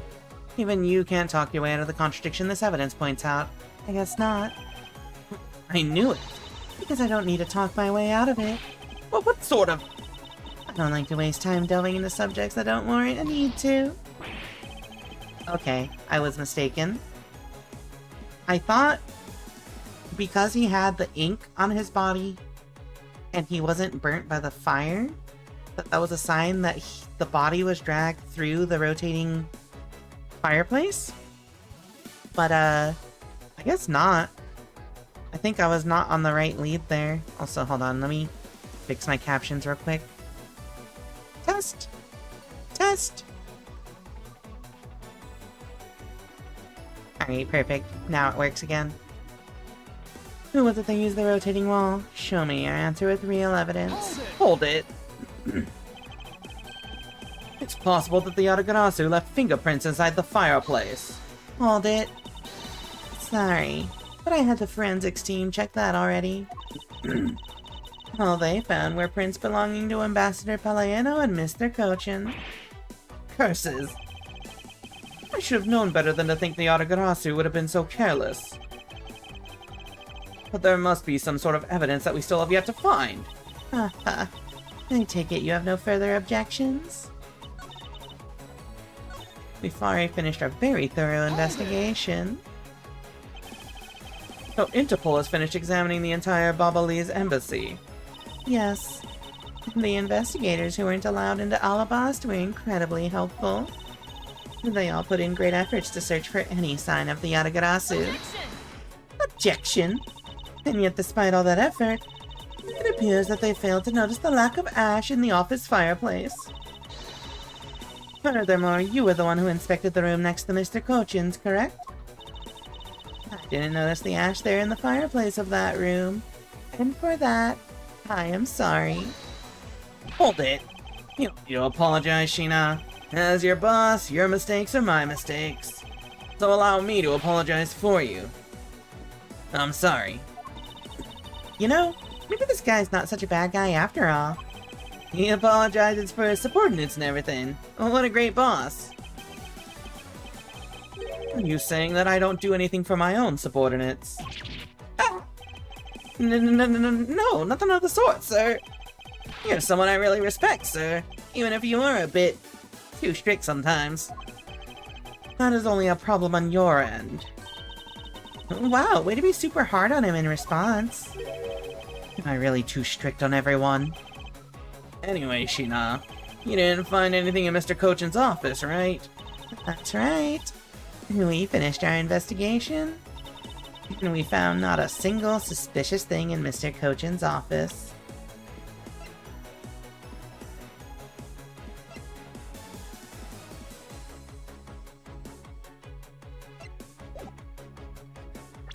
I think it is this.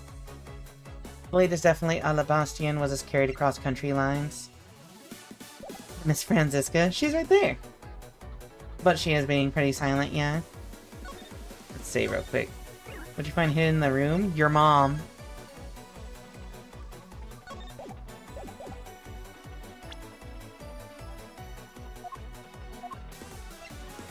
Is this where the wire comes into play?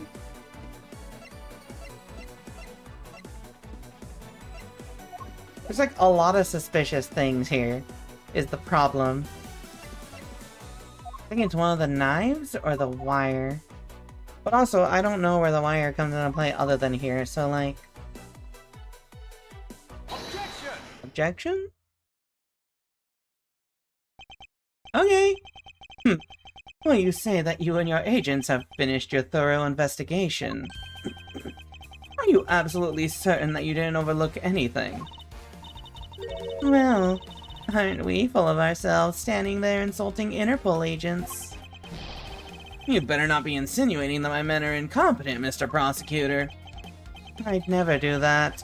However, it doesn't change the fact that they did overlook something. I'd like for you to take a look at this length of wire. I just want to say it's really funny to point out. Oh, I guess it shows that they didn't pay attention to the grandfather clock being moved. And what exactly is this supposed to mean? Length of wire. So what about it? I'll tell you what. We found this in the Babali's embassy not long ago. What? And we found it wound up inside the grandfather clock in Mr. Cochin's office. You found that at the scene of Mr. Cochin's murder? But this wire wasn't all we found. We found one other very important thing. There's more? In Mr. Cochin's office, there were signs that somebody had burned counterfeit bills there.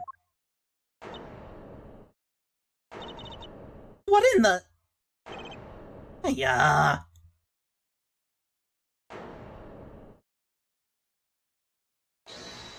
Hold on, the shaking in anger Franziska in the background was perfect.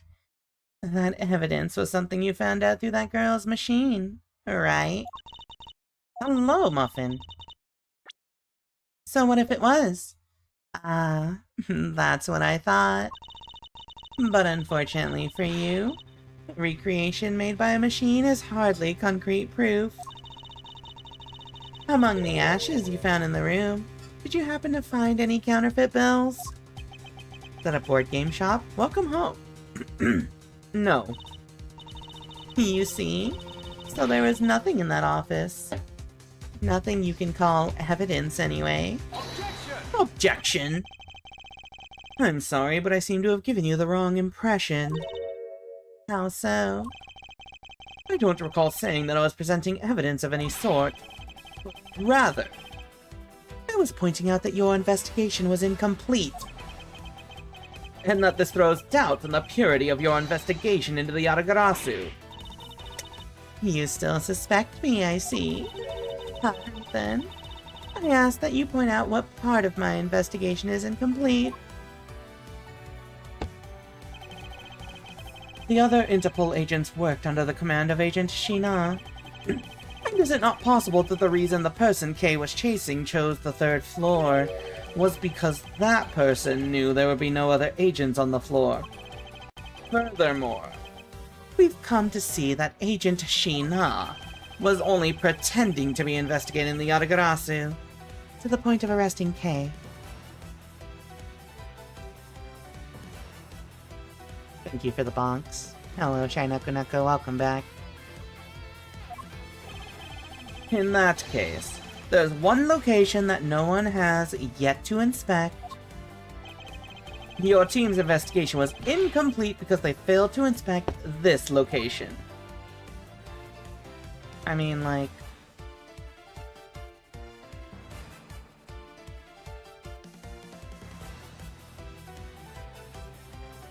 Wait, I got distracted.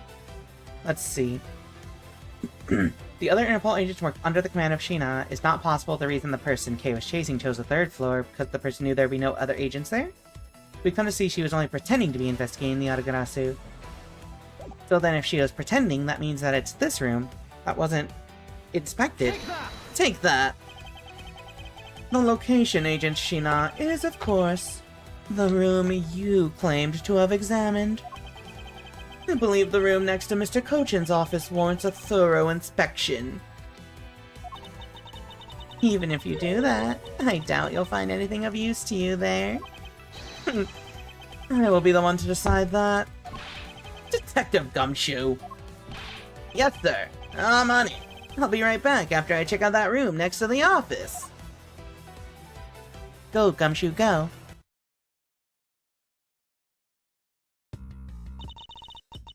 Alright, chat. Give me a second. I just gotta run to the restroom real fast. Because I'm hydrating. So, have a words on stream round in this interim. Be right back in a minute.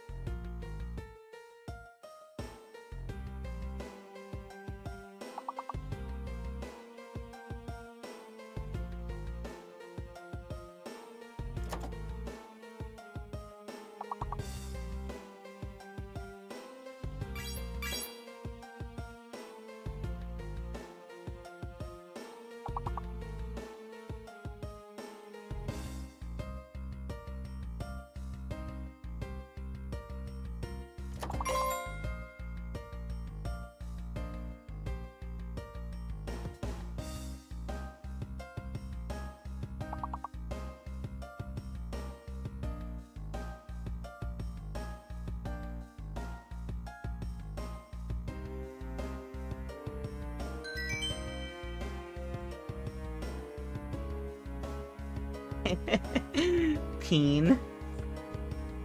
Oh. I'm so sorry, chat. You know what? Apparently, I should have just waited a minute anyway, because our regularly scheduled ad break is supposed to happen in a minute and a half right now. So just enjoy some more words on stream. Let's have this last ad break before we close out this case. See y'all soon.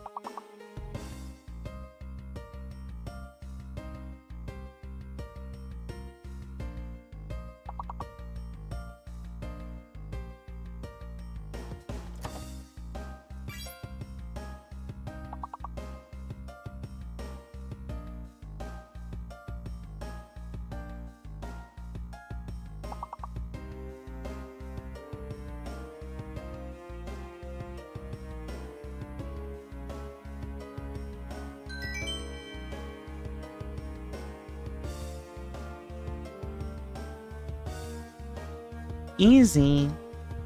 Alright, chat. You know what? Take another one. Let's see how far you can go. Or not. You never get to finish, because I want to finish this case. Easy on your only one word. Alright, chat. Let's see this through to the end. Hey, There we go. Hey, Mr. Edgeworth. Do you really think that Miss Sheena is the Yatagarasu? Yes, if my logic is sound, I believe she is. I'm a little close to my microphone, hold on. And also, I gotta fix my captions! Alright, there we go. Then I'm not gonna let her get away with ruining the name of the Yatagarasu. What can you prove that she's the Yatagarasu is the question. If Detective Gumshoe can find what I'm hoping he will find, then I should be able to. And just what are you hoping he'll find? Let's just say this. I had Detective Gumshoe do a little experiment for me earlier. An experiment? As if that detective has the brains for high science. It wasn't that mentally taxing. I had him use the same escape route as the Yatagarasu. And what did you find out by doing that? First, that it's possible for a person to fit through the revolving wall door. Second, that by going through there, his coat was covered in ash and Babali's ink. Who cares what his coat was covered in? It's not worth that much anyway. But is it really worth so little? I believe that it's actually quite a meaningful result, the value of which I'm about to prove. Mr. Edgeworth, I've found some things you really need to see, sir. Oh? So what are these things that you found? Some makeup, a coat, and a pair of shoes, sir. You found a coat? You hear that, Mr. Edgeworth? Maybe it's the one the person I was chasing was wearing. Yes, the possibility does exist. Agent Tashina, were these pieces of evidence not in that room when you examined it? Unfortunately for you, those aren't suspicious items of any sort. They all belong to me. They were getting in the way, so I stored them in that room. Aww.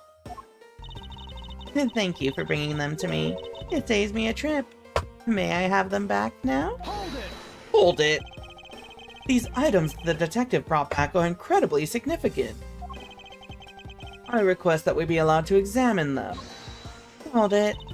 They're my personal belongings, so you have no right to touch them without my permission. Objection! Objection! I wish to examine them for the sake of the investigation. Do you wish to deny us access to them? Agent Long, let's hear your opinion on this. I say let them look at your stuff, Sheena. Long! Sheena, let's put it all out in the open.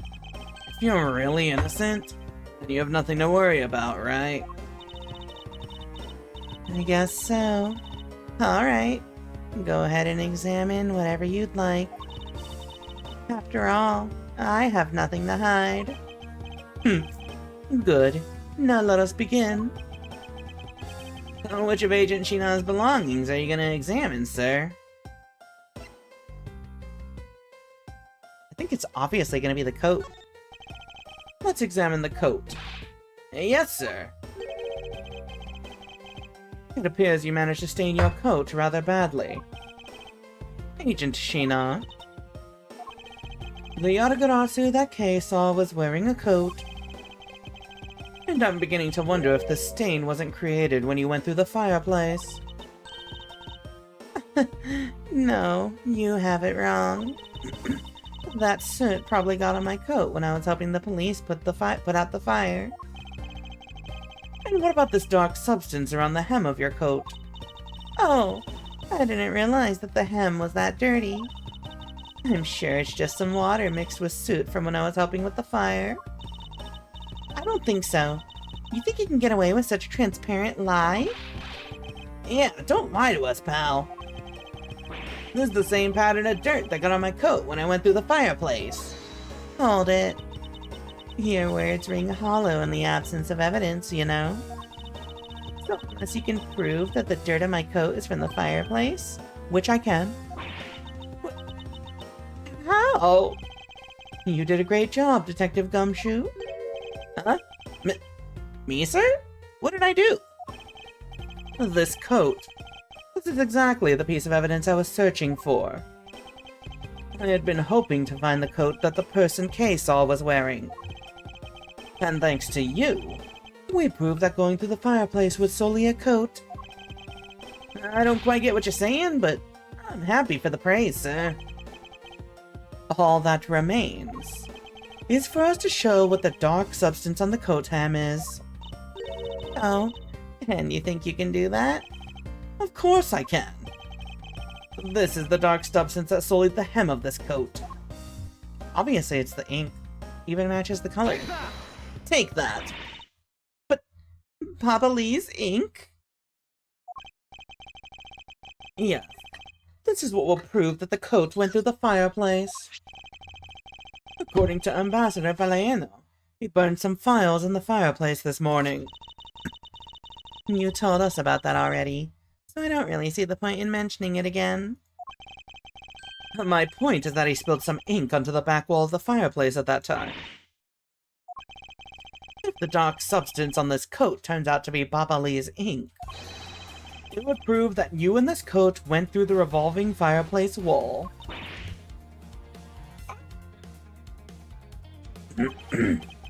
Sorry to have clipped one of your wings, Yaragarasu, but we're not finished yet. But you have no way of proving whether or not this is Baba Lee's ink on the coat hem. Oh, but I do. And I intend to show that it is ink in a few seconds. How? How, you ask? Well, since you don't seem to know, allow me to show you. This is how it will prove that the dark substance on the coat is Baba Lee's ink. That shit burns green. We can find out whether that is Baba Lee's ink or not by lighting it on fire. That's how you're gonna prove that it's Baba Lee's ink? Yes. If you could please cut a section of the dark stained area for me, I'd appreciate it. Because I will show you here and now what the dark substance is. Sheena, sorry to do this, but I'm gonna have to cut off a bit of your coat. Go ahead. I wasn't planning to wear it anymore anyway. Now then, if someone could loan me a lighter or something. Oh, I've got some matches. I always carry them with me so I can light smoke bombs. Then if I could please have one, Kay, we can get this experiment underway. The flame!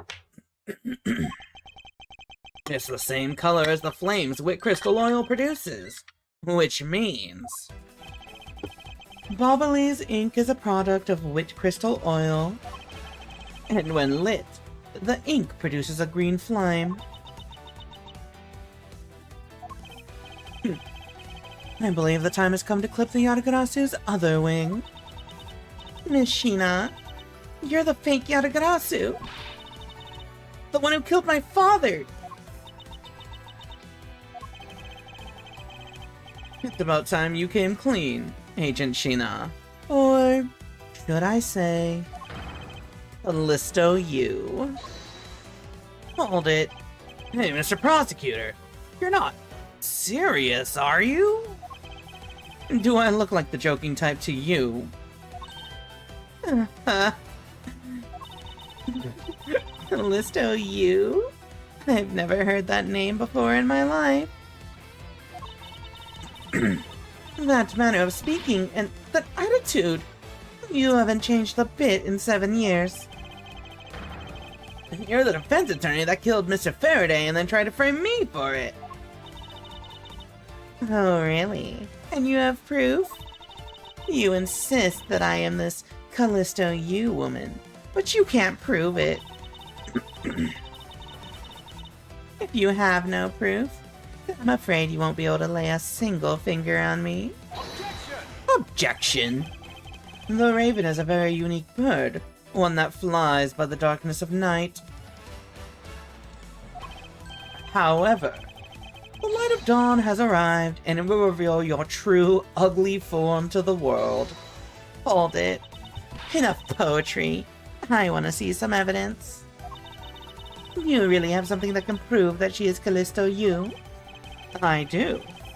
It's something that the second Yatagarasu has preserved for us these last 7 years. Do me the honor, Mr. Edgeworth. I will, Kay. For we have finally come to the end. We'll prove her to be Callisto you with this and clip this Yatagarasu's wings for good.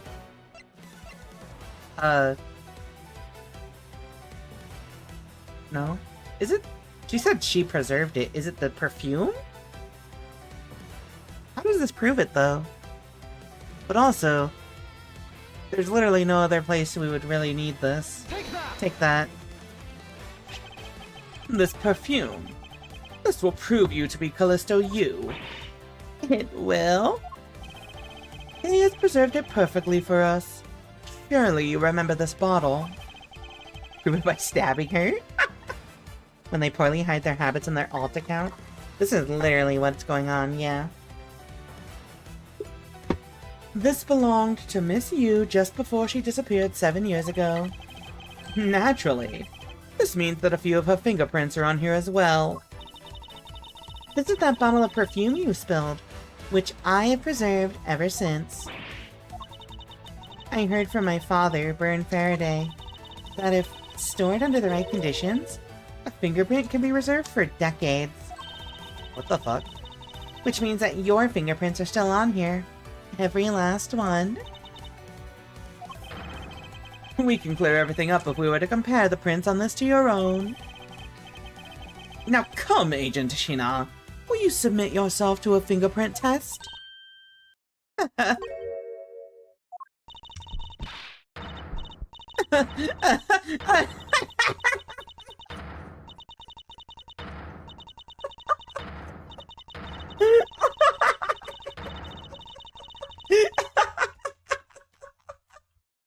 That's an insane laugh, Sprite.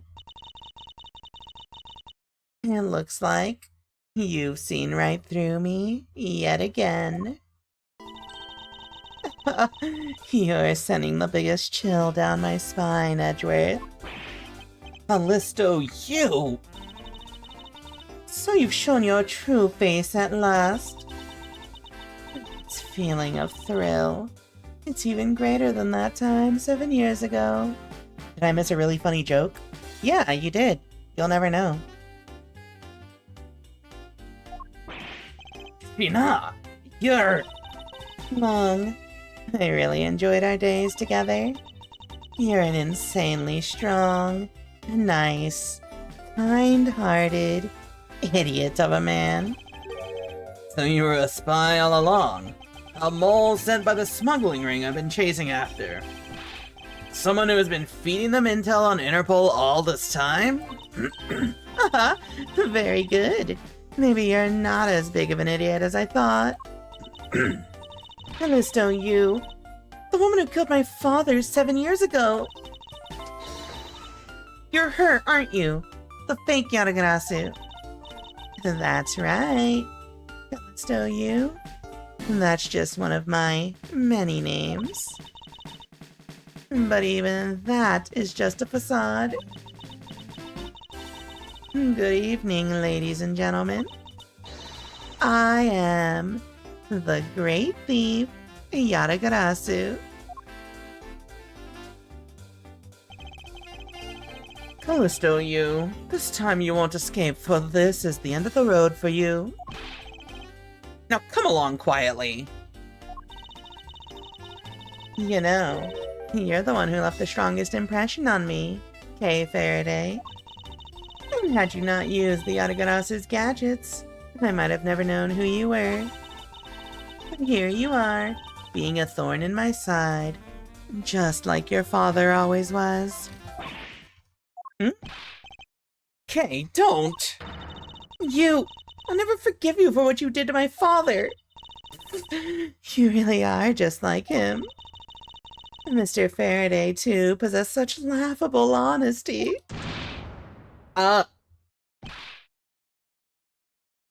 Hey! You like Keigo right now, pal. You despicable. Let go of me, you filthy. You think I'm a fake, don't you? Well, unfortunately for you, I'm the real Yatagarasu. But that's impossible. My father was the one who created Little Thief. Hey, Edgeworth. The Yatagarasu has 3 legs. Do you know why that is? It has 3 legs? There are 3 main reasons why the Yatagarasu will always be one step ahead. First, the Yatagarasu always knows the exact location of the target object. Second, the Yatagarasu always knows exactly how to disarm the security system. No, it can't be! Did you finally figure it out? Do you finally know the real identity of the Yatagarasu? The real identity of the Yatagarasu is...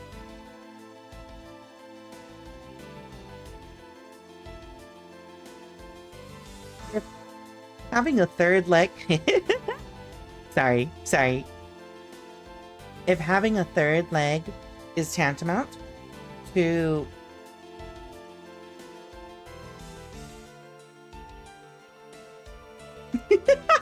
That one was deserved.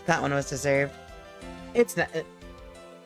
I'm not even gonna bother speaking out my logic. I'm sure Edgeworth will explain it. Neither person, or rather, both of them, is my opinion.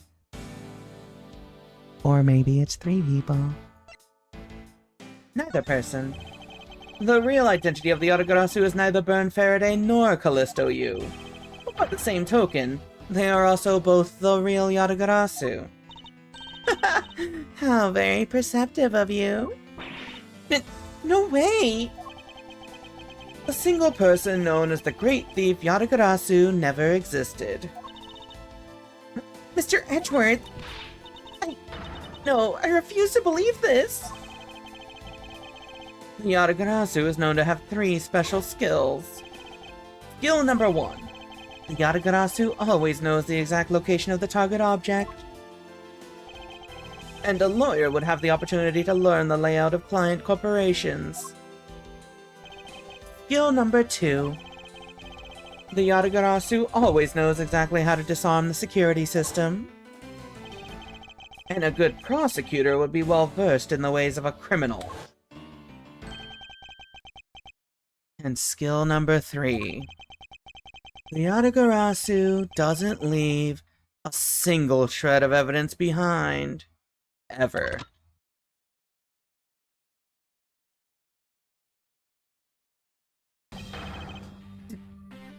Detective Bad! I can understand what you're gonna say. It was only natural for the Yatagarasu to never leave evidence behind, because the lead detective on the case hid it all away. You're the 3rd member of the Yatagarasu! You. I've been looking for you for a long time. 7 long years, but I finally got you. Why, Mr. Bad? Long time no see. What happened to us? We used to be such a great team. If you were such a great team, then why did you kill my father 7 years ago? Why, indeed. It was nothing personal, really. He was just another person I had to kill. How can you say that? I grow weary of this, and it's about time for everything to come to an end. And this time, I won't miss. Stop! You! Okay. It's over, Shina. Oh. Your leg! Okay, but like, can we appreciate Sheena's legs in this? Can we all at least agree? Yeah, he got shot in the leg, that sucks, but look at her legs. Look at her legs, chat. You know. Agent Long. That pose could be horny as fuck. I think the bullet wound makes it even more horny, chat. You idiot! What were you thinking, jumping in front of my gun like that? What are you risking your life for? I'm sorry, Detective Bad, but no matter what sort of past she may have had, or even if she is a spy, it doesn't change the fact that she is my subordinate. And as long as she is, I can't allow any harm to come to her, not even from you. You really are an idiot. You know that? Ha! That's fine with me. You should know by now that this is just how I am. Hey, sis. Yes? I want you to conduct a full body search. Sheena might have another weapon on her. Alright. Detective Gumshoe, your assistance, please.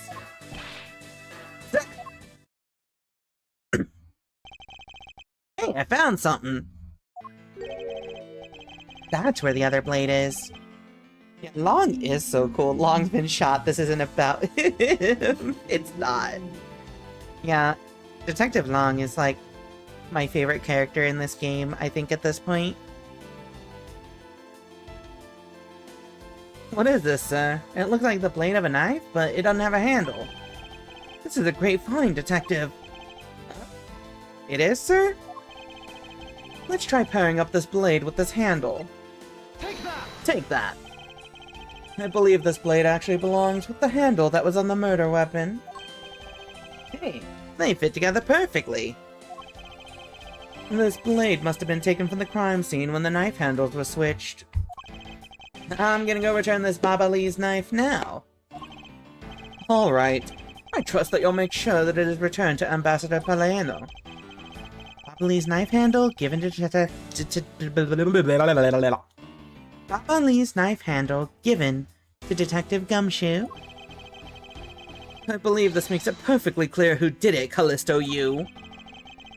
And the handles could have been switched. It's just after Mr. Cochin's murder. Which means that you must be Mr. Cochin's killer. You killed Mr. Cochin with the Alabastian knife. Switched the handles, and then took the original blade of the Baba Lee's knife with you. Later, you allowed yourself to be spotted by Kay near the open-air stage. You used the fireplace to lose her, and then you went back to accuse her of the murder. Does that about sum it up? Objection! You craft an engaging tale, Edgeworth. But there are two problems with it. Problems? In what respect? What do you think my real reason was in allowing her to chase after me? It was all so I could capture Kay Faraday. What? When I saw you using that device at Gatewaterland, I knew right away that you were Byrne Faraday's daughter. I became curious, so I researched a little into your background. Hello, Raiders. Hello, everyone coming from Megiruichi stream. My name is Rika Readman, Calico Elf Librarian VTuber. My throat is raw as fuck right now. I stream visual novels, horror games, Dark Souls. Whatever we want, really. Hope your stream went well. Hope you enjoyed Shin Megami Tensei 4. If you gotta raid and run, feel free. Feel free to lurk. So we're currently at the climax of the final case of Ace Attorney Investigations 1. If you're like avoiding spoilers for a game from like 2009, be warned. Thank you for the follow, Say So Lurker. Classic imposter move. Callisto, you would have been so good at Among Us. Yeah. Let's continue the scene. I became curious, so I researched a little into your background. Oops. Oh, I'm on the wrong screen. That's how I found out that you were on the trail of the Yatagarasu. So, that's why you tried to pin Mr. Kochin's murder on me? Yes. I knew you would show up at this embassy tonight. So I thought to use you. But pinning the murder on you wasn't my only goal. You had another? Yes. Once I had you under arrest, I had planned to search you and take back the device that rightfully belongs to me, the true Yatagarasu. You were gonna take little thief away from me? 7 years ago, it was thanks to that device that Faraday was able to infiltrate this place. But he stole more than he should have. I had a tough time recovering that precious key. Then the person who stole the Yatagarasu's key was Mr. Faraday? You. That incident 7 years ago. What was the catalyst behind it? In the eyes of the smuggling ring, the Yatagarasu was becoming a bit of a problem. It wasn't an especially pleasant assignment. Then why? Why did you become a member of the Yatagarasu? Why? There is no why. Fuck. I was destined to betray everyone from the very beginning. From the beginning? What is that supposed to mean? The person I take orders from hasn't changed. Even now, to this day. Does this mean that the leader of the smuggling ring wasn't Mr. Kochin? Then the real ringleader is still out there pulling the strings.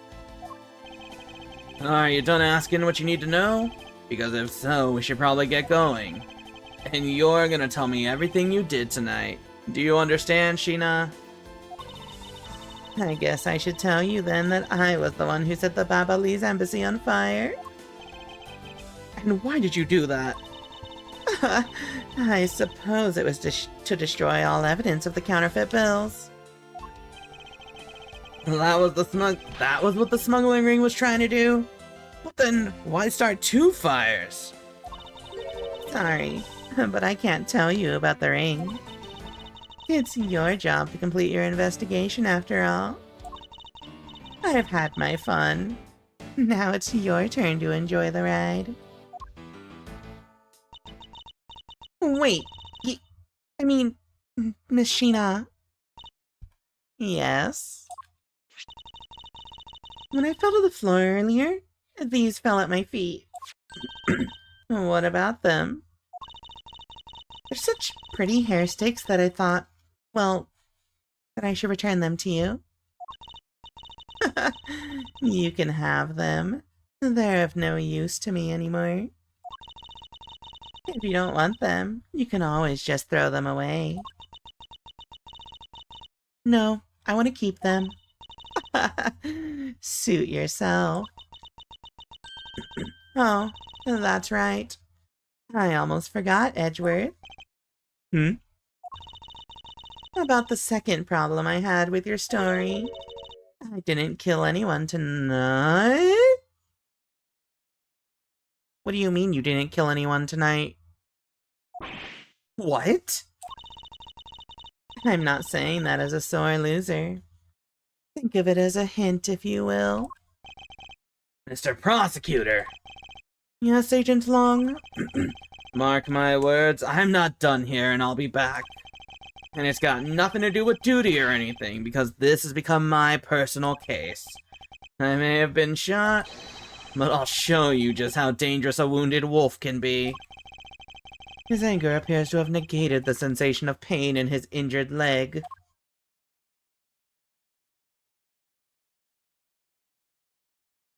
I love that they're still wearing the matching sunglasses. It's finally over, Kay. I feel like I've peered into her heart a little, you know? And it's so cold and dark and incredibly lonely. The person who was giving her all these commands? The one who thought my father was a problem to be removed? That person is the real ringleader behind the smuggling ring. Mr. Edgeworth, I have a favor to ask. Can you hold on to these hair sticks for me? They're really pretty, just like the ones they were selling for the the Jam and Ninja show. But until this case is over, I don't think I can look at them without being overcome. I understand. I'll take good care of them for you. There's a bit of soil stuck on the ends of these sticks. There's some dirt at the tips. Huh. I guess it's that time already, huh? So it's midnight, the dawn of another day. 24 hours remain. Hey, Pops, thanks a bunch. You've really done a lot for everyone all these years. Detective Bad, Don't tell me today is the day. yeah, it is. With this, I can retire in peace. 24-hour lizard, yeah. It was down to the wire and we almost didn't make it. But we did it. We solved everything. But that's just it. We haven't solved everything yet. The ringleader of the smuggling ring you, the Yatagarasu, were chasing after. The legend of that Yatagarasu is now over. Mr. Edgeworth, that bit of logic earlier. It was brilliant. Lizard bonk. I feel like I can leave it all in your hands. I'm counting on you. Is it really true, Uncle Bad? Were you also a part of the Yatagarasu? As I said to you earlier, okay? I'm truly sorry. I wanted nothing but a peaceful life for you. Uncle Bad! Hey, don't take it so seriously. It's all just one big joke, right? Unfortunately, it isn't. Oh, come on, sir. She's just yanking on my chain, isn't she, Mr. Edgeworth? Detective Bad. Wait, no, you are no longer a detective. Mr. Bad, I'd like to ask you about the Yatagarasu. Not you too, Mr. Edgeworth! Mr. Edgeworth, here, I should give these back to you. These are... the pages from my KGA case files that the Yatagarasu stole from my office. Huh? Wait, what? Mr. Edgeworth, I must apologize for last night. Oh, that was bad. So the Yatagarasu who stole into my room was you, was it? Then that means... What? Tell me it's not true. That's too insane for me to believe, sir. It's true, even if it's not something you want to hear. The KG8 incident? It was a very emotionally trying case. We stood in that courtroom. Faraday as the prosecutor, and I as the lead detective. Faraday had evidence in his possession that would prove the defendant guilty.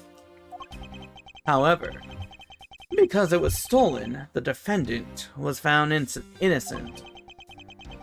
You was the elder sister of the victim in this case. When the defendant was pronounced not guilty, she let out a great wail. And that's when we realized that there was a limit to what the law could do.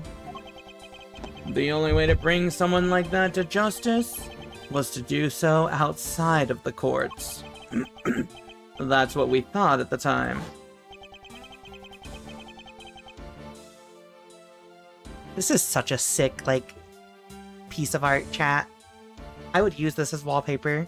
I'm gonna look for the, like, actual raw version of this later. That's how we formed the Yatagarasu, and vowed to bring to light any dirty dealings companies had with the ring, including companies that dealt with the Amano group. Mr. Amano's conglomerate. We called ourselves the Yatagarasu and flexed our collective muscle. We exposed all sorts of shady dealings, as a warning to the business world as a whole. By doing that, we were able to stop the higher-ups from covering things up. And then, it was finally time. We had finally arrived at the moment when we'd find out the ringleader's true identity. That's a lot of bunks. Hello, Lolatone. Hello.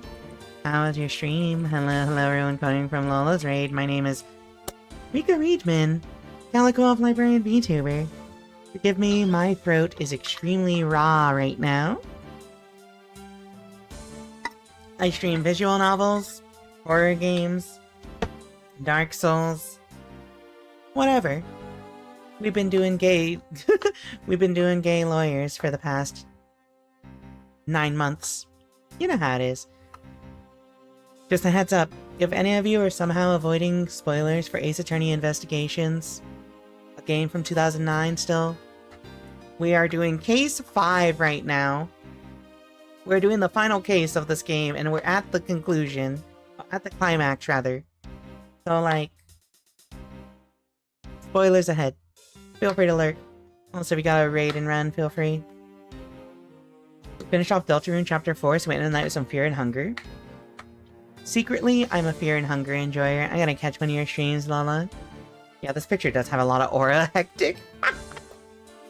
Like I said, we're at the climax of the story. Shut the fuck up, Eco! We're at the climax of this story right now, so, I'm gonna finish this scene. But, feel free to lurk and enjoy. If you enjoy visual novels, feel free to give me a follow. We had finally arrived at the moment when we'd find out the ringleader's true identity. It was then that you literally stabbed us in the heart, and Faraday, he died for it. But why? Wasn't she the sister of the victim in the KG8 incident?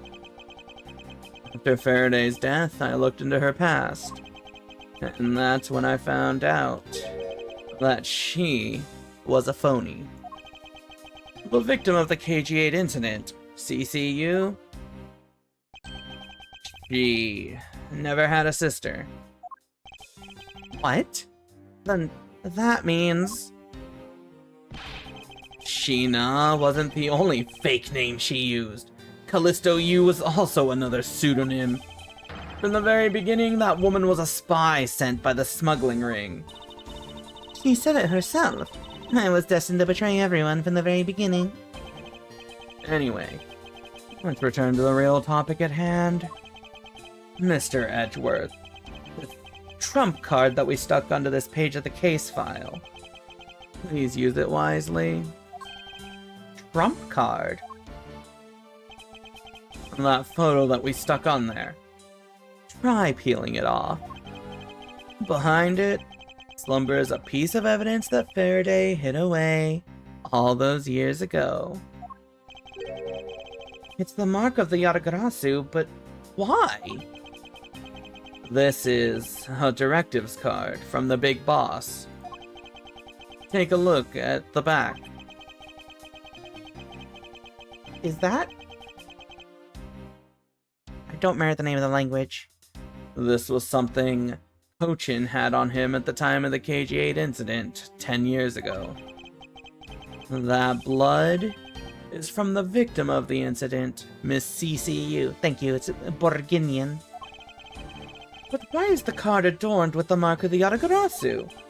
The reason why we called ourselves the Yatagarasu was because of the three-legged raven mark that the smuggling ring's boss used. Have a good night, Muffin. Also, hi, Index. Welcome in. Apparently, orders from the boss would come on these cards without fail. The person who received the order was supposed to burn it immediately after reading it. And apparently, it burns a bright green flame when set ablaze. Oh. Huh. Interesting.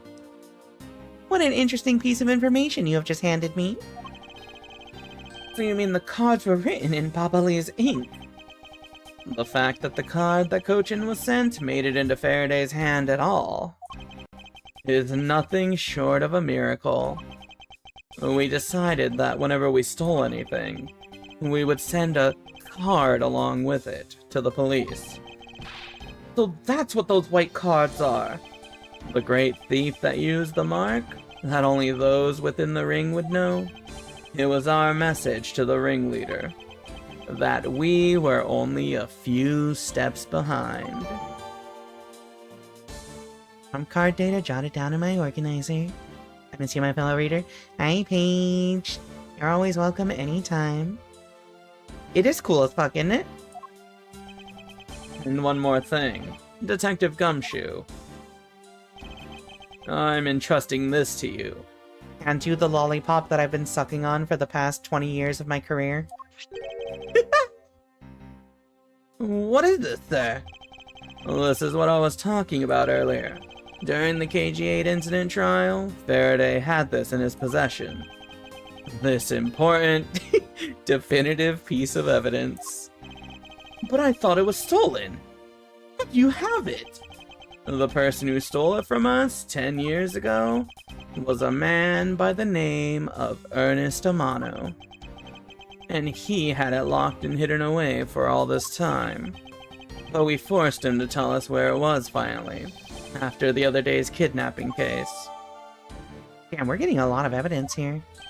Lord knows I want to hang again one of these days. Yeah! You know how it is. We should. How do you suck on a lollipop for 20 years? You see this guy? I don't question anything he can do.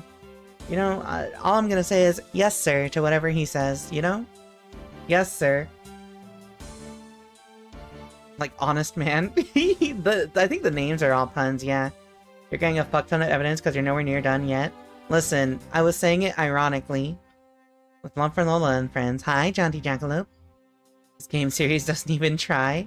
It's great! I love all the silly puns. This video? What? Don't come any closer. I'm warning you. This is the same video as the one Mr. Porchman was trying to conceal from me. Yeah, it would seem that even he was caught up in the ring's web. Habano was preparing to take on the boss someday, and the video was his insurance. That's where that prosecutor comes in.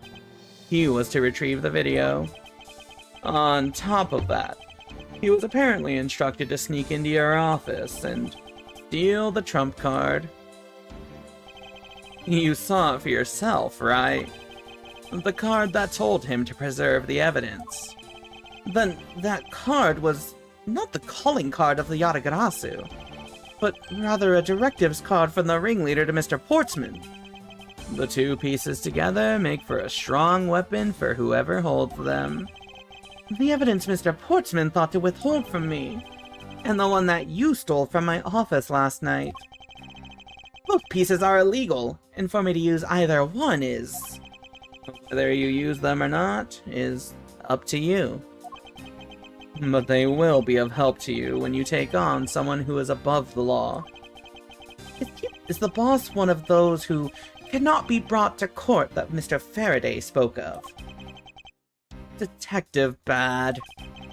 There is no limit to the law, for it is the people who determine the limits to them. You still insist that, even now? You really are something else. I leave the rest in your hands. Now then, Detective Gumshoe, the handcuffs.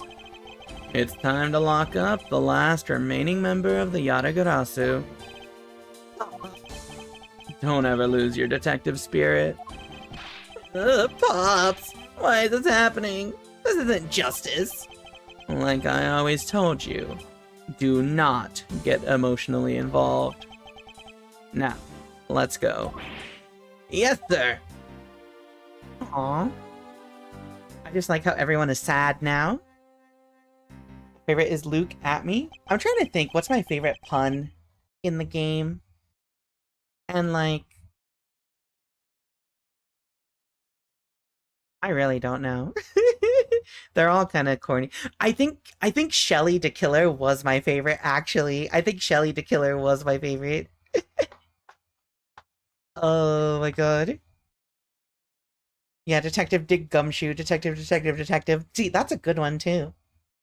Is this really the end of a legend? Acro is my favorite. Oh, wait, yeah, there we go. To be continued. That's my homie Shelly. He's the killer. The killer. Alright, chat. We did it. We solved one part of this case. Now, well, we've got a whole other case to solve here, don't we? I've been starting to get into fan-made cases. My favorite name I've seen one of those is Upton a Good. Oh my god. Oh my god. Upton No Good is so perfect, actually. I love that name. Alright, chat. I know y'all, like, just rated in, but also, it's past my usual time. Like, we stayed late to finish up to this part of this case because this is a long case. I'm sorry, fucking don't bonk me. I'll kill you. In Minecraft. I love and appreciate you, Eiko. Thank you for stopping by. Anyway, chat, anyway. In Minecraft. Yeah, in Minecraft. Let me see who's live here. A turnabout with too many faces. I'll check it out, thanks. I love that anytime somebody types the letter A by itself, the Omnimir comes up on screen because I messed up that trigger. Lighthouse of Lunacy. I gotta check out fan-made cases. Somebody is doing No Sleep for Kaname Date, but I haven't played any of the Somnium Files yet. So I can't go in there. Thank y'all for stopping by. Who do I send y'all to? I think.